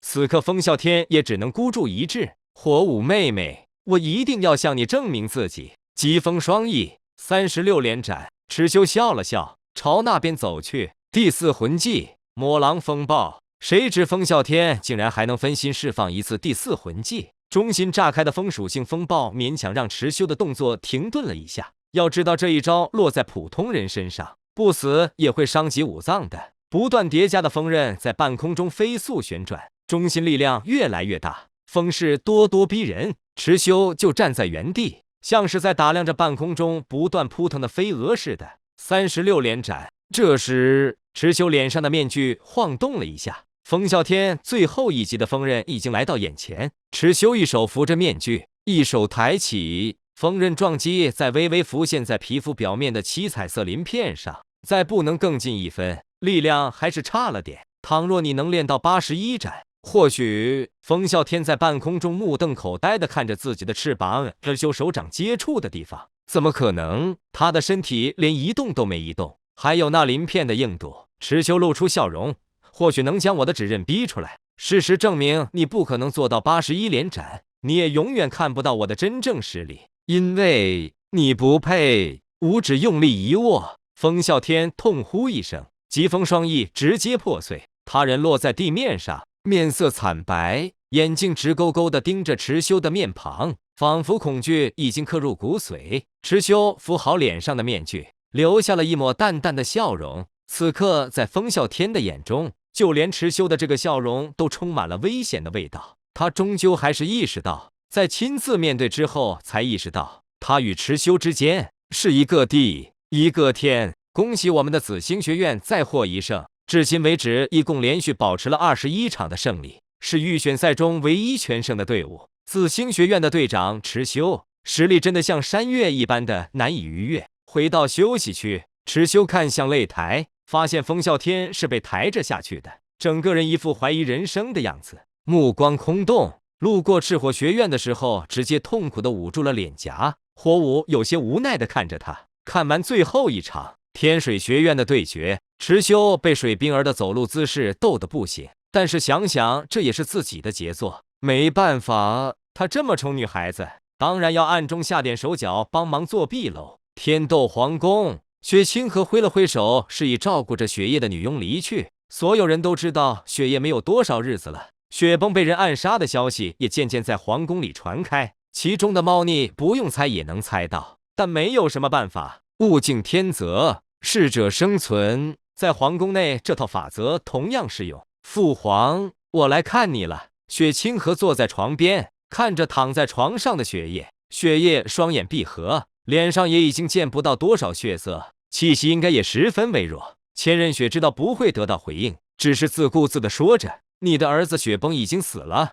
我的主意。”雪夜的眼皮动了动，其实他没什么错，我也不是很了解他，但很可惜他敌视我，还试图结交圣灵学院，结交他们应该是个错误决定吧。毕竟我看池修听到这个后挺生气的。但愿雪崩来世能做一个普通人家的孩子。还有一件事，我叫千仞雪，是武魂殿的卧底。雪夜的眼皮再次动了动，也许这并不是一件坏事，就让武魂殿给大陆带来统一吧。我也愿意看到终有一日大陆上没有战火，百姓安居乐业的景象。其实之前也没下定决心，是一个家伙让我坚定了这个信念。在我心里，你也算是个慈祥的老人，所以我选择跟你说这些心里话。我欠你很多，就还你一个盛世吧。千仞雪说完起身，突然他扭头看向床上的老人，愣了一下，他伸手探向雪夜的脖子，颈动脉已经失去了跳动的迹象。雪夜死了，有些怆然，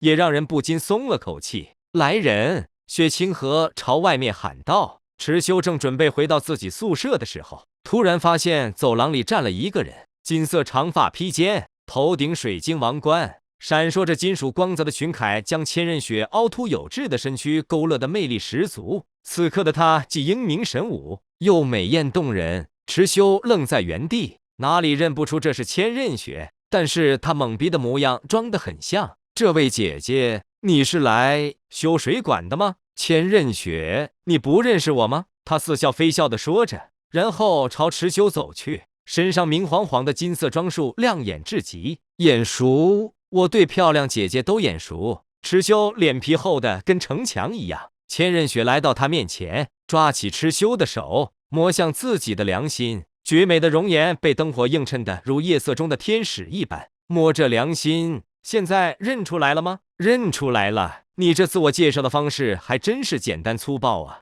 雪夜死了，怎么突然死了？不是慢性毒药吗？可能是被我今天在他床边说的话气死的吧。千仞雪有些尴尬地撇了撇嘴巴。池修盯着他完美的侧脸，问道：“那你下一步准备怎么做？”我也不太清楚，那就听我的，做女皇吧。千仞雪扭头看他，目光悠悠地说道：“你把脸上的面具摘下来，我就听你的。那你别听了。”呵，两人之间的膜其实早就已经撕破了，只是池修依旧单方面的厚脸皮嘴硬。千仞雪也都知道，等魂师大赛结束，我会登基帝位，到时也会重新以女人的身份面对世人。登基过后，下一步就是征战星罗，发兵打仗。不会，也不想打仗。戴沐白早就在我的掌控里了，只要他识相，完全可以避免打仗的。池修闻言点点头，不用打仗自然最好。自古战争苦的都是手无寸铁的百姓。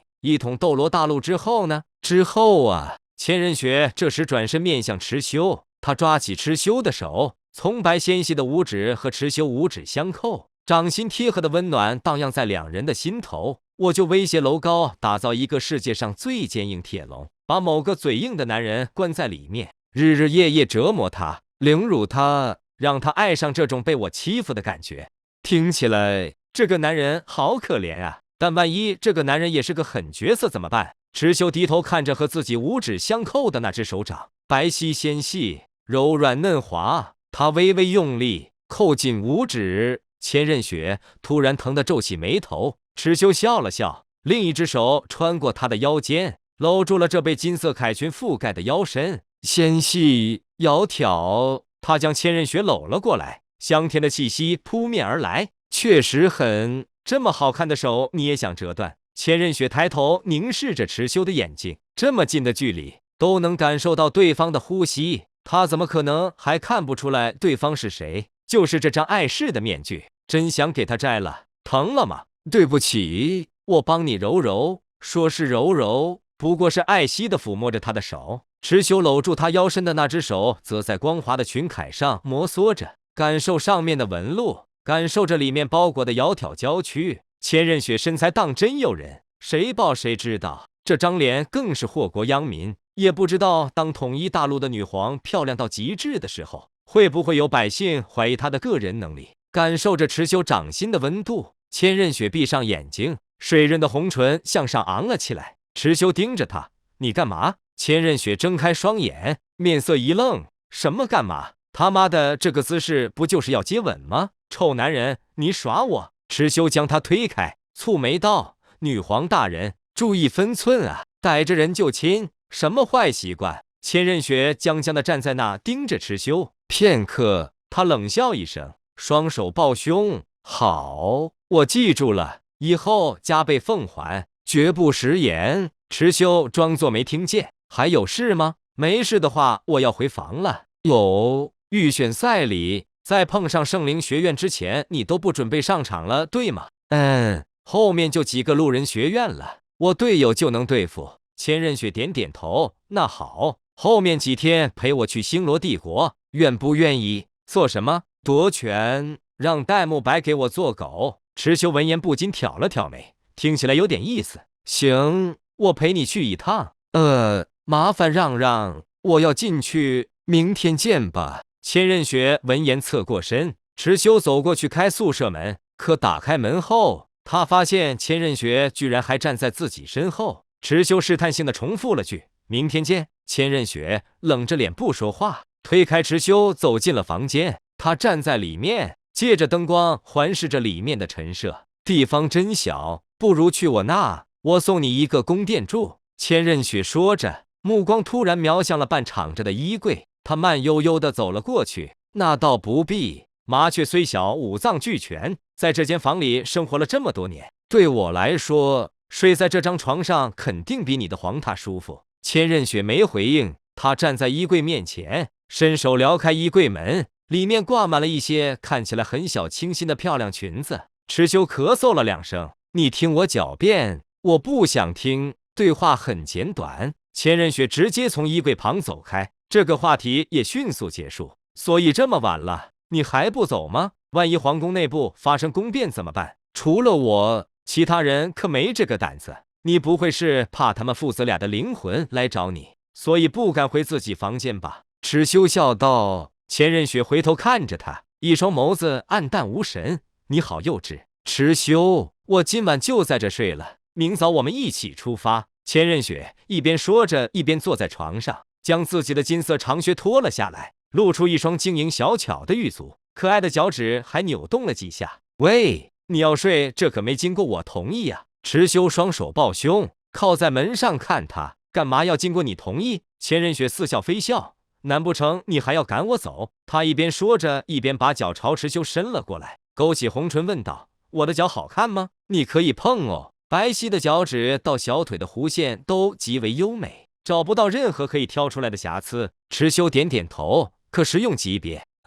千仞雪貌似没反应过来，歪着脑袋，没什么，睡在这也无所谓，就是我睡着的时候喜欢打嗝放屁，磨牙梦游，呼噜声一秒都停不下来。千仞雪面不改色的笑着，可我不认为你能睡着啊，说的好有道理的样子。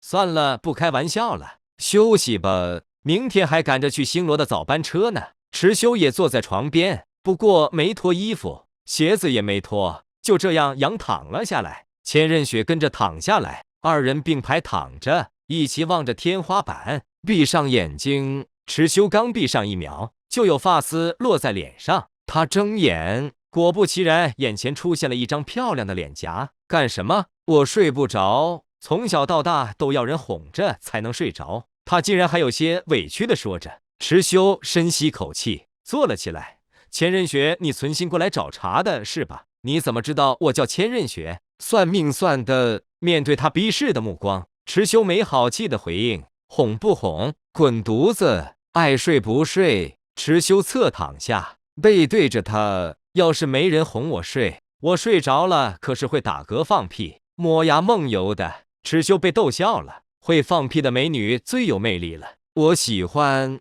睡吧，千仞雪。她没再说话，老老实实的躺在一边。没多久，呼吸声就变得匀称了起来。蚩尤回头看了他一眼，千仞雪果真睡着了，精神力都变得平缓了起来。蚩尤确实睡不着，他从床上坐起身，目光冷不丁地瞥向床尾千仞雪的双脚上，两只白皙可爱的脚尖互相搭在一块。没想到这女人睡着了也会那八字。蚩尤笑了笑，他盘腿坐下，开始冥想。一晚上很快过去，蚩尤整夜也没听到打嗝放屁、磨牙声。看来千仞雪不仅会骗人，还是个不会放屁的魅力缺失女人。晨光从窗户照射了进来，蚩尤坐在桌子边，听到身后传来了动静，醒了。蚩尤没回头，千仞雪也只是轻轻应了一声。这几天认真比赛，我有事外出一趟，最多5天时间，无需担心。回来后，倘若让我发现预选赛有腹肌，我会惩罚你们每个人的。对了，让王二蛋别忘了每天为波塞西前辈准备食物。蚩尤在白纸上留下书名，对折。他回过头，愣了一下。千仞雪赤着上半身，白色的束胸部正一圈圈的在他胸前缠绕。蚩尤能看到他没有一丝赘肉的白皙腰腹。还要继续看吗？我要换下半身的衣服了。你换吧。蚩尤将身体转了过去，身后传来窸窸窣窣的声响，能听出来千仞雪动作不紧不慢的。这样的话，刚刚在这间房里，难道只有自己表现得不够自然？换好了，蚩尤重新转身。千仞雪正拿起一张圆镜，坐在床上为自己化妆。每天都要这么麻烦吗？蚩尤忍不住问。不是，之前不论白天夜晚，我都是雪清河，但是昨天在你这，我想以千仞雪的身份来面对你，只可惜某人一点也不领情。嗨嗨，蚩尤咳嗽了2声。雪清河的目光从镜面上移开，看向蚩尤，依旧是好听的女性嗓音。给你个机会，我问你，我昨天美吗？美。雪清河露出笑容，继续给自己画眉，特意将眉毛画得浓一点。蚩尤坐在一边，就这样看着一个绝世大美女到清秀的儒雅小生的转变，别有一番风味。他看到了原着中所没有展示过的景象，心中顿时有些异样的感觉。千仞雪说她喜欢蝴蝶，所以蚩尤此刻觉得雪清河可能是包住他的一层茧。待大陆一统，登基帝位，千仞雪当破茧成蝶。二人出了房间，蚩尤将门锁上，这张纸条则夹在了门缝上。你叫马车了吗？清晨的露水有些重。千仞雪出来后，假发压在脑袋上。蚩尤笑着抬手将她头发揉干，别把我自己的头发揉出来了。他埋怨着。问你呢？马车喊了吗？喊马车干什么？我会空间传送。蚩尤理所当然地说着。真的假的？雪清河不太相信地看他。先出去再说。来到外面，蚩尤扭头道：传送之前，我得抱着你。好啊，我看你怎么传送。雪清河张开双手，即使面孔是一副清秀男子的模样，但这双金色的眸子却极为清亮好看，妩媚动人。蚩尤笑着和他抱在一块，还真和抱着一个男人差不多，除了腰身和骨架要纤细小巧许多，还有这飞机场的效果。束胸得束得多用力。3、2，雪清河顺着他的倒数，一到10就抱着雪清河将他朝地面压去。为你干嘛？可二人的身躯没有撞在地面上，反而落进了一个扩大的黑洞中。这是蚩尤进行空间传送的通道。眼前一片混沌，周遭光怪陆离，但被蚩尤抱着，雪清河就很有安全感。他可以无条件相信这个男人。一眨眼的时间，蚩尤将雪清河壁咚在了一个小巷子的墙壁上。到了。雪清河左右瞅瞅，到没到不知道，但所处空间一定发生了变化。蚩尤微笑着做了个邀请的手势，欢迎来到星罗帝国。当然了，以后也会是你所领导的国土。真的假的？雪清河有些惊讶，又有些怀疑地走出了巷子。他看着街道上截然不同的景象，不得不相信这就是星罗。也没抱多久，几秒钟的时间，居然跨越了千里。你的空间传送是和我拥抱就能施展？不是，随时随地都能施展。千仞雪有些无语地看着蚩尤，他还以为这是自己和蚩尤的独家组合技，这是空间元素的应用吧？蚩尤笑笑没说话。嘿，他就是不承认自己会使用元素，就是不承认自己是0000，就是玩。现在去找戴沐白吗？蚩尤问道。千仞雪点点头，拉着蚩尤的手朝前走去。先混进星罗皇宫，见到他的面，那就再传送一次呗。蚩尤在后面拽了一下千仞雪，后者旋转着身躯跌进蚩尤的怀里，仿佛在空想中刚刚结束一场浪漫的华尔兹舞。坏家伙，我知道你想抱我了。千仞雪仰着脑袋看蚩尤，嗔了一声，随你怎么脑补。蚩尤拉着他的手，在千仞雪脑袋上转了几圈，千仞雪的身体跟着旋转起来。两人的舞步配合的虽然一点也不默契，但都玩得十分开心。他们再次进入空间传送通道，来到宫内长廊上。蚩尤没有松开千仞雪的手，二人相视而笑，仿佛从对方的眼睛中就能看到想表达的一切。他们牵着手朝戴沐白的寝宫走去，路上躲过巡逻的士兵，还有端着点心茶水的宫女。蚩尤和千仞雪快速接近戴沐白的住处，刚一接近，里面就传来几声不可描述的喊叫声。戴沐白似乎在跟某个宫女打架，这戴沐白小日子过得还真滋润。蚩尤回头看向千仞雪，结果后者回应了一个悠悠的目光。某人房间里的衣柜，还有床上的女孩子体香，我还没说什么呢。蚩尤不说话了，拉着千仞雪绕过几个拐角，踹开门。戴沐白果然在跟宫女打架，而且还是两个宫女。地板上的三人愣愣地看向闯进房间的两人。蚩尤淡定地抬起手挡在千仞雪的眼睛上。戴沐白立即拿起旁边椅子上的衣服，朝两个宫女呵斥道：“还不快滚出去！出去后别乱说话。”是，陛下。两个宫女脸色通红的穿着衣服跑了出去。她穿好没？千仞雪脸色阴沉，侧着身体问道。还没，等下。千仞雪，清河殿下找我何事？戴沐白穿好衣服后站在原地，就是有些不明白蚩尤为什么要挡着雪清河的眼睛。大家明明都是男人。雪清河把蚩尤的手压了下去，冷声道：“我即将登基帝位，做天斗的帝王。”戴沐白闻言愣了下，恭喜殿下。不，陛下，我今天找你是为了商量星罗与天斗合并一事的。戴沐白闻言，眸子缓缓瞪大，片刻，他露出无奈的笑容。不，这不行，这怎么能行？我可以听你的话，也可以割让土地，但是合并一事不行。蚩尤听后，捏起手指，直接朝他膝盖弹了个空气炮。砰！戴沐白单膝跪下，脸色疼得苍白。再给你一次机会，合并一事，行还是不行？戴沐白淌着冷汗抬头，不行。尊敬的女皇陛下，他说不行怎么办？蚩尤回头看向千仞雪，女皇。戴沐白有些懵，雪清河难道是女人？不应该啊，这样的她岂不是连自己的国民都骗了10-20年？被蚩尤这么称呼，千仞雪有一肚子的槽想吐。她翻了个白眼，坐在一边的椅子上，你看着办吧。好。蚩尤笑着朝戴沐白走去，每个动作都充满了不怀好意。蚩尤，我没想到你居然效忠了雪清河。你这样的天才，是被权力诱惑了，还是金钱，或者是美人？戴沐白坐在地上，双手撑着向后挪动。他有些怕蚩尤，这个男人在10年前就能一脚将他踹飞出去，别说10年后的现在了。我对权力无感，金钱不缺，诱惑我的确实是美人。男人啊，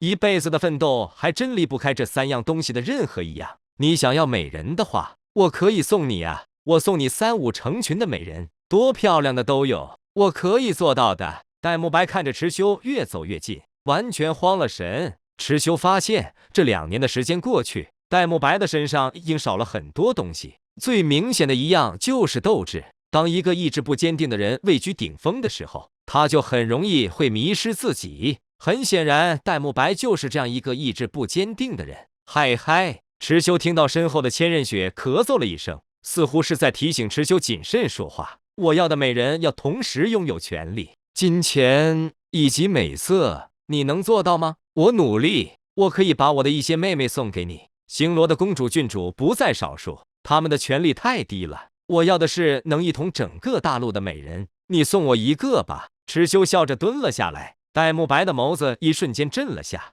他看向坐在后方面色满意的雪清河，终于明白池修是在跟他兜圈子。池修说的女人是雪清河，而他们两人的关系绝不是效忠附属的关系，他们是恋人。信息量有些大，戴沐白一瞬间有些反应不过来。最后给你一个思考的机会，同不同意合并？可以说的是，我不会杀了你，毕竟还得有人去劝星罗的百姓接受合并一事。那你准备做什么？戴沐白的额头已经渗出了冷汗。我啊，池修露出笑容，一根利刃从他的指尖弹出，隐隐伴着龙吟。戴沐白甚至能感受到自己体内的兽武魂在畏惧的打战。我会让你失去作为一个男人的快乐，甚至是作为一个人的资格。我这人很变态的，对我讨厌的人不存在任何底线。你能想到的、想不到的，我都有可能做得出来。池修用锋利的指刃划过他的脸颊，只是轻轻接触，便在戴沐白的脸颊上留下了一条渗着鲜血的伤口。这种痛感其实不算什么，但龙神血脉所散发出的至尊威压却让戴沐白透不过气来。自古龙争虎斗，白虎却在龙神面前连身份都不值一提，不信吗？戴沐白一直在倒抽着冷气，沉默着不说话。你们不要欺人太甚，欺人太甚！你以为你的皇位是怎么来的？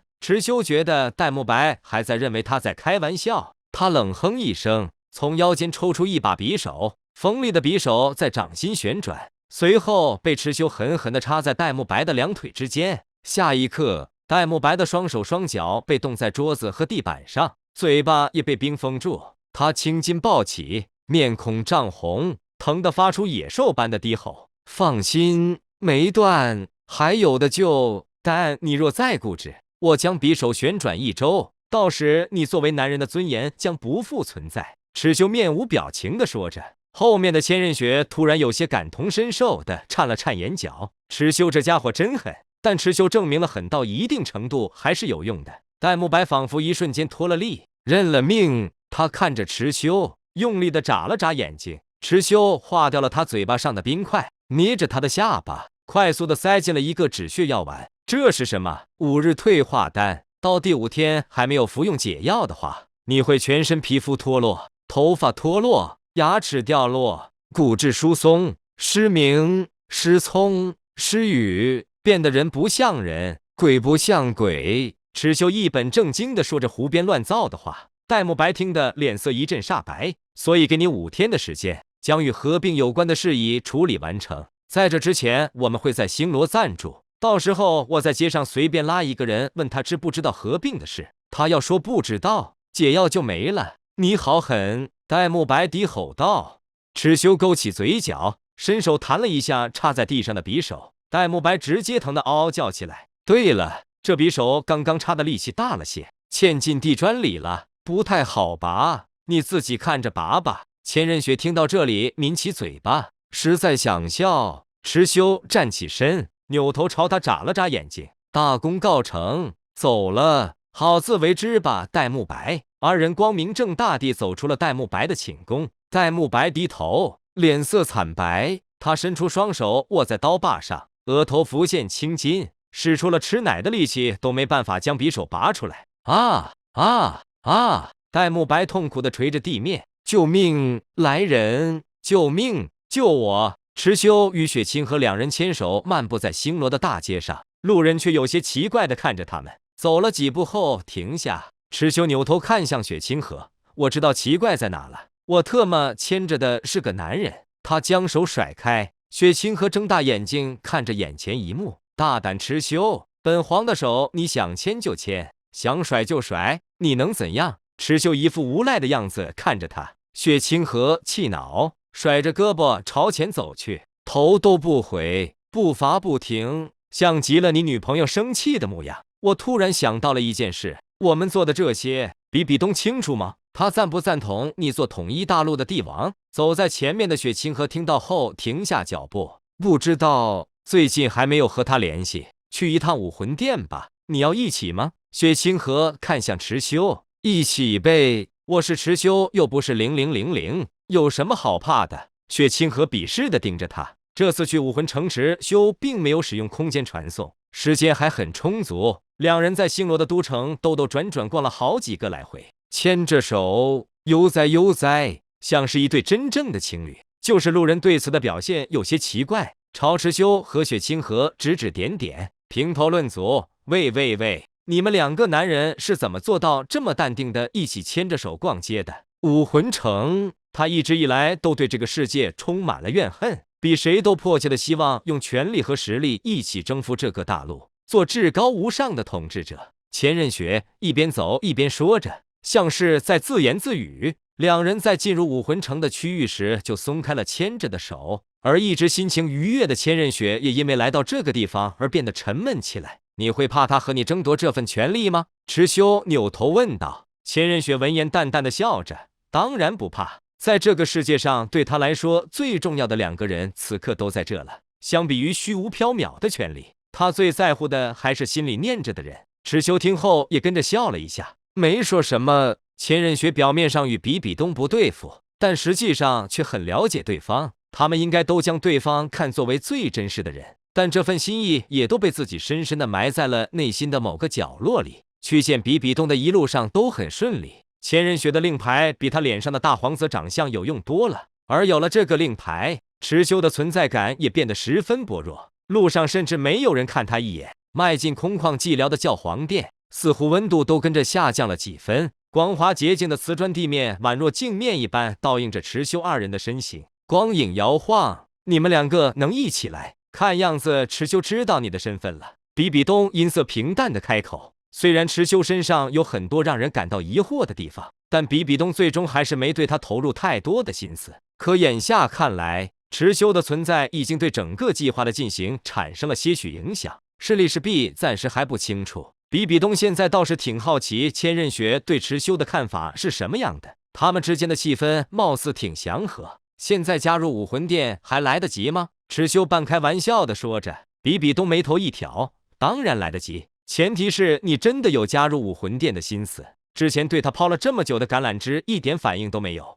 现在又想加入了，这让比比东想不到理由。除非是池修怕因为知道武魂殿的计划这件事而被灭口，所以才说出这句话。但比比东又觉得这并不符合池修的性格。开个玩笑，我只想做个局外人，当然武魂殿有什么需要的地方，我也会尽可能的去帮助你们。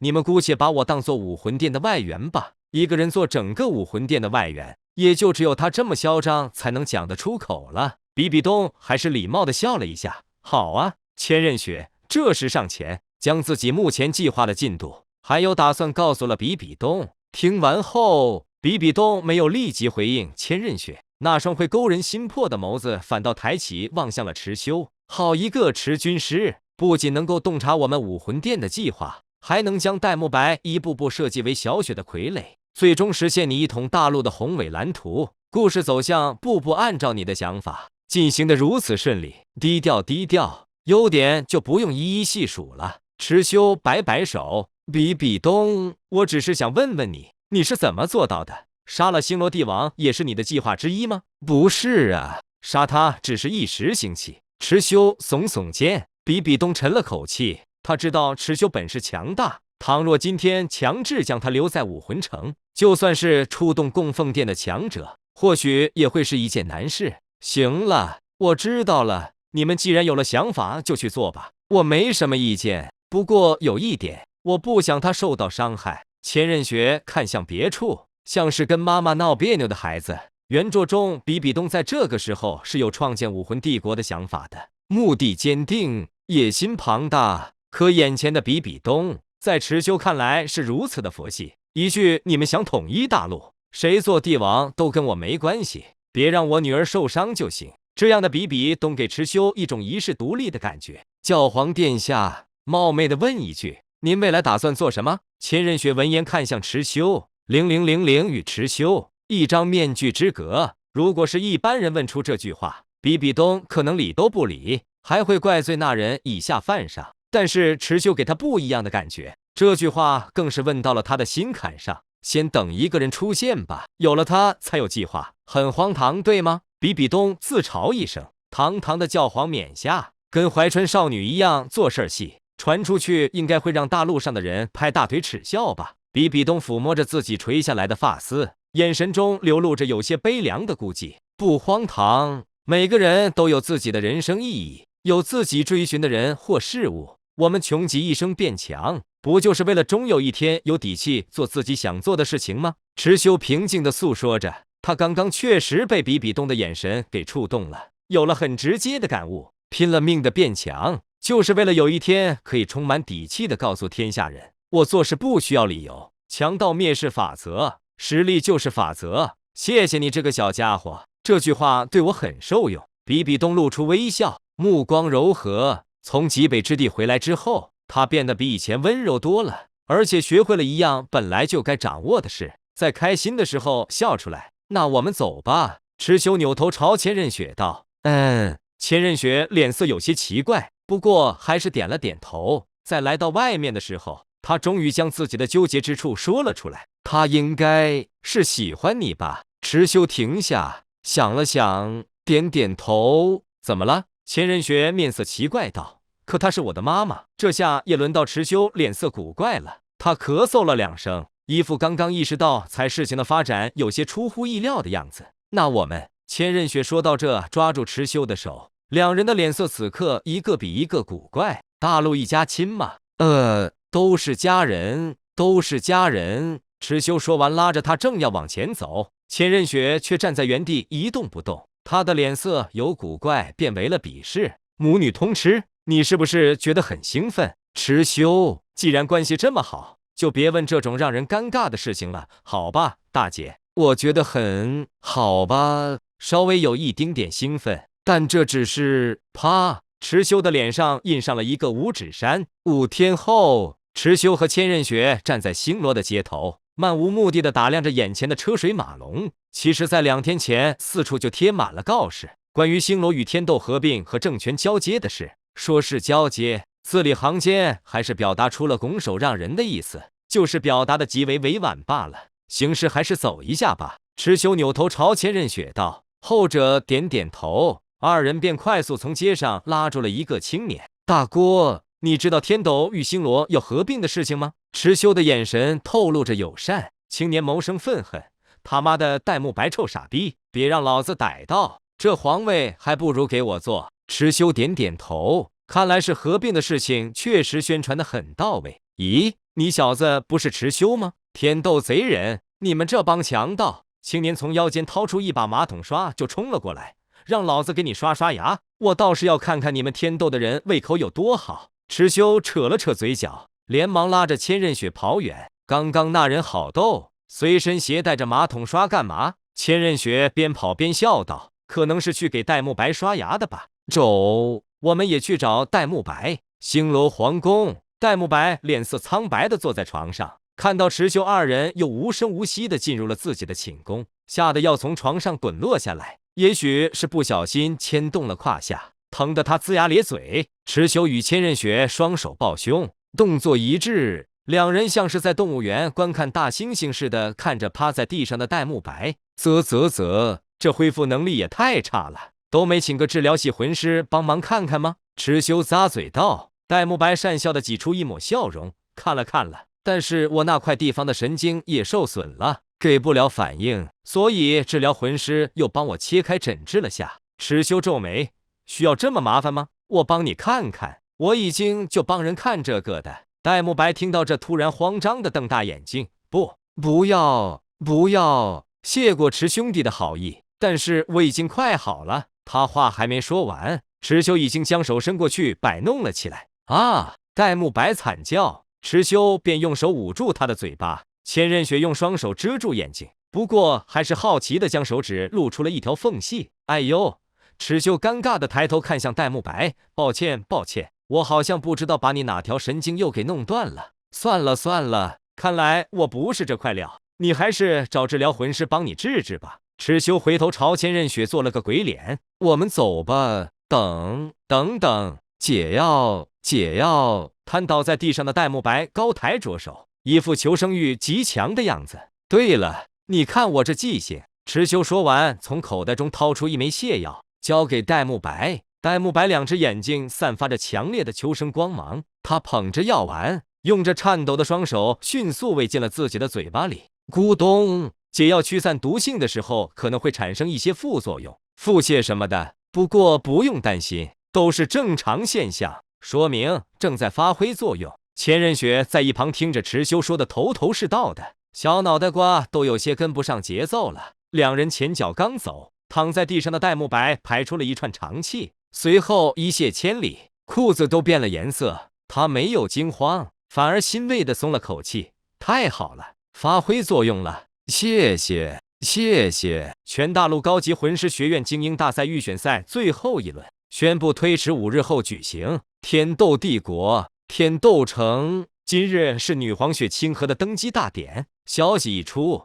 万人空巷，宁风致懵了，宁荣荣呆了，无数皇权贵族，包括雪清河的妹妹雪珂都傻了。雪清河竟然是女人！登基大典，礼乐奏鸣，礼炮齐响。贵族们应邀前来，甚至此次魂师大赛的部分精英学员都被邀请而来参加登基大典。当穿着金色长裙，头戴钻石皇冠，脸上画着盛装，手拿金色权杖，宛如神女下凡一般的千仞雪走过红毯，踩上数千层阶梯朝皇宫大殿走去的时候，没有一个人不震惊在原地。大皇子不仅是女人，还是个如此漂亮的女人，她是天仙，是神女。金色分叉长裙下的白皙长腿若隐若现，窈窕身段，步若惊鸿。高贵的金色高跟鞋散发着星光一般的色彩，每踩在一层阶梯上，就像是走进了万千观众的心房，占据了无可撼动的地位。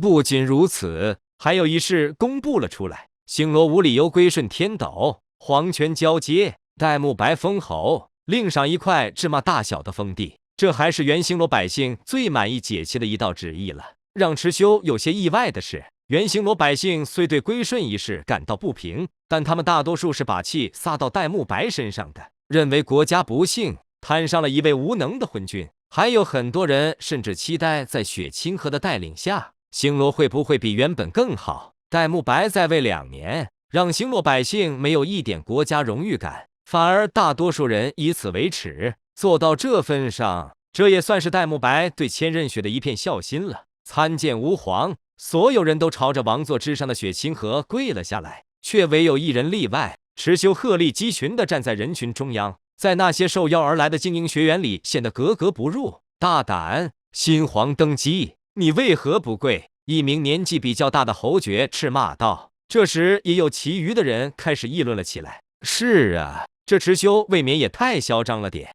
虽说女皇上位的有些不明不白，但不得不说，她可是天斗史上功绩最为出彩的一位了。收星罗，一统大陆，说她是千古一帝都不为过。池修听着他们的议论，脸上反而露出一些耐人寻味的笑意。下一刻，台上一名音色尖细的侍卫宣读道：“陛下有旨，封池修为帝师，受万人敬仰，天子推崇。下面由陛下向帝师敬茶。”在数位精英学员、皇室贵族目瞪口呆的表情下，池修穿梭众人，踩着台阶向上走去，昂首挺胸，好不潇洒。老师，喝茶。千仞雪捧着茶，微微躬身，面色恭敬。池修面朝大家笑着，随后朝千仞雪低声道：“腰再低点，再低点，混蛋，这样够不够？低不下去了。裙子好紧，够了够了。”池修低头望着千仞雪脑袋上星光闪烁的皇冠，觉得十分满意。这波配合他可以给满分，装的还算成功。池修接过千仞雪递过来的热茶，笑着说道：“真的很意外啊，我也没有想到之前被我称作的雪大哥，居然是个如此美丽的姐姐。”他说完，将这杯茶喝了一口，面色却产生了细微的变化。卧槽！千仞雪给他端的竟然是一杯盐水，盐分一满的那种。池修顿时觉得嗓子眼齁咸齁咸的，干啃盐巴的感觉。不过他还是要强装镇定。好你个千仞雪，你竟然敢暗算我！现场敬茶这个操作其实是池修昨天特意要求加上的，为了就是在这么多人面前装个逼。千仞雪倒觉得把年龄比自己小这么多的池修认作老师实在离谱，还要现场递茶就更加离谱。耐不住池修一阵软磨硬泡，甚至还一声一声喊着好姐姐。没有办法，他只得答应，不过暗中做了点手脚。嘿嘿，看到池修眼角抽搐的模样，千仞雪直起身子，露出优雅不失风度的笑容。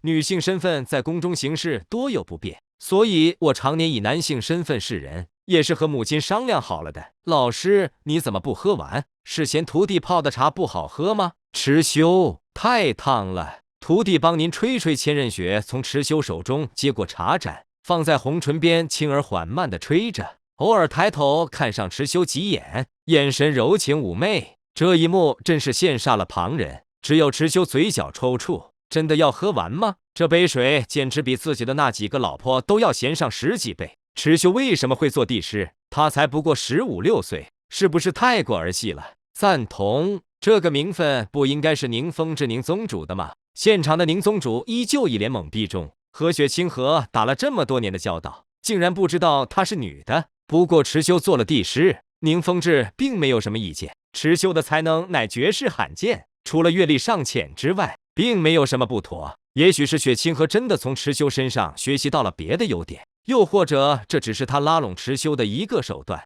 倘若是后者，